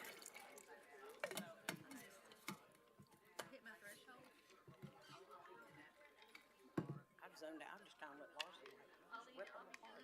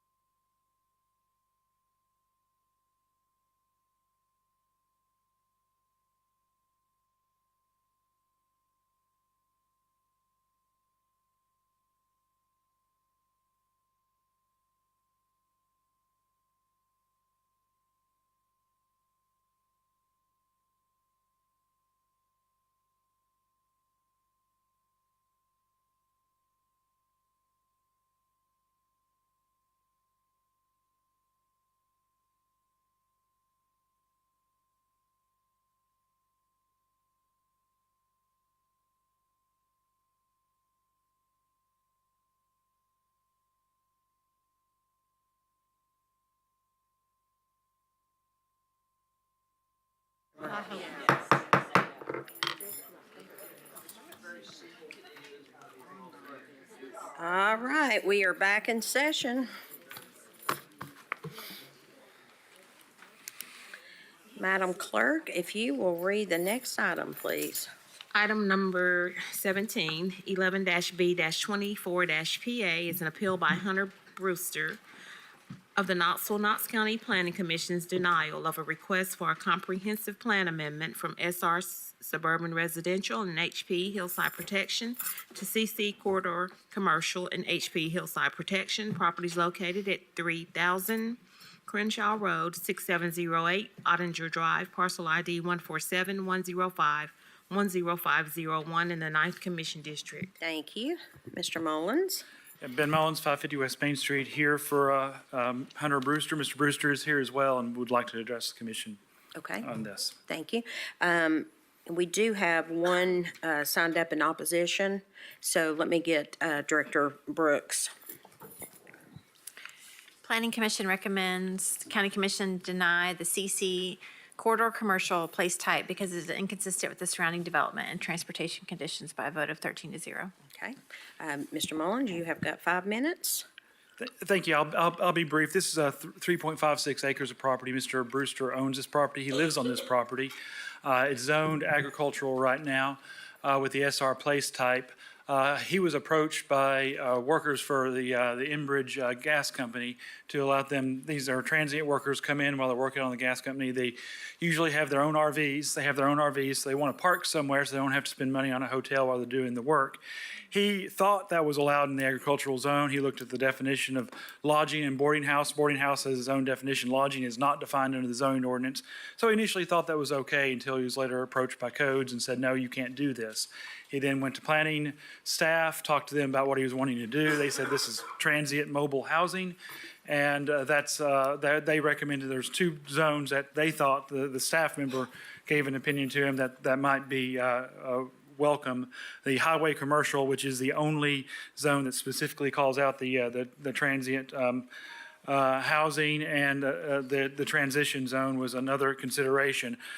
He filed a rezoning for the highway commercial and then asked me to help him on this. We now got involved. He's not a developer. He lives on the property. We do think that, respectfully, that the Planning Commission could have and should have changed the amendment. The corridor commercial, there is corridor commercial further east on John Sevier Highway. There's changing conditions based upon the significant influx of transit workers that need someplace to park. This is a 122-mile natural gas pipeline. And absent affordable options for them, these transient workers would either, have to drive further into our, through our, and use our infrastructure to get to the location instead of being located there. So here, there's a place for affordable housing options with no infrastructure investment from the county whatsoever. I think there's also an option to send this back to Planning Commission for consideration of the SMR place type, which is one of the few place types that allows the transition zone. I thought the transition zone being something that allows considerations for uses that are compatible with adjacent residential areas, to allow types of commercial uses which are not major traffic generators, would be something that would be considered in all the zones. But the SMR is something that would allow it, and there is SMR in the vicinity as well. And it's not very different than the current SR place type, except it allows more diversity of housing. I'd like Mr. Brewster to address some of this as well. He can, I know, there's been a lot of talk about this, someone asking for, forgiveness instead of permission. That wasn't his intent. And I think he can probably fill in kind of what he wants, but the transition zone would allow this particular use to be looked at as use on review, and only that. That's the benefit from it. So with concerns about the appropriateness for the location, screening, things, where other uses could be done, the transition zone would potentially solve that. So I think that's something that would be an appropriate consideration. Thank you. Thank you. Hi. Hello. If you will just tell us what you want to tell us. Well, welcome. Thank you all for having me. Never been here before. Didn't really even know this even exists. Didn't know that I did wrong. So again, my apologies. I never tried to do anything against anybody or rules. I try to do the best we can with what knowledge I've got. I didn't realize that we were doing wrong. This property that I have, this is property I come home to from the hospital. It's been in my family since the 40s. My family's home had to be moved for Johnsonville Highway to be built. My grandparents reside on the property. I reside with my wife, or girlfriend technically, and my son. We live there. We don't plan to have no commercial business. We don't want anything loud, obnoxious, or anything crazy. This is temporary. It was never intended to be permanent. Just to help the Enbridge Gas Company. Again, it never was intended to be upsetting. We don't want no commercial business on our property. We want quietness. We want chill. With having these people in the campers on our property, again, my grandfather, he's almost 80, says they can't ever hear anybody or see them. They come in, they leave super early in the morning. They come in after 6:30 in the evening, unless they're rained out. No impact to the neighborhood much at all. We want to address our community. I never really thought about having a meeting with our neighbors or our community. I didn't know really even how to do this. This is not what I've done before. I was in the body shop and the collision industry, so I fixed wrecked cars and stuff my whole life. Again, I want to ask for forgiveness. Again, I wasn't trying to be upset or trying to upset anyone. We're just trying to accommodate the need for Enbridge Gas Company. And again, it's temporary. We don't want anything permanent like such. Oh, I have no intentions to sell the property. I have no intentions to develop the property as far as any kind of other homes or duplexes or anything such. We don't want that. This is just temporarily. This project, hopefully it'll be done by June, July, August. They were hoping March. All the rainouts and stuff, it's not looking like it's able to do that. I know that you all are probably pretty fed up with me and you haven't got to hear from me, and I'm sorry. This is not what I do. I try to respect our community. Anybody up and down our street, if they ever need help, they reach out. We try to help anybody and everybody. If we're down to earth people. I'm not a big corporation. To answer you, I am the sole owner of AHB Enterprises. That is me. To represent and to have him to represent as well. I try not to cut any corners. I try not to do anything illegal. We try to do what's right. We try to do exactly what we say we're going to do. If I make an agreement or say I'm going to do it, I'll uphold it 100%. You've got my word on it. If there's anything we can do with the neighbors to make any kind of stipulations, or if there's anything we can do to make a compromise, if Mr. Fox would be interested in having to help hold a meeting with our community, I'm more than welcome to do it. I want to address anybody and everybody's concerns. If they would allow the campers, for this temporary stay, they'll be gone and we won't have this no more. I don't plan to keep it. Like I said, I plan to build a warehouse of some sort to be able to store my old cars. I've got a car collection. Again, if you can see, get in trouble for having a few old cars, but I've got a car collection, and my intention is to, maybe later down the road, build a building and put my stuff inside of it so y'all don't have to drive by and look at it. Well, thank you. But, Thank you, Mr. Brewster. I appreciate you coming down here and talking to us and staying as late as we've been down here. Yes, ma'am. I'm gonna, if you don't mind, I'm gonna let the opposition speak, and then you or Mr. Mullins can speak after. Yes, if you want to respond to anything. Yes, ma'am. And then that way we can kind of do it that way. Sounds like a plan. Okay, awesome. Thank you all you so so much. The speaker that we have, I believe, is Mr. Kaufman. Is that correct? Okay. Mr. Kaufman, if you will state your name and address for the record, please, and then you will have 5 minutes.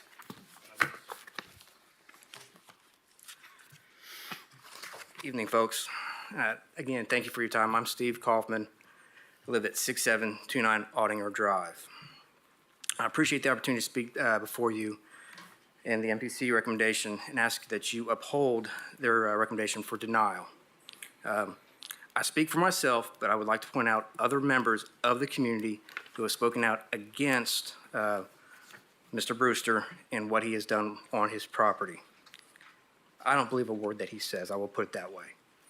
And if you want to ask me later why, I'm more than happy to have that discussion with you. But if you look at the packet I just sent out, these are the comments that was left for the Metropolitan Planning Commission by members of the community that had a unanimous decision against this RV park that he has put on his property. When it was started getting brought to my attention, a fellow neighbor who wanted to remain anonymous and will remain anonymous because I will not speak his name, asked me if I knew what was going on. I did not. He had contacted the codes enforcement. Codes enforcement went out there and saw what Mr. Brewster was doing, a lot of grading work and getting this stuff set up for RVs. They told him to cease and desist on September 5th. He has not. At that time, he may have had 3, 6 campers, I don't know, because I'm not going to stand out in the street, potentially get hit from cars coming off of Crenshaw or Governor John Sevier to count the campers. He has over 20 to 30 there right now. He has so many that there is already a barn on his property, or the barn to his family. Mr.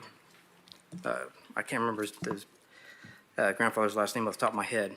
Already there. He has campers on that property packed so tight it looks like it's a storage lot. He has campers behind this building that literally you can't do nothing but put one camper back there and you can't drive around it. And his comment that his grandfather can't see it, that is a farce. You can see it. I can see it from my property. I live on the opposite side of the road, well over a good distance from his property. If you look at those comments, the first one is from former Commissioner Carson Daly. Hunter went to him before this even took off, all right? That he even called Commissioner Daly this past summer and informed him that the RV park is not allowed. Brewster ignored all the requirements, all the engineering permits for grading codes and everything. Like I said, on September 5th, he was told by them to cease and desist. He has not. He continues to do that to this day, putting more gravel, dirt, whatever he can to fill in that valley. If you look down at Carla's comment, the big thing I pull out of there is the infrastructure. The entrance and exit to his property and where this RV park is not good for the area. For the transit workers, there is plenty of resources in and around Knoxville and Knox County. There is an RV park just around the corner, all right, on Martin Mill Pike. A 20-minute drive, or 20 minutes away, 20 miles away, a 23-minute drive, which is not uncommon for area residents of Knox County to get to and from work, is up off Raccoon Valley. There are 2 large RV parks up there. They can be up there and get down there quickly, all interstate. They don't have to worry about any traffic lights. Then the other question that they say they're going to try and address is after these workers and trailers leave, what's next? What's going to happen next to that property? If it's rezoned, he could put another business there. He owns another piece of property, and it's in there on Topside Road. It's sitting vacant right now, where he said he worked on cars. It's sitting vacant. He hasn't worked on cars there. If he wants to store his classic cars, great, he can store them there. I got a classic car. I've got 2. One's a daily driver. All right? He can store them there. He's already got a building there to store them. He wants those trailers there. He wants to help out these transit workers. That's fine. He has a property on Topside Road. He can help them folks over there, but not in our quiet neighborhood and what's going on and all that. But also, I'd like to say, and end with this, with a few seconds that I have left. All right. The MPC unanimously denied his request. All the community members that made a comment denied, do not want that RV park there. It is an eyesore. And what they're talking about, the community corridor, it's down the road, and this is not an appropriate intersection for it. Thank you for your time. Thank you, Mr. Kaufman. Yeah, MPC did deny it. They were concerned with the zoning this, the highway commercial, that there could be other uses that after these workers were no longer there, that those uses, they be like a hotel on this. That's one of the things that's allowed, even though it's, so, and I understand that. That's always a valid concern when you rezone a piece of property. You not only rezone it for its potential use, then you're rezoning it for all future uses that could be had. Which is why in hindsight, and there's a lot of hindsight analysis going on here, in hindsight, we probably should have asked for the transition zone. And the transition zone is unique in that its intent is to, like I said, allow commercial uses which are not major traffic generators, and we're not open the area up to objectionable types of commercial uses. And the administration is that you'd have a site plan approved for that use. And if it stops being that use, the approval is withdrawn. So that is something I think that it would have to go back for consideration. And Planning Commission has to decide. There's specific uses that are listed in the transition zone. And then it says other uses as determined by the Planning Commission that would not be, incompatible with the adjacent property. And so that would be something the Planning Commission would have to consider at that time, but it would address the major concern as to what could come next. And again, this is going to be a temporary use, and that zone would allow, which is why I'm asking for this body to consider at least sending that back to Planning Commission for consideration. Again, in hindsight, he came to me He said that he was informed by codes on 9/5/2024. His application was filed on 9/30/2024. Same day he came and saw me. Had very little time to really put any thought to it. And maybe if I had that time, I would have been able to go back and say, maybe we should consider this instead. But we were trying to move quickly because he knew, he was told at that time, hey, I'm in violation. I need to do something to fix it, which he took immediate steps to do that. So, I mean, I understand when you have someone who's in violation of codes, you have neighbors that have complained about it. And he's related to most of the neighbors around that area, so he didn't think there was any issue about it until after he was informed by codes that there had been some complaints. He had a conversation with Commissioner Daley, and he told Commissioner Daley he thought it was allowed in the ag zone. And I think that may have what triggered them to come in and say, no, it isn't. Because, when you're a layperson, you look at lodging, you think, well, lodging's allowed in the ag zone, so this should be that. Maybe should have picked up the phone and called somebody. Again, that's a hindsight analysis, but he's not a developer. He's someone who lives there and saw an opportunity to provide a service. Enbridge, they're working in South Knoxville. They're not working up in Raccoon Valley. The point of this, they want to be as close to their work as possible. It's hard work. It's backbreaking work. They have their own RVs because they want to come back to something that they're familiar with and comfortable with. And so that's something that he was able to allow them. There's no infrastructure really for this. He said, I put down some gravel so, they could park. And that was it. So I do think it's appropriate. I know, there have been complaints, but I think let's take the time for something like this and do it right and send it back to Planning Commission for reconsideration. If they deny it again, then then at least we've not forestalled something that I think started from a good intention. And we can take more time to look at this. Thank you. Thank you, Mr. Mullins. Commissioner Frazier? Thank you, Madam Chair. Thank you, Mr. Brewster, for admitting your faults. I always appreciate anybody who could admit their faults. But I just want to make a kind of a statement. I don't know that it would be best practice for this body to consider a plan amendment or rezoning for a temporary use, period.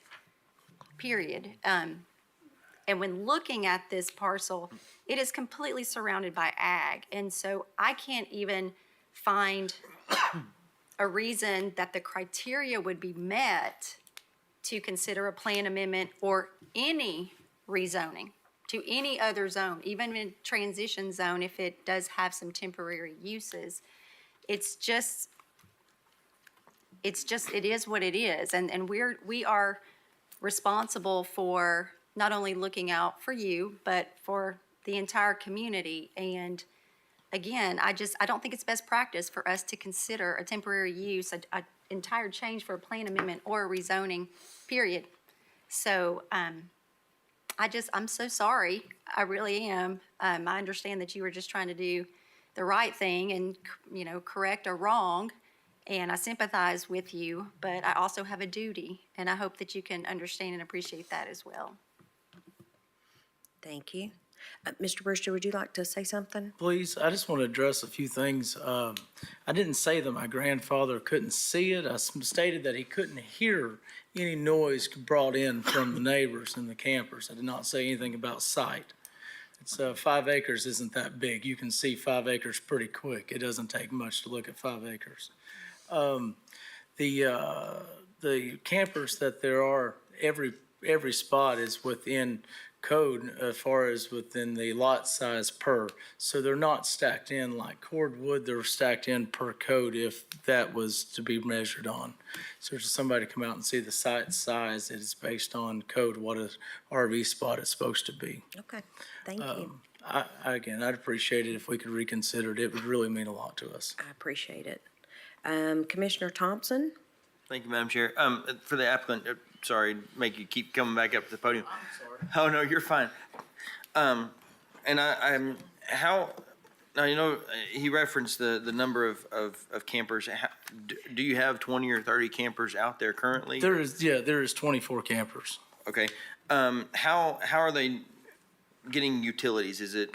Electric and water is provided and we're pumping the sewer out. Okay, so you're pumping sewer. You have, Yes, I sir. guess, a service like Yes, sir. ETP coming out and doing. Correct, yes, sir. Doing the sewer, okay.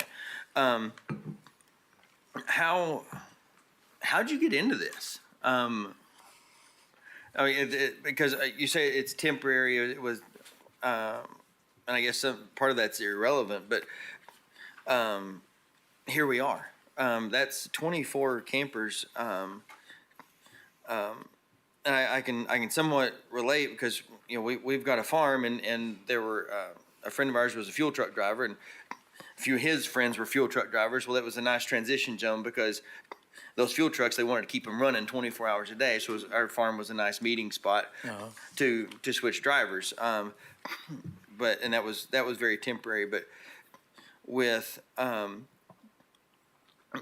this, I concur with Commissioner Frazier.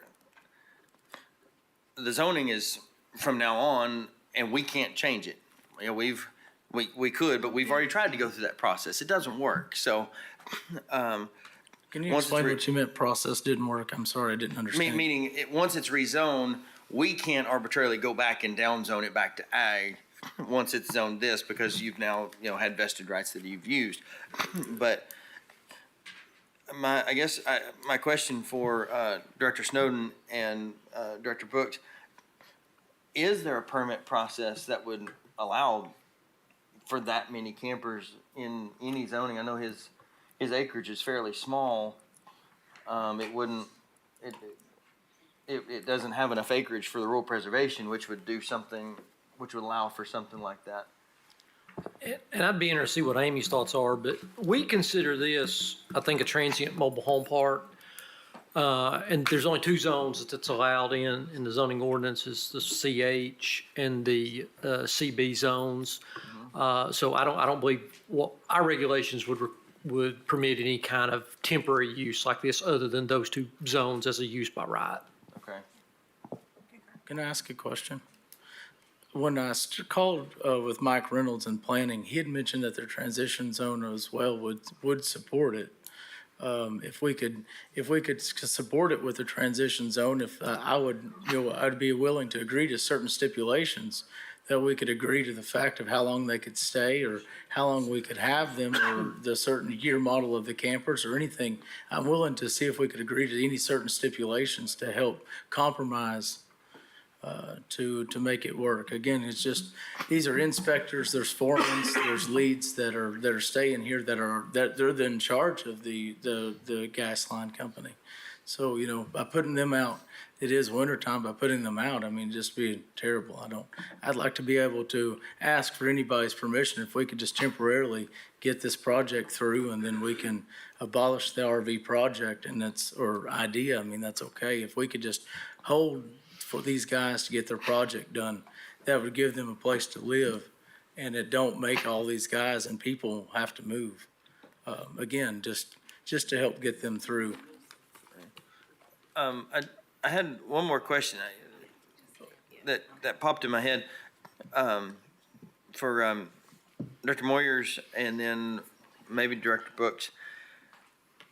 With the rezoning, is there any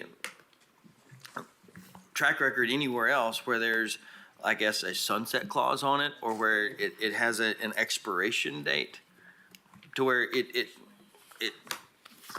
it suits the temporary needs? Because obviously we're not going to be going back and downzoning it as a legislative body.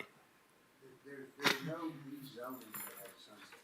Now, I don't know that much about the transition zone because I don't know that I've ever dealt with it. But Ben says that the use can expire, it's a use on review. I'm sorry.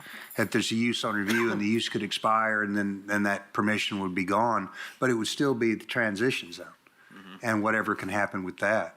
So I'm not aware of any automatically rezoning resolution or mechanism you could enter into. Commissioner Thompson, if I can, just looking at, it's 5.36.11, the administration provision of the transition zone. Again, it says, that it says that the Planning Commission may recommend the inclusion of uses of other related natures, provided the intent of the resolution is maintained. They come forward with a development plan saying exactly what they are intending to do. It says, no building permit shall be issued for construction of any building on the land until the planning commission has approved the development plan and a statement of approval has been affixed. So everything has to be improved, even if it still remains transition zone. They can't do anything else unless someone moves forward with a different plan. It says, the building permit shall be revoked if construction of any part or phase of the development is not in compliance with the approved plan. So it's limited to those approved plans itself. If something changes, it would no longer be legal. That's, it's the best we have under our current zoning ordinance, is And my then- opinion.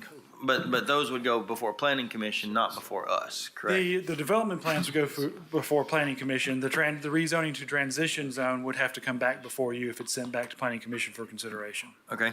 Are there, obviously, you're not currently in compliance. Are you being assessed fees, penalties, fines for noncompliance? No, not to my knowledge at this moment. I know that, I don't think this, I think they're just waiting and based on the rezoning. No, not yet. I think if this zoning, this appeal is denied, then that would be something that would occur very quickly. Okay. Before I go to the next commissioner, I need to let our junior commissioners know that they are welcome to go ahead and go now.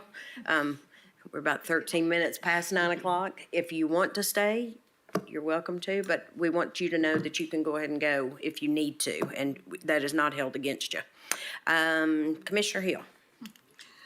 Thank you. What is the expected remainder of their residency if you're allowed to keep them? Yes, ma'am. So the project was planned and was scheduled to be complete by March. Of course, they're not exactly familiar with our weather, and we don't know what weather we'll have. There is such thing as rainout days. So the idea is that there's no way it should be longer than June or July, but they're hoping maybe for April or May. So for me to stand to ask for June or July would be for reassurance to give them extra time, but it shouldn't be that long. Their goal is March or April. And you said you had 24? Yes, ma'am. And I'm assuming there is some compensation in this for you? Yes, ma'am, we are charging them, but it's not really it's not that, I guess, that extreme. It's more just because you start taking a lot of utilities and stuff. They're very expensive to operate. I understand. So this violation that we're looking at, am I correct, Director Snowden, that the code's violation is $50? It is pretty small, yes, ma'am. $50 Yes. a month? A day. Per day.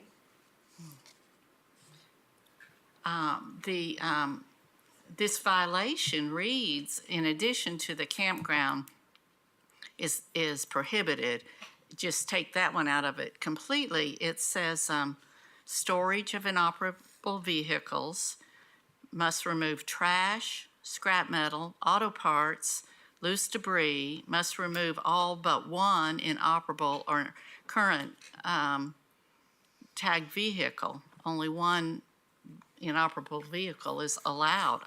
Is all that the result of the 24 trailers? No, ma'am. I've got a garage there on the property. It's 30 by 60. I pulled vehicles out of that shop to work in the shop. You can't work in there overhead with the vehicles in there. I pulled vehicles out of the shop. I've put vehicles back in. Again, and Mr. Kaufman tried to mention earlier, I don't own Topside Road property anymore, Mr. Kaufman, so just to This let you isn't know. about Topside. I understand, so I don't have vehicle, storage or whatnot as far as, but in that building. So when I brought them out, I've taken care of everything as far as inoperable vehicles. We never had trash. Codes enforcement, they seen that we had rubber tracks. I don't know if you know what a rubber track is, come off of a skid steer.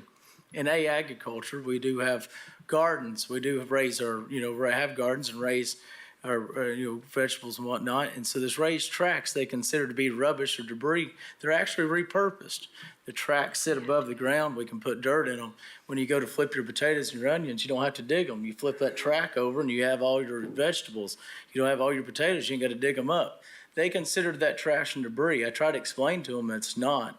We're not trashy people. We don't have trash. We're going to get rid of it. Scrap metal, you might have pieces of iron, an angle or steel of some sort, but it's not laying out to where somebody's going to see it. But you have dump trucks and things that may need repair, things like that. That's a valuable piece that you might need it. But we don't have things laying out in the middle that's just like that. We've tried to keep everything tidied up. Now we have been moving things around, so as far as people see things move, I mean, I do my best to keep everything tidy. I'm one person. I don't run a business here. I have a full-time job, so I just do the best that I can do with what I've got to work with. I don't try to make it look trashy or anything like such, because it is our home and we take value in our home. And I appreciate that. So your statement is that the scrap metal, the auto parts, the loose debris, and the non-tagged vehicles are all off of the property now? That should be, yeah. They have, to understand the exact definition of maybe trailers, I don't mean a mobile home trailer, a utility trailer. I've got a few trailers. I think if you read the codes, says that you're not supposed to have more than 2 or something for your home occupancy. But in farming, you need utility trailers to haul hay and and it's very hard to have 1 or 2 trailers to do a vast majority of the things that we do. You can't have just 1 trailer to do it all. If you did, everybody in the world would own one of them. I would think ag zoning would allow you more than 1 trailer. I would think so, but if it allows 2, it says 2 commercial vehicles and or trailers. So codes they didn't really agree with that. So that's one thing that Arwood and the rest had to write down. It's like, these trailers are road ready and they're not bothering anybody. There's a 20-ton tilt trailer, there's a 12-ton, every trailer's got a different purpose. It's really hard to stand here and explain to them if they don't have this kind of lifestyle that we live in this kind of a business. You know what I'm saying? But it's really hard to so all of to this be in is, the agriculture and not have any equipment. I mean, that's just kind of crazy. so all of this is not about what was left by the trailers? No, ma'am. This no is all such. stuff they're dinging you for? Yes, ma'am. Okay, thank It's one vehicle, like I said before, my great-grandparents lived on this property before Johnsford Highway was built. One vehicle in particular is this 1965 Chevrolet pickup. That's my papa Sheridan drove that truck. He worked down the marble mill and he lived on that property. They're upset about that vehicle. It's like, that truck's been here and paid enough registration taxes over the years. It's this, good gracious, it's a 65 model truck. It's my great-grandfather's, I pulled it out of the garage to work. Gotcha. Commissioners, sorry to interrupt, but our junior commissioners have to leave at 9 per our parental consent form. So thank you all for lasting this long, but you all go ahead and get home. Yeah. Nice to meet you. Look forward to it. Let me know if you're gonna. If you have any questions, call me. I'm happy to.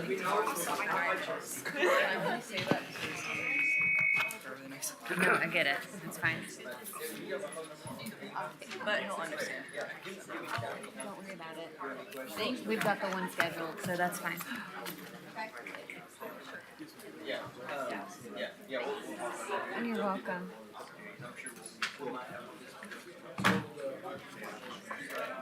Have a great night. Careful.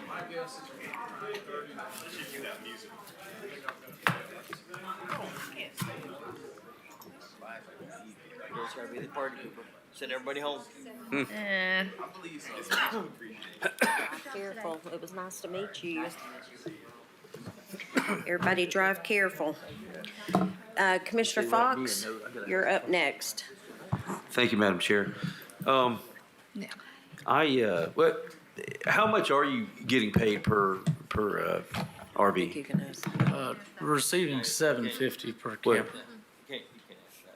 Can't ask that. So can we take that off the record? Because I answered the question. Well, And now we have this. okay. Can I All right. answer? Can you make sure? All right, that's fine. I'm not going to push on it. I do have a question for Officer Kaufman.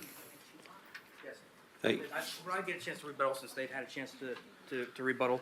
Well, Because there's some questions, or he brought up some things that I can help clarify. well, first, I do want to make one statement that what I what was communicated to me by Steve Buttry, who's the lobbyist for, or the PR person, not lobbyist, but the PR person for Enbridge, is that they were scheduled to finish this in March, and I advised him that.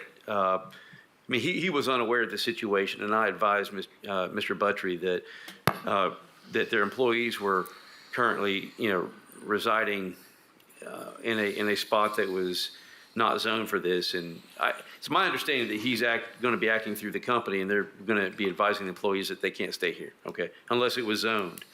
So that's from the Enbridge side. And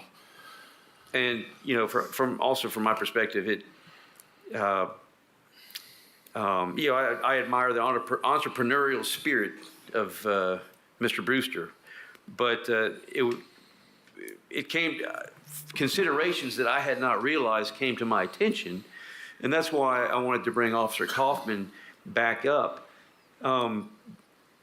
because once this Enbridge job is done and the facility is not entirely populated by Enbridge employees, it could place a spot in kind of the heart of South Knox County that could easily be used for crime. And I think Officer Kaufman is a KPD officer, and he may be able to speak to that a little bit. And that's So I am an officer with the Knoxville Police Department. I've been there for 22 years. Where you have transient workers, folks, after they leave, you're going to bring in more crime within transient areas. And it's not what the community wants. It's not what the community needs. After these folks leave, there could be, if he keeps it as the RV park, there could be other folks that come in there. If you think about it, Walmart doesn't allow people to camp in their parking lots anymore, the RVs and all that. Why? Because they were having many problems. A vast array of problems. You could name up a dozen different types of problems that come with them. And that's coming into a residential area. And that's not what I want for my son in that area. That's not what I want for my neighbors who have young children in that area. It's not what we want. Thank you, Mr. Kaufman. But then also, they're talking about like transient places. South Lake RV Park, literally just not even half a mile away. You got 2 large RV parks that are ready to assist them if this does not go for Mr. Brewster and them.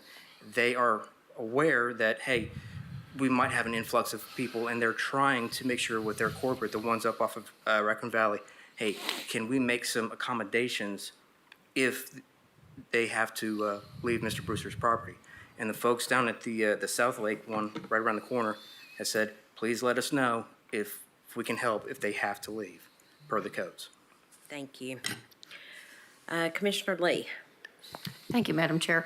Mr. Moyers, just for clarification, the question that was asked previously about not asking what the rent was charged, is that something we're not allowed to ask? I'm not aware of any reason why you can't ask it. That at the end of the day, this is about whether or not this particular zone he's seeking is the appropriate zone. So what he's making right now is not really relevant to that question. Okay. But I don't know of any reason why you couldn't ask it. Okay, okay, thank you. Mr. Brewster, so you were letting these RVs on behalf of the gas company? Is that right? Yes, ma'am. Okay, so I guess I'm concerned because the gas company came to you to ask you, and the gas company is operating in Knox County that has rules and regulations, and they didn't think to ask Knox County. And so I support what the other commissioners are saying, and we have these zoning and all the rules of the county for a reason. I understand. And you can have good intentions, but it's like, if you break the codes, it's kind of like you're breaking the law. I understand. So I can't support this by any means. Understand. And when I said in the beginning, like I said, when I started this, when you're reading the definition of lodging and boarding houses is specifically defined in the Knox County codes. Lodging is not. Now, I'm just some redneck in South Knoxville that don't mean much, but in my Googling and my defining of the word lodging, it came back as Knox County's definition in their code.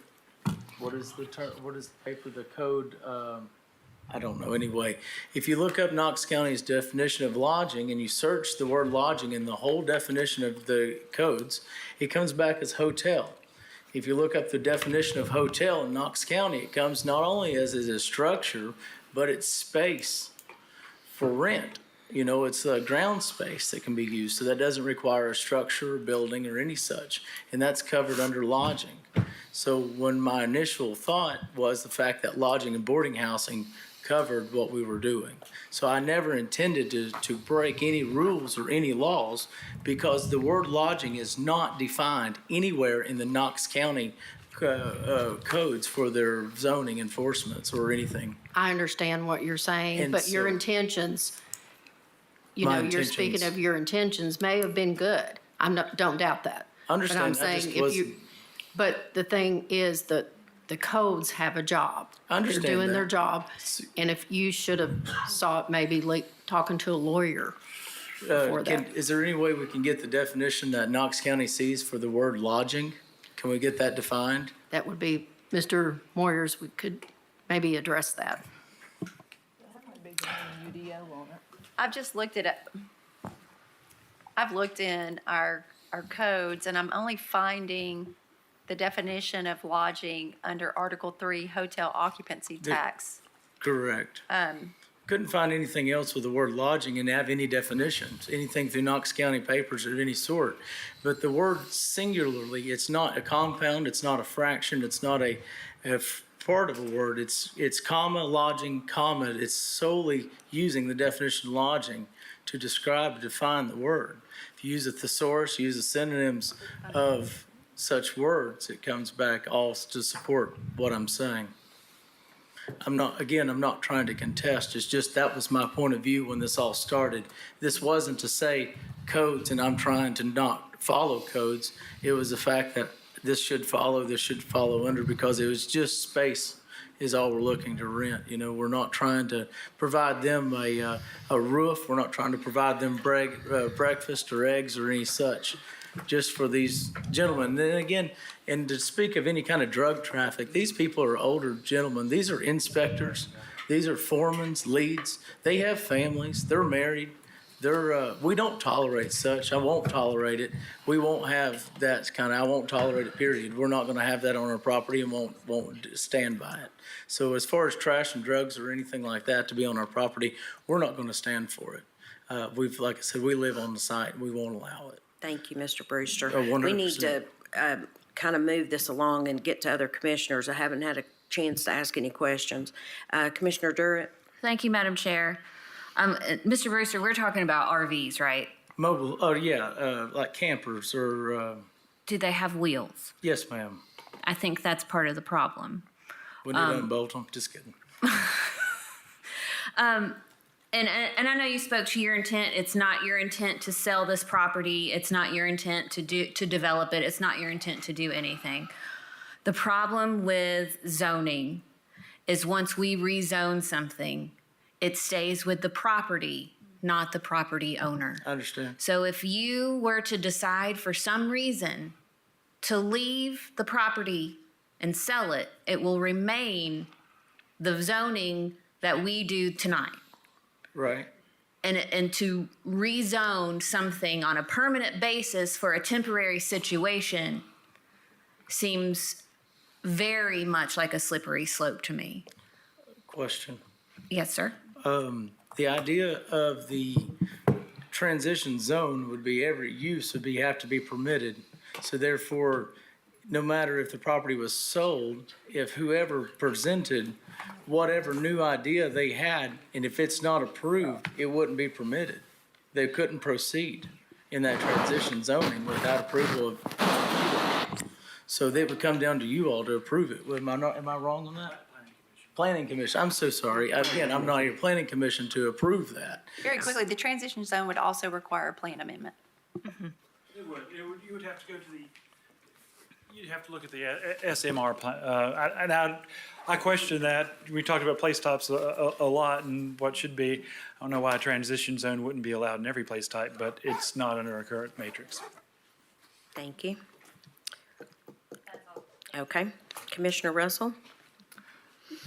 Yes, sir, to the owner. How many acres is it you said you had? Almost 5. Almost 5 acres. And how many, why do you need 3 or 4? You were saying that you needed all of this equipment for farming because you needed to haul hay. Just how much hay do you get off that 5 acres? Well, there's a property that joins ours, that's with Mr. Price, and we help him as well. He's got 40 acres up on the river, and he's got 44 acres that right behind us that joins on the end of Ottinger. Him and my grandfather have farmed for years. I was a kid growing up, and I've helped him farm, and we've still continued to help him. But it's your equipment, not his equipment, and it's on your property. Yes, ma'am. It's my. Thank you. Yes, ma'am. Commissioner Jackson? Yeah, I have not heard one convincing argument in order to, on this. So I